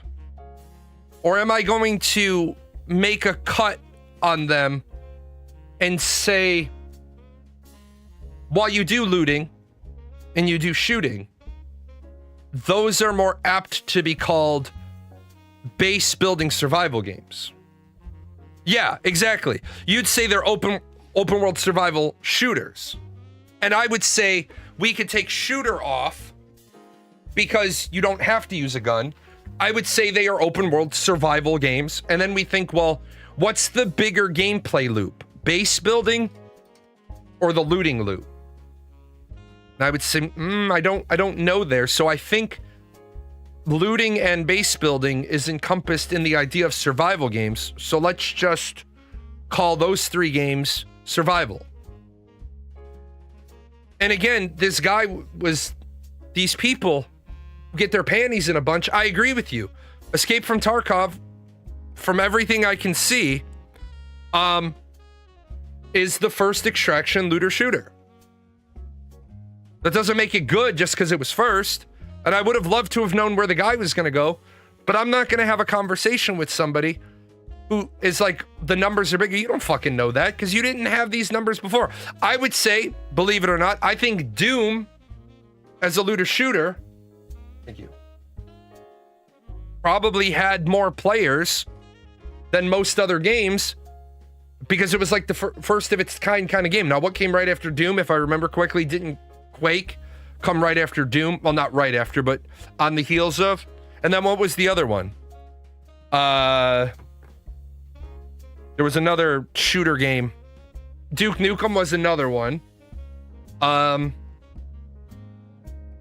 Fuck. Unreal Tournament. So that we can talk about the first action RPG game, Diablo 3, right? This is the problem with people. You can't have a conversation with them. Like, look, I said it on the show the other day, and it's become like a cornerstone. If you think you are 100% right, and you think them are 0% right, you are not a believer in anything. You've been indoctrinated. You shouldn't. There is never a case where you're 100% right and they're 100% wrong. Even if, gun to my head, I can rattle off a bunch of things that Intrepid Studios did right with Ashes of Creation. I can think of a bunch of things that Where Winds Meet has done right, Once Human has done right. It's easy to be my side of the coin. It's easy for me to identify the areas of improvement. It's not popular. Once Human, they're completely redoing their mod system again. Why? Just to piss off the players who've worked hard to get their mods? Some people are going to quit Once Human because of the mod changes. Some people may come back. Obviously, it was something we brought up all the way in beta that your change back in beta sucked. Final Fantasy 14. Yoshi P, it's not like he can undo Dawntrail. Oh, you guys can't see it. It's not like they can undo Dawntrail was just a bad expansion. Of course they were going to have a bad expansion. You just had Shadowbringers and Endwalker back to back, both smash hits. You were due for a bad expansion. WoW unfortunately seems to be due for a bad expansion every other expansion.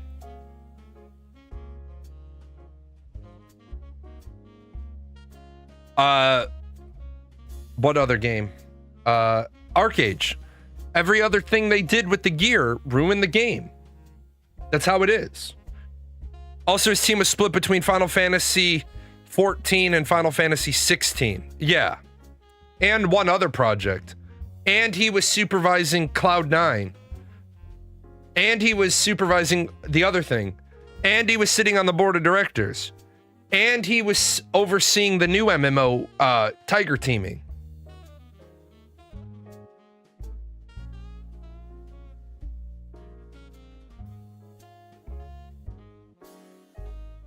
The first looter shooter might be Stalker 1.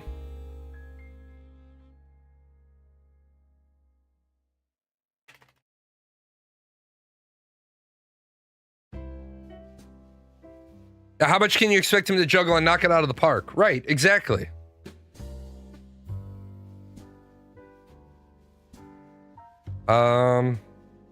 Stalker 1 is a survival first-person shooter with RPG elements, not an extraction game.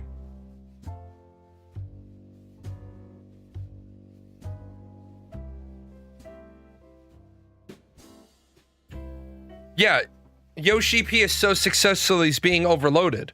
Which, if Square Enix wants to make it, this is how simple the equation is, and it hurts my soul. If Square Enix wants to stay relevant, make a new MMO, put Yoshi P in charge of it, give him the people he needs, the time he needs, the money he needs, and take every other project off his back. If Activision Blizzard wants to be relevant in the MMO space, then you need to give the team of people what they need to build World of Sanctuary, not Diablo 4. You need to make World of Warcraft a full immersive open world 360 characters, not top down, not isometric. You need to have the full MMO experience, but World of Sanctuary. It's not like you have to write lore or make enemies or make classes or make characters. You have them all already. You literally have Tyrael, Imperius, Leia, Deckard Cain. You literally have the people that you need to build a World of Sanctuary. Elder Scrolls Online. Good idea, bad combat, bad latency, bad performance. Guild Wars 3. I have some hope for Guild Wars 3. No, Deckard got blasted, but that would only be... Remember, you wouldn't be trying to do World of Sanctuary as a continuation of the Diablo franchise. You wouldn't do the MMO as a continuation. You would do Diablo the MMO going all the way back to Diablo 1. You would take Diablo 1 and Diablo 2, marry them together, and that would be your core World of Sanctuary. But you'd pull the classes out of all four and start with that. And you could have multiple healers. Healing Paladin, healing Witch Doctor, right? Healing Cleric. Throw a Cleric in there somewhere. And the idea of a Diablo MMORPG is so amazing because you could do procedurally generated dungeons and people would accept that because the game was procedurally generated. Procedural generation can work really, really well as long as the rewards aren't so randomized that you can't get the gear you need. So how do you do that? Do procedural generation for the dungeon. Like I said, if you put me in charge of a game studio, the very first thing I would do is I would build probably 20 good bosses. And I would tell the design team, we're doing 20 good bosses. And we're not making any of them any specific element. So you're not going to have a fire boss. You're going to have an elemental boss. So we're going to make the mechanics of this boss. But then we can do fire, ice, earth, lightning, right? Oh, well, now we have 4 bosses. So not only does it matter which boss you get, if you get this boss, you get this boss in 4 different flavors. Yeah, procedural generation is a great tool if you leverage it properly. You go up to this dungeon. Can we all be honest? The first time you clear the dungeon, clearing the trash, okay, whatever. Every time after that, look, man. Look, Mr. Skeletal Guard. This is the 731st time I've killed you. Go the fuck away. Get on my face. Final Fantasy 14. Anybody remember the good old days? Clearing the dungeons, the trash was harder than the bosses.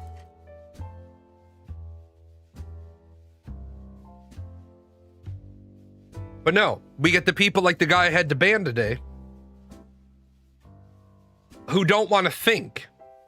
And look, man, if your idea of being opinionated is sitting around jerking off, making your dick orange from the Cheeto dust, I don't really know what to do with you. Yeah, but the Coils of Bahamut was raid. Those bosses were brutal. Yeah, the Binding Coils of Bahamut was probably the hardest thing I've played. And people will be like, oh my God, they made that so easy. Yeah, it got infinitely easier after the first couple of times you cleared it because your gear score went up by 15 points per piece. Like, oh my God. Like, the killing the twin snake thing. You're never doing that again.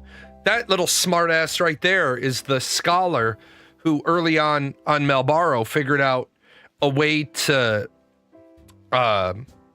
more easily tank that, because if you put the fairy at one specific spot, back in the day, fairies never took damage. You leave the fairy on one specific spot, then one of the two healers, the fairy keeps healing the paladin tank, and then if necessary, the scholar can run over, throw a shield on the warrior tank, and then run back and throw a shield back on the paladin. All by putting your fairy in one specific spot. It was great.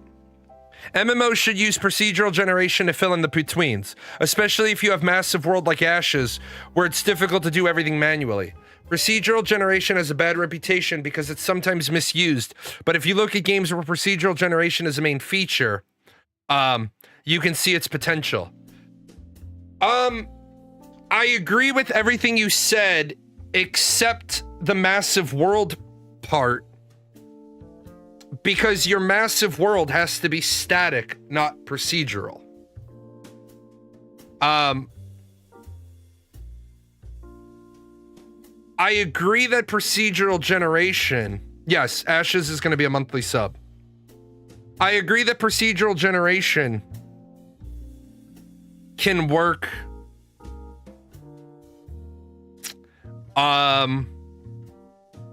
absolutely could work for any dungeon, but people don't want that. Procedural does not mean temporary. No, I get that. But if what you're referring to is letting the engine generate the landscape and then as a starting spot, and then you go in and you hand massage, then I agree with you. I absolutely agree with you. 100%. I've seen a lot of amazing stuff with the 7 Days to Die procedural generation for the world. You could use something like that, and instead of handcrafting everything from scratch, you could go in and then move stuff around. Yeah, absolutely. 100%.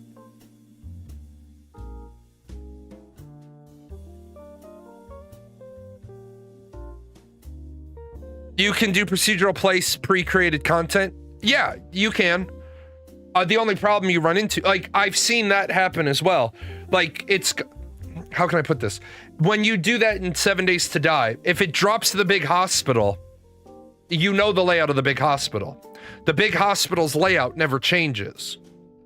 So when you're running through a procedurally generated world, but you see the big hospital, you know that the left wing is going to have the stairwells blocked, the right wing is where the morgue is. Like, you know where things are. And there's nothing wrong with that. There is nothing wrong with that at all. I agree with you. Yeah, monuments and, is it Rust? Yeah, I think it's been a minute, but yeah. I agree with you. When you try to do everything by hand, it takes a lot more time. Ashes wouldn't have had a problem handcrafting their zones if they didn't promise 100 systems, making it 10 times more complicated than it had to be. I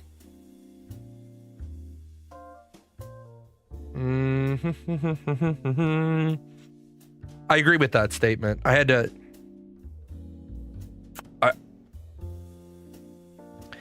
Ashes of Creation, its flaw was that instead of having one really big system and having this system over here, this system over here, right? This system here and this system here, where each thing was a part of the whole.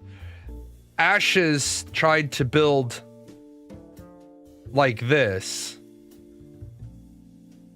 where the whole was going to be more than the sum of its parts, which is a really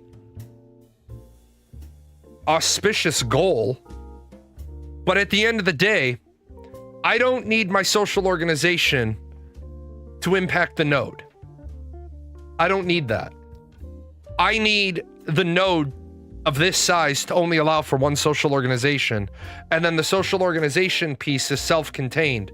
So no matter which of the three social organizations or no socialization at all, and the node can continue on. I agree with you. They promised 100 different systems that all became impactful. Like, for the tabletop game that I storytell, you have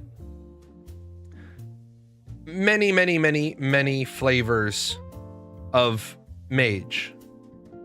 There's a lot of different ways you can be a mage in this game. However, in order to oh, that's right, you'd mentioned that before, and it was on my other PC.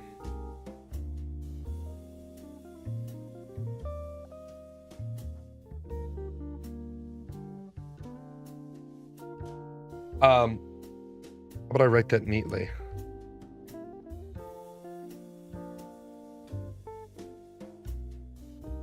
And so in the tabletop story that I tell, you could be a mage a lot of different ways. But if you're this particular mage, right, then you can't then become a witch. Like, any mage can become a witch. Any non-caster can become a witch. But a shifter can't become a witch, because a shifter already serves another entity. A shifter serves an intelligence, be it a demonic intelligence, an alien intelligence. It serves an intelligence, and it draws its power from that. Therefore, the shifter's intelligence won't allow for a witch bond. No, nobody can become a warlock, because in that game, warlocks are specific casters of magic. In Rifts, warlocks are elementalists. Their big thing is they can serve one or two pantheons of elements. They could be fire and water, they could be fire and earth, they can be fire and air, but they can only ever be two max. Benefit of being two is utility. Benefit of being one is strength. If you're a dual split warlock, you'll never be able to summon greater elementals. Unless you're like level 14 or 15, because you can't get to the power level. But a warlock would never want to be a witch. It goes against their nature. They don't want to be a witch. I love the way that the tabletop game did magic. I absolutely love where they got their magic ideas from. They have a class of mages that can only learn 8th level spells and above. At level 1, they can learn level 8 spells. Yes, are they, oh my god, barbecue chicken powerful? Yeah, they are. The problem is, at level 1, they know the spells, but they can't cast them. They don't have the internal base. They're not a big enough mana battery. But they know them. There's another class of mages that can only learn up to level 8 spells. They can never learn 9 and above. Why the author did it that way? I don't know. He never really answered. But I love the complexity. The problem is, if we tried to turn that into an MMO, we wouldn't be able to do, and that game has over 500 classes. That tabletop game, 500 classes. You would have to say to yourself, I'm sorry guys, I can't let all of this in. If I was the CD at the game studio, I'd say, we're gonna have to limit what comes into the game for equality reasons. 500 just magic classes. Oh no, 500 total. 500 total. Yeah. No, it's 500 total. My brain went one direction and then another direction. Yeah, it's 500 total. Yeah. But and here's the thing. You can balance that many. You can balance that many classes. If you start from the idea of not everybody is created equal.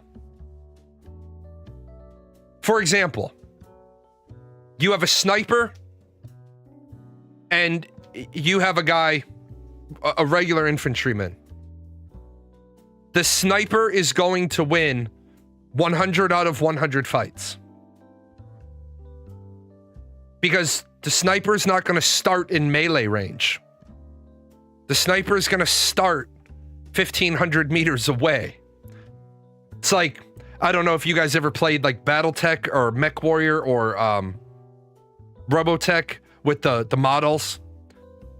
We used to play, and in Robotech, I piloted a Spartan.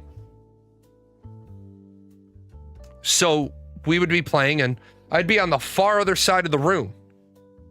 They're like, how far away are you? 1,900 miles? Why'd you drop there? Because I'm a Spartan, and I have 24 long-range missiles. I don't need to be anywhere to fuck near your weapons range. How are you going to target? Through the other 3 mech that are there? I'm long-range artillery fire support.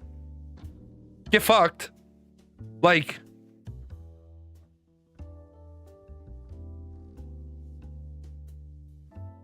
They'll just string everyone along with Hopium. Oh, you said, do I think Ashes will release as a full game with everything they promised with the rate they're at? No. Ashes of Creation is never. They say never. I'm saying fucking never. Ashes of Creation is never going to be able to launch with everything they said was going to be in the game. And the creative director has already admitted this. They made a big cut to the game. The whole second continent. The very fact that they believe they can launch the game without the second continent and be successful lets you know they're delulu.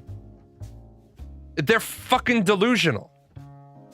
If you need to cut the game down to one continent, cut the game down to one continent, but let people know that at launch, the game is getting cut down to one continent, and then understand. And this is where I no longer respect the CEO and creative director, because he has gone full Bill Clinton, and his responses now while being interviewed is, I'm completely full of shit, and how do you like that, folks?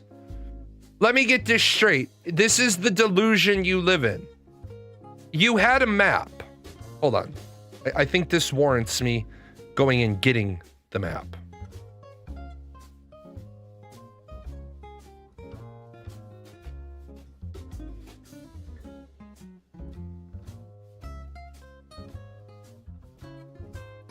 Is this the right map? This is the right map. Okay, so you had this map. And on this map, you said that this playground is enough playground space for 10,000 players. And your plan now no longer includes, and I'm just going to assume that means that the islands on that side of the world as well.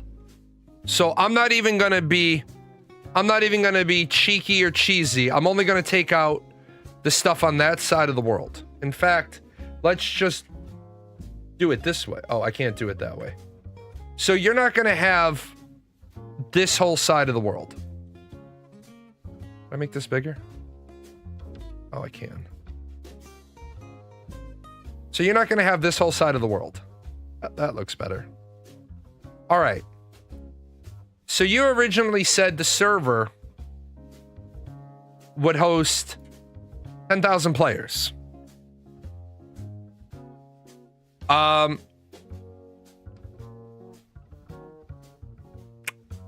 you only have half the playboard.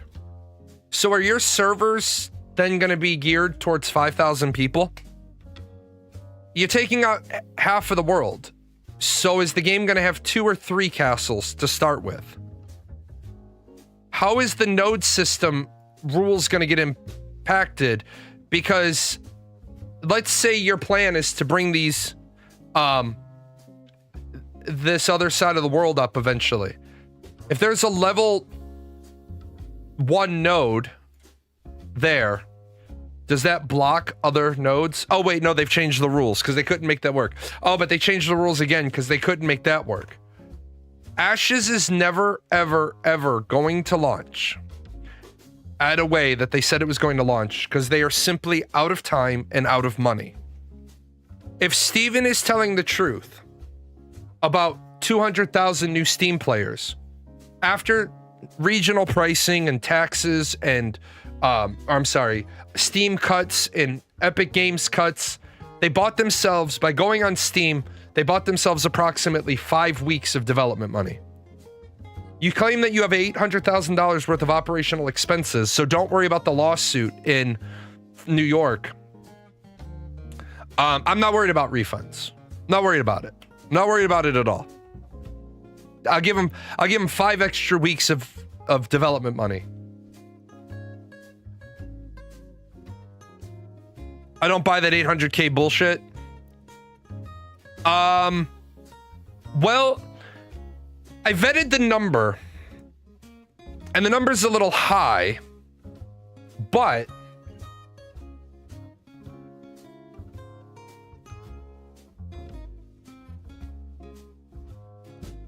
a number that I was given years ago, I have to ask a buddy if this number is valid.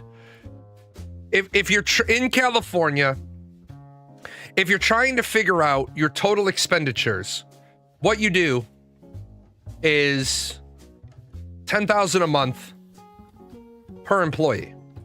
That doesn't mean you're paying each employee $10,000 a month, but that's covering everything. That's covering them. It's covering facilities. It's covering rent. It's covering utilities. It's covering ISP. It's covering the janitor and the lawyer and the accountant and all that shit. So you do $120,000 a year per employee, which, as you can see, if somebody's only making 65, then the other 55,000 of that goes to cover, rent and utilities. Now you're going to have some people that are making way more than 120 a year. That also gets covered in that. Like, for example, you're going to say Steven is 120,000 for the year, but he doesn't draw a salary. So you have 250 employees by 120,000. That puts your operational budget right around 30 million for the year. That's, I mean, honestly, that is a gap between 800,000 a week, but what they have is contractors.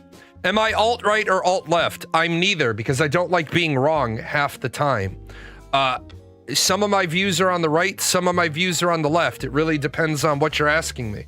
On some issues, I'm a conservative. On some issues, I'm a moderate. On some issues, I'm a radical. On some issues, I'm a liberal. There is no such thing as alt-centered.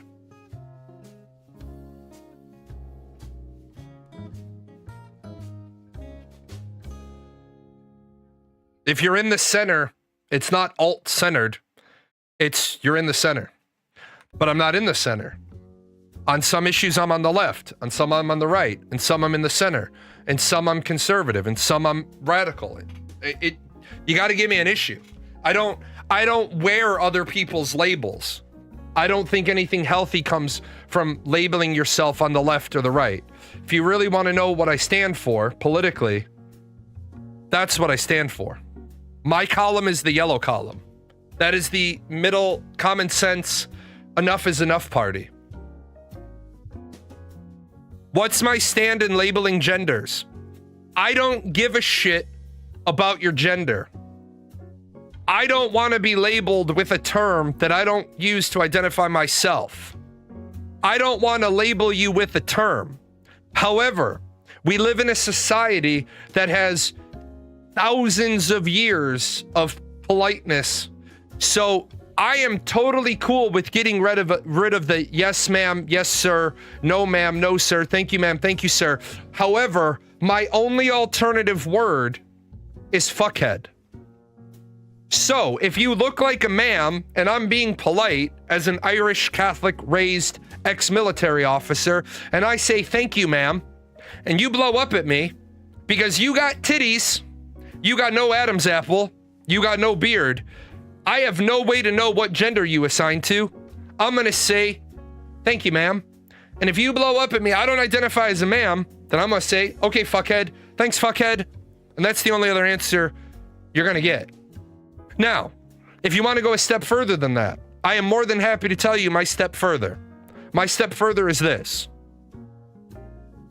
So assuming genders is okay, I guess.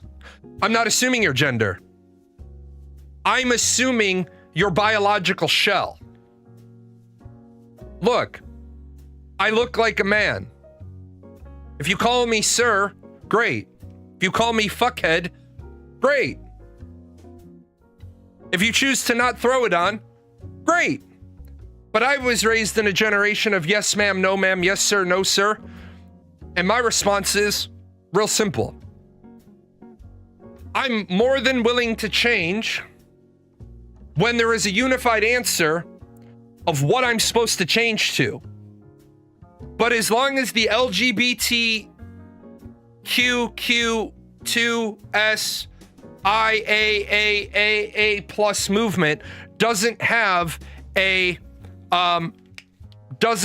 unified answer for what I'm supposed to call them, don't leave me guessing.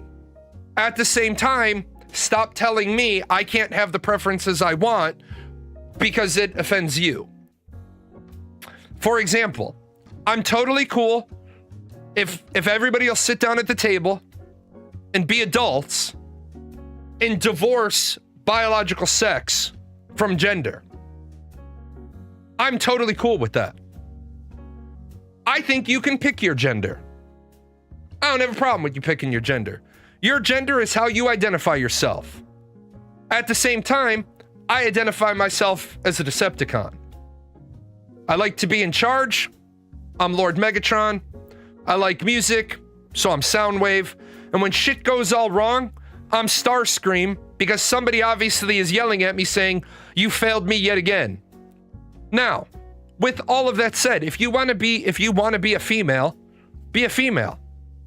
However, I think if you're rocking a full beard and you look like Gandalf or you look like ZZ Top, you're trying to radically bounce the pinball machine in a way it doesn't want to be bounced.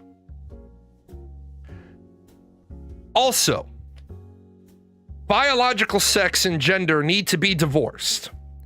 I'm not interested in playing a game where we say you can choose your biological sex. You cannot. You cannot change your biological sex. I still don't know your stance on this issue. Which part are you confused on? Because I've given you my stance. I want to divorce biological sex from gender. You want to call yourself a female? Call yourself a female. Are your chromosomes female chromosomes? No? Well, then you're not a biological female. You're a gender female, but you're not a biological female. You can wish and you can pray and you can stomp your feet and you can dance the Macarena and you can wish upon a star every time Tinkerbell flies from the castle. If you are not XX chromosome, you are not a biological female. Period. Now, you're born with X. What if I'm missing chromosomes? You cannot be missing chromosomes. You can have too many. You can be an abnormality, but you can't be missing them. Give me a documented situation where somebody only has one chromosome. Even a clone of a person would have a complete genetic structure. So how are you missing chromosomes?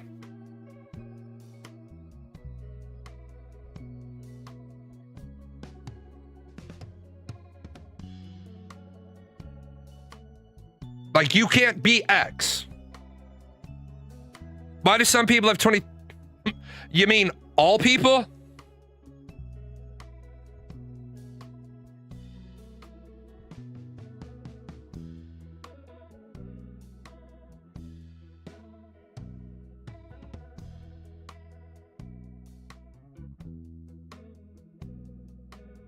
All people have 23 chromosomes. I had to look up the actual last name of it.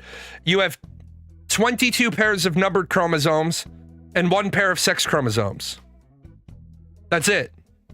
Now, abnormalities, genetic abnormalities, having more is better. No, having more isn't better.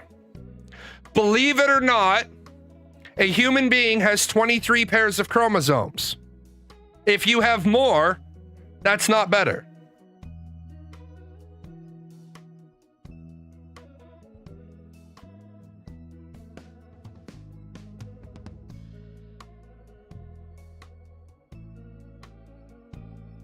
So, obviously you stumbled upon here because you've asked a lot of stump-a-chump questions. What are you really trying to get to?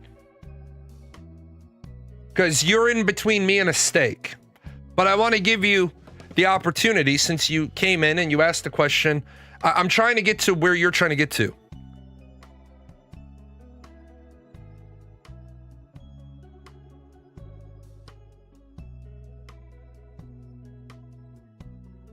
See, you notice people don't know what to do when they run into... They've only done a little bit of the reading. They're like... he knows what she is talking about. See, I don't... What... In this situation, modern grammar allows for they. Right. They said they know what they're talking about. What's the problem with that?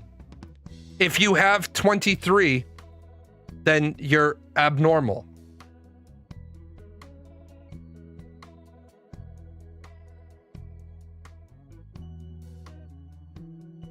So what's your ultimate point?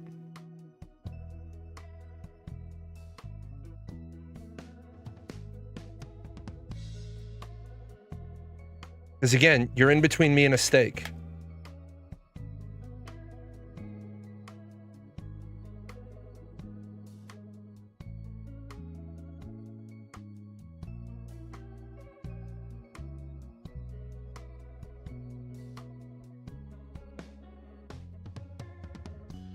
And by the way, Wolfagar, I knew what you had posted didn't sit right.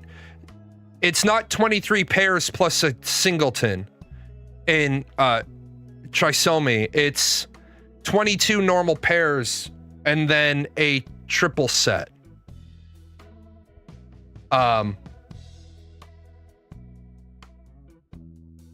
You end up with 47 chromosomes, but you don't end up with 23 pairs. You end up with 22 pairs and a triplet.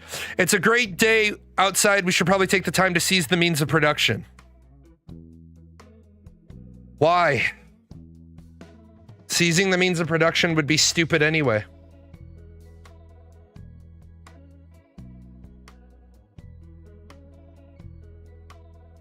How so? What do the means of production actually give you?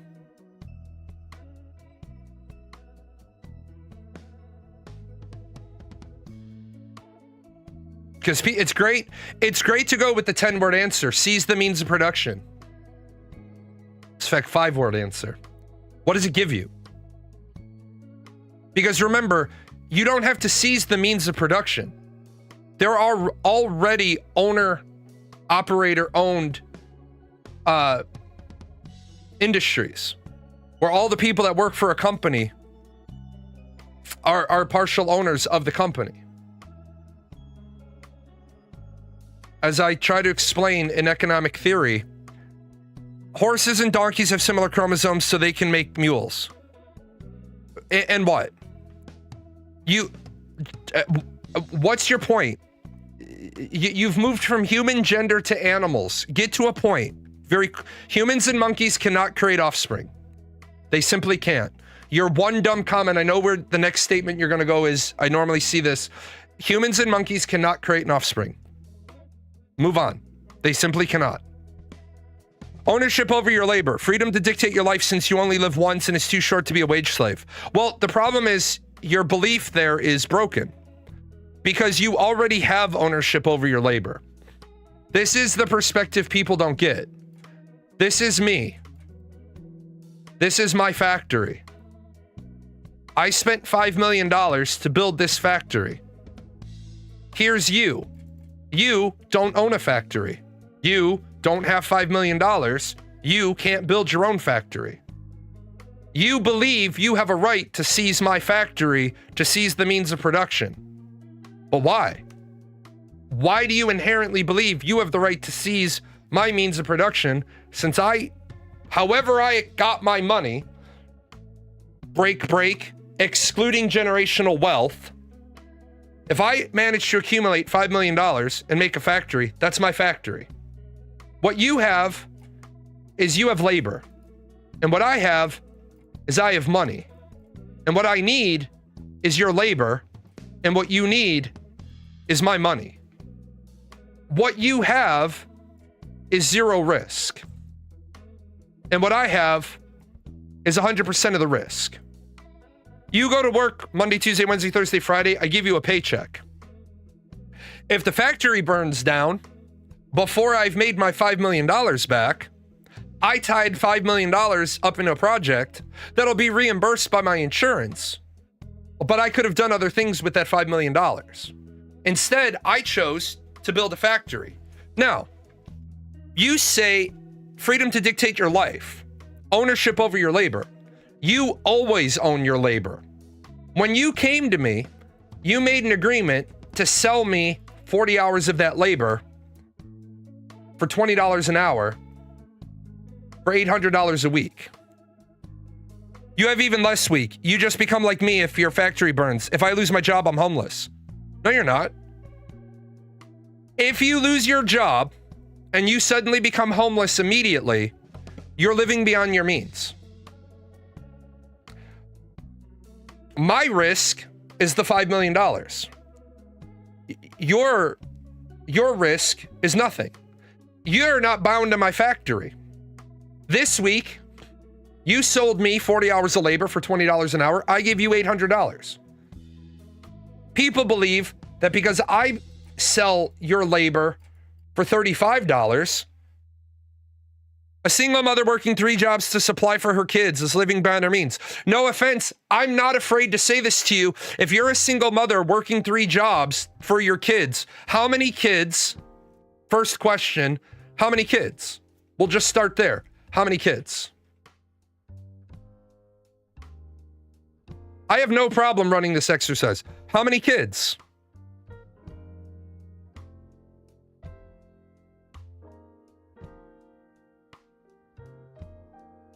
Oh, now we're gonna start to panic. It's that long for you to answer the question. Are you calling that moral failing on her part? I don't think the number of kids exactly matters. Why won't you answer the question of how many kids? Are you afraid now? Do you know that the argument's about to go in a direction you can't control because you're trying to make up a bullshit scenario and I'm gonna play your game? You threw out a single mother working 3 jobs for her kids. Tell me how many kids? 3, 5, no, it doesn't matter to me. Then you're not interested in having a serious discussion. You're not interested in what I just showed you. You're interested in standing on a soapbox and bitching. So why don't you pick a number of kids for the scenario so we can roll it out? Or are you afraid? Just pick a number. Okay, mom has 3 kids. Single mom. How many dads? This is your scenario. How many dads?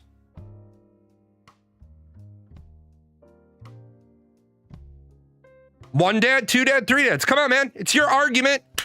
Come on, man. You're between me and a steak. I'm more than happy to do the argument, but I'm not going to write the whole scenario because I can make this bullshit. I need you to participate. Because if I make all the numbers up, all you're going to turn around and say, she's single mother, so 0. Let's just throw out one dad left. One dad left. One dad left or one dad total. I just need to know, here's mom, and here's kid 1, 2, and 3. How many dads were in the picture? And I need this information, because this information is important. You say one dad left. One dad left the home. They had 3 kids together. Okay, one dad left. Dad left. Child support.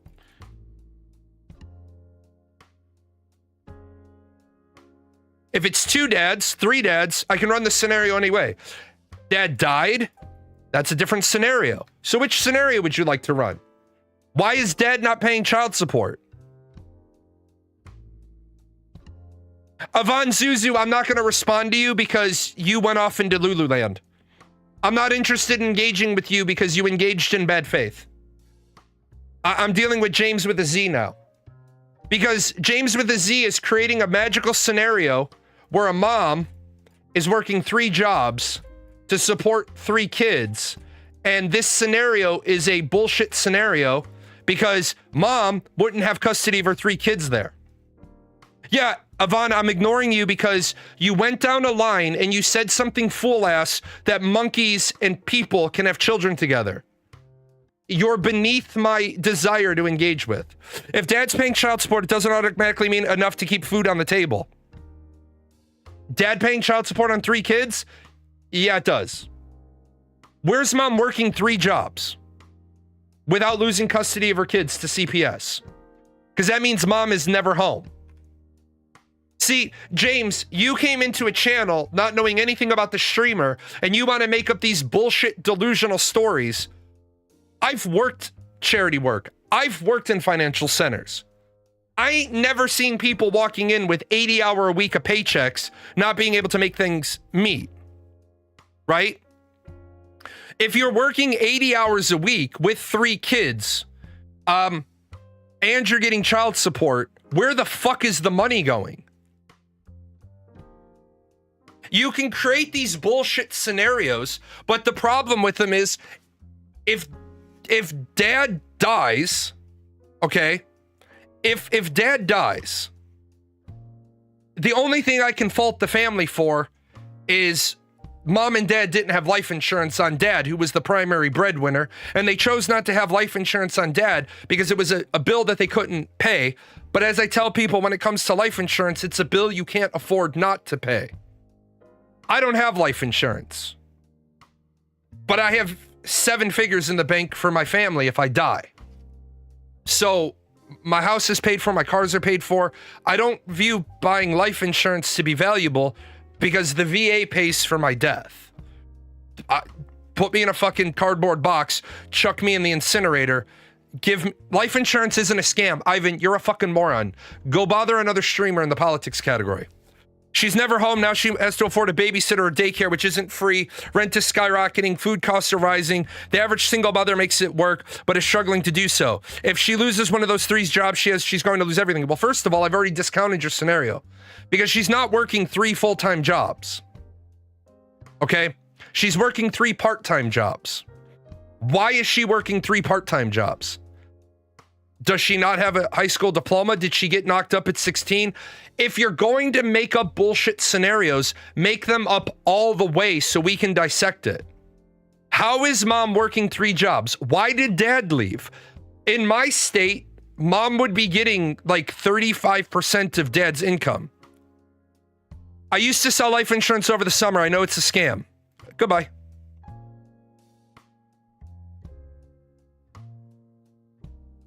If you're going to make up a bullshit scenario, let's say she was sexually assaulted at 16 and was forced to carry. How about that? So now she has 2 dads, right? Now there's 2 parents. See, you've changed the scenario. She was sexually assaulted at 16, was forced to carry, had a child, had 2 more kids with another father. No, because James, you originally told me it was 1 dad. Or are we dropping it down to 1 kid? See, James, I can do this faster than you. Came back 2 more times and it was ignoring. No, you're creating a bullshit scenario. You're creating a bullshit scenario. Show me a case law where a pregnancy doesn't result in charges for the assaulter, and it happens 3 more times. This doesn't happen. If you want to have a discussion in good faith. Don't create a bullshit argument, because then what I'm going to say is, well, then apparently Texas has become the purge and we're not arresting rapists in Texas, but you can't even keep your story straight about what you want to talk about. Then the kids are taken by the state because CPS says you're working 3 jobs, you're never home. Now the mom doesn't have to work 3 jobs because she doesn't have custody of the kids. Easy peasy. If you want to make bullshit scenarios, then I'll just counter with bullshit. I'm interested in talking about actual problems. No, rapists don't tend to get away with it. I have looked at the stats. By the way, you're new here. What you don't understand is my most recent background is I'm fully trained and certified for domestic abuse, violence prevention, rehabilitation. So when you say to me, with a dog, look at the stats, I know the stats. The problem you're talking about is mom gets raped, mom's a single parent, dad's in jail, and there is no child support. I don't have the stats at the moment because this is your walking, talking topic.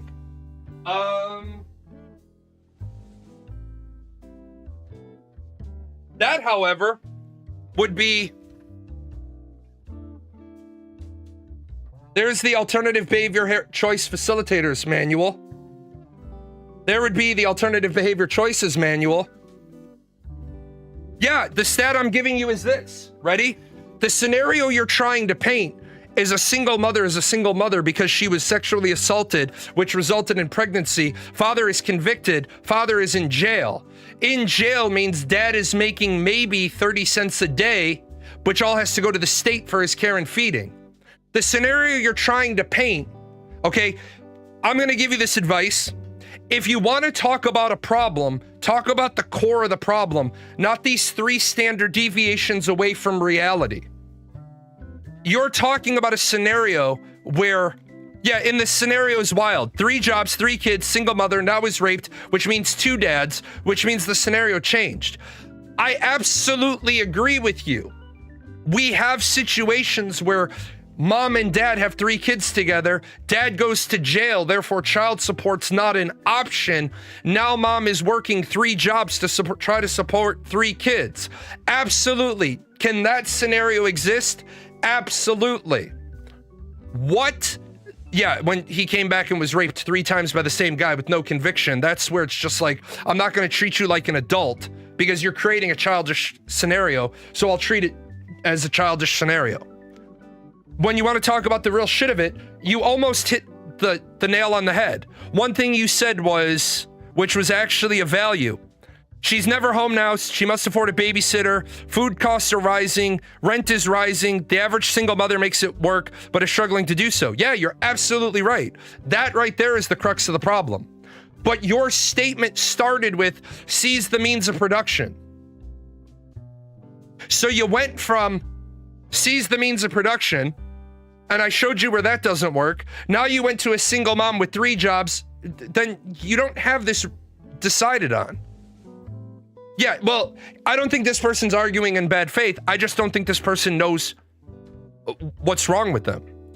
Like, you want to talk about rent is skyrocketing? Sure. Rent skyrocketing has nothing to do with seize the means of production. I've been both an employee and an owner. It is way fucking easier to be an employee. A lot of people don't realize the shit they want to change about business would crush small businesses. At the bar, 30, 30, 30, 10. You didn't. You just said, why should I have to give up my business for the average person? No, I did. Remember that the rest of that side of the slide where I said, I paid you exactly what you asked for? You said, seize the means of production so we have control over our labor. And I said, you have that all the time? Because here's my factory and here's you. And I don't send my Goombas out to grab you and drag you back to the factory and chain you there and make you work for me. Because that's not how it works in America. It works like that in socialism. It works like that in communism. Doesn't work like that in capitalism. You have 40 hours of labor that you want to sell. I happen to be buying 40 hours of labor for $20 an hour. I was told if I didn't work, I'd starve, and thus I have to take what I can get. It's not force, it's coercion. No, you don't understand those two words. I'm sorry. You don't have to stay in America. We don't have a surf program. You can leave. Go to another country. Go to Canada. Go to Mexico. Go to the Philippines. Go to Costa Rica. Go to Libya. Go to Syria. Go to Iran. Go to Pakistan. You don't have to stay here. The problem is, you were told if I didn't work, I'd starve. Okay. And what? You don't like it? Go to Sweden. They have alternative solutions for your problem. If I don't work those places, I starve too. No way, you actually don't. If you go to several European countries, they're very socialist based. And a lot of those countries, they feed you and house you. Now, whether or not they'll let you go there, that's a different story. But the problem is I asked you a simple question and you don't have an answer. I put $5 million out of my pocket on the line to build the factory. You get paid $800 a week because I pay you $20 an hour. Why do you believe you have the right to seize my means of production? That's not backed by stats. Where in Sweden do workers own their workplace? They don't. They have socialist programs. They go to work. You see, your problem, James, is you believe that the only way to get socialist programs is by the owners or the workers owning the means of production. They don't. They have socialist programs that help you with getting a job, rent, and food. You don't have to be a socialism government to have social programs. But see, you don't understand this enough. You're dodging all over the place. I pay you $800 for 40 hours of your labor that you gave me. You gave me 40 hours of labor. I gave you $800. Where's the problem? Socialism is literally defined by ownership of the means of production. There are you are correct. Well, socialism isn't defined as that. I'm sorry, that's not the definition of socialism. There are social welfare programs because they're social democracies. A step in the right direction, but not socialism. I would disagree with you. I would say social programs are a step in the wrong direction. You said you don't even have the right definition of socialism, by the way, though, just so you're clear. Socialism isn't literally workers owning it. The community owning it or the state owning it are parts of socialism as well.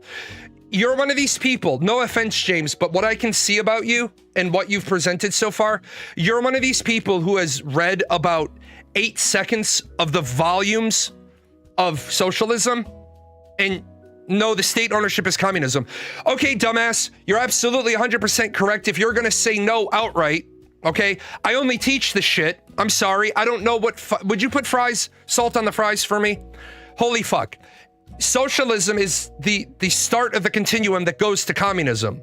You cannot enter communism without first walking through all of socialism, because socialism is the definitive state where you remove capitalism and you begin to walk towards the outcome, which is communism. Socialism can be collective ownership. It could be state, community, or worker owned. If you don't understand that socialism allows for community, state, or worker owned, then you don't know enough about socialism to even be in this discussion. I never said you were a communist. Nobody fucking said you were a communist. If you don't understand that socialism simply means there is no private ownership of the means of production, but you're so convinced that socialism requires the workers to own it, then you haven't read enough of like Marx and understanding that I'm a syndicate, so I don't care for the state. Okay, what you are, James, is a fucking moron. James, what you are is a fucking moron.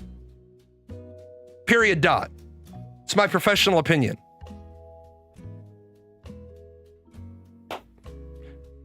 I'm not upset. Well, I am upset. Your mom should have swallowed you at conception, and all of the people ever responsible for your education should all be fired because they all failed you. You don't understand the basics of socialism. What you are is a lazy piece of shit who makes excuses for your lot in life.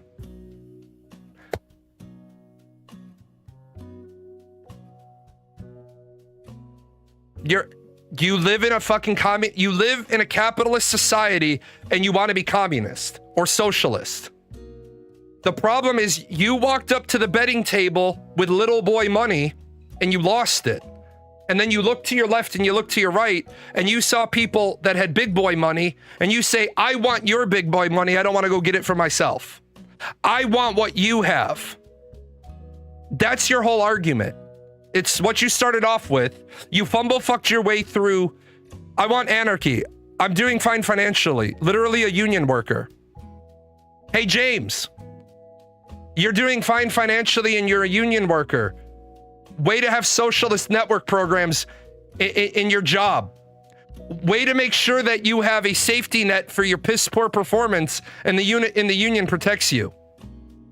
So guess what? What's your problem then?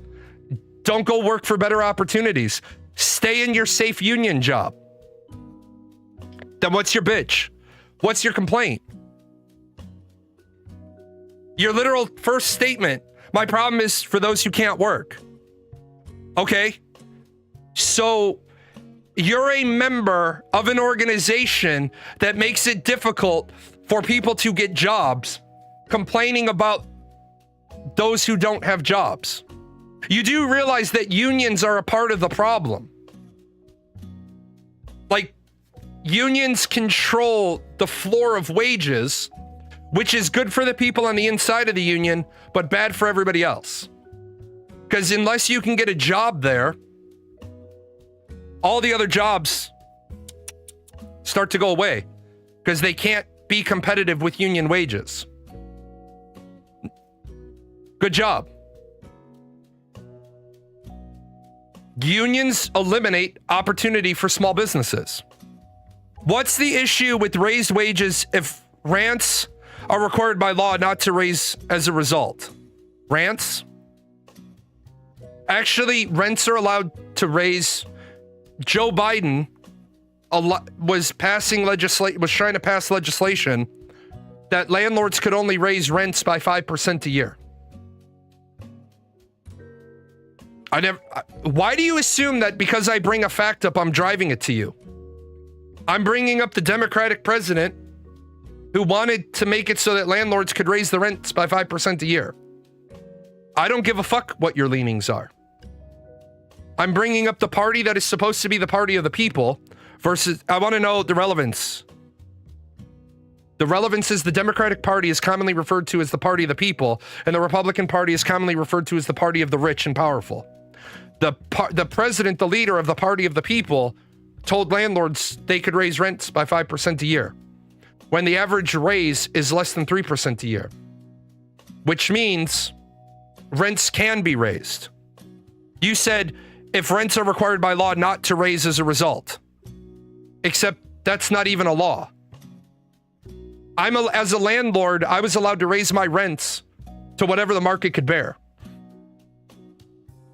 There's no cap on me raising rents. There's no law that prevents me from doing that. There's guidelines if I'm receiving Section 8, Section 9, FHA, partnership programs. I can't raise the rent. But even they tell me if I'm in that program, they raise the rents for me. Hey, this is to let you know that the $848 a year that we've been compensating you for housing this person, as long as you agree not to collect any more out of them in the next fiscal year, we're going to start paying you $872. Thanks. I don't give a shit about your argument. James, you're confused, buddy. Let me help you out. This is the microphone. That's the camera. This is my show. I'm answering your question. Are you too dumb to remember what you asked a minute ago? You literally said this. This is what you said. This is what it has to do with it. No, I do have a counter. Are you fucking stupid? There's your comment. You said, what's the issue with raised wages if rents are required by law not to raise as a result? That's not a law. There's no law that says that. Period. There is no law. You said, what does it mean? What does if mean? Well, I'm sorry, let's break this down grammatically. The way you structured the sentence is an indicator of the if being a qualifier to the beginning of the sentence. I'm sorry if nobody ever taught you to read and write at the English graduate level, but you say, what's the issue with raised wages if rents are required by law not to be raised as a result? But since that doesn't exist, then all I do is cross this out. What's the issue with raised wages? Because the rest of this is irrelevant because it's not correct. And there is no. Yeah, put everything after if in front. If rents are required by law not to raise as a result, then what is the issue with raised wages? Grumpy Old Man is dead on because if always accompanies then. So I can reverse the order of the sentence and there is no law. So what's the issue with raised wages? You want to know the issue of raised wages? When you put more money into the system, prices go up because demand goes up, and that is simple Smith economics. Demand goes up because wages go up. Supply remains constant. Demand now goes up. Price goes up. No, the problem, James, is you're communicating in a text-based system. So when you communicate poorly in a text-based system, I have to assume you were under the assumption there's a law that prevents rents from being raised when wages go up because of how you structured your content. That's not being a grammar Nazi. That's your lack of competency in the written communication form.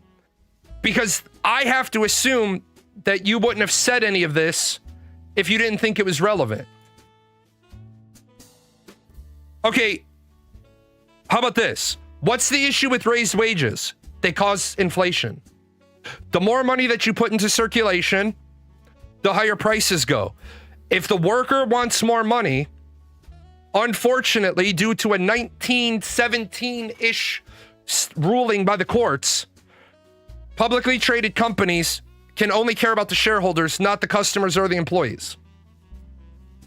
You say, well, then we should seize the means of production. Okay, now that you've seized the means of production, what do you do with it? You don't have the money. If we make price gouging on that level of crime, is it still an issue? What's price gouging? What am I allowed to charge in rent for a $300,000 home that you're renting? No, I do know.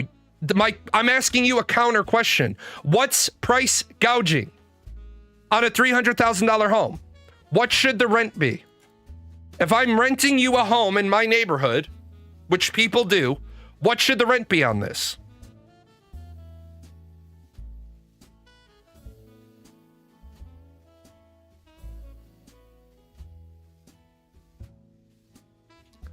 You would say that's price gouging. It's 1% of the property value. Answer it as many ways as you want. But exactly. The problem becomes, like Wolf Agar said, 1% of a $300,000 home is $3,000. If somebody will pay me $3,500 a month for it, that's not price gouging. Somebody's willing to pay it. It's what the market will bear. You live in a capitalist society. Every decision is what the market will bear. Now, somebody is probably going to turn around and say, well, either I can say I hate private ownership because it's evil, or I can say we run the math for social democracy based on needs and ability. Great. Then you're not a capitalist. And that's fine. Don't be a capitalist. I happen to like capitalism. I really, really like capitalism. The problem is this. You're mad because you don't like capitalism. Or you don't like capitalism because you're one of the have-nots. I've never met anybody who says, I'm really well off and I hate capitalism. Trust me, as somebody who grew up in a situation that was kind of like, we didn't know if we wanted to be socialists or communists. We wanted to keep everybody great and everything the same. It doesn't really work. Doesn't really work. Hey, your medical care is free. Cool, that's awesome. You can't get a follow-up for your thumb for 7 months. What? Your healthcare is free, but 7-month lead time. No thanks. I'll stay in America. Hassan is well off and hates capitalism. Vosh is well off and hates capitalism. Okay. I'm happy for you. Then why don't they give it all away?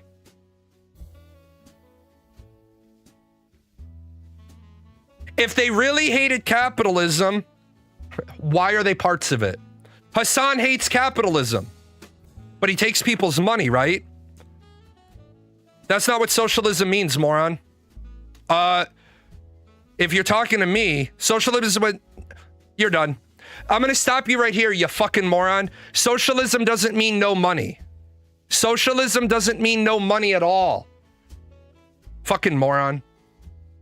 Socialism does not mean no money at all. Holy fuck. Holy, how the fuck do people get this dumb?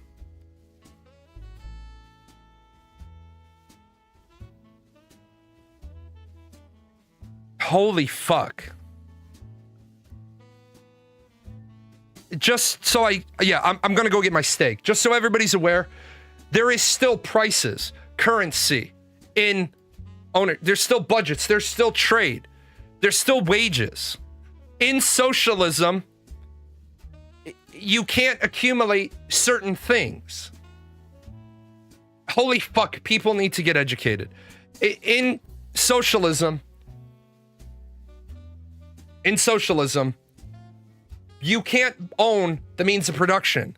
Therefore, you can't accumulate the same wealth privately as you can in capitalism. In socialism, depending on where you are in the spectrum, you can still have landlords. They still collect rent. But that's during the transition between capitalism and communism, or while they're trying to figure out what they're doing. It doesn't automatically mean the government takes everything. That's communism. That's why communism has failed each and every time this planet has tried it. Anyway, I'm getting out of here because 2 fucking morons back to back. I'll see you guys.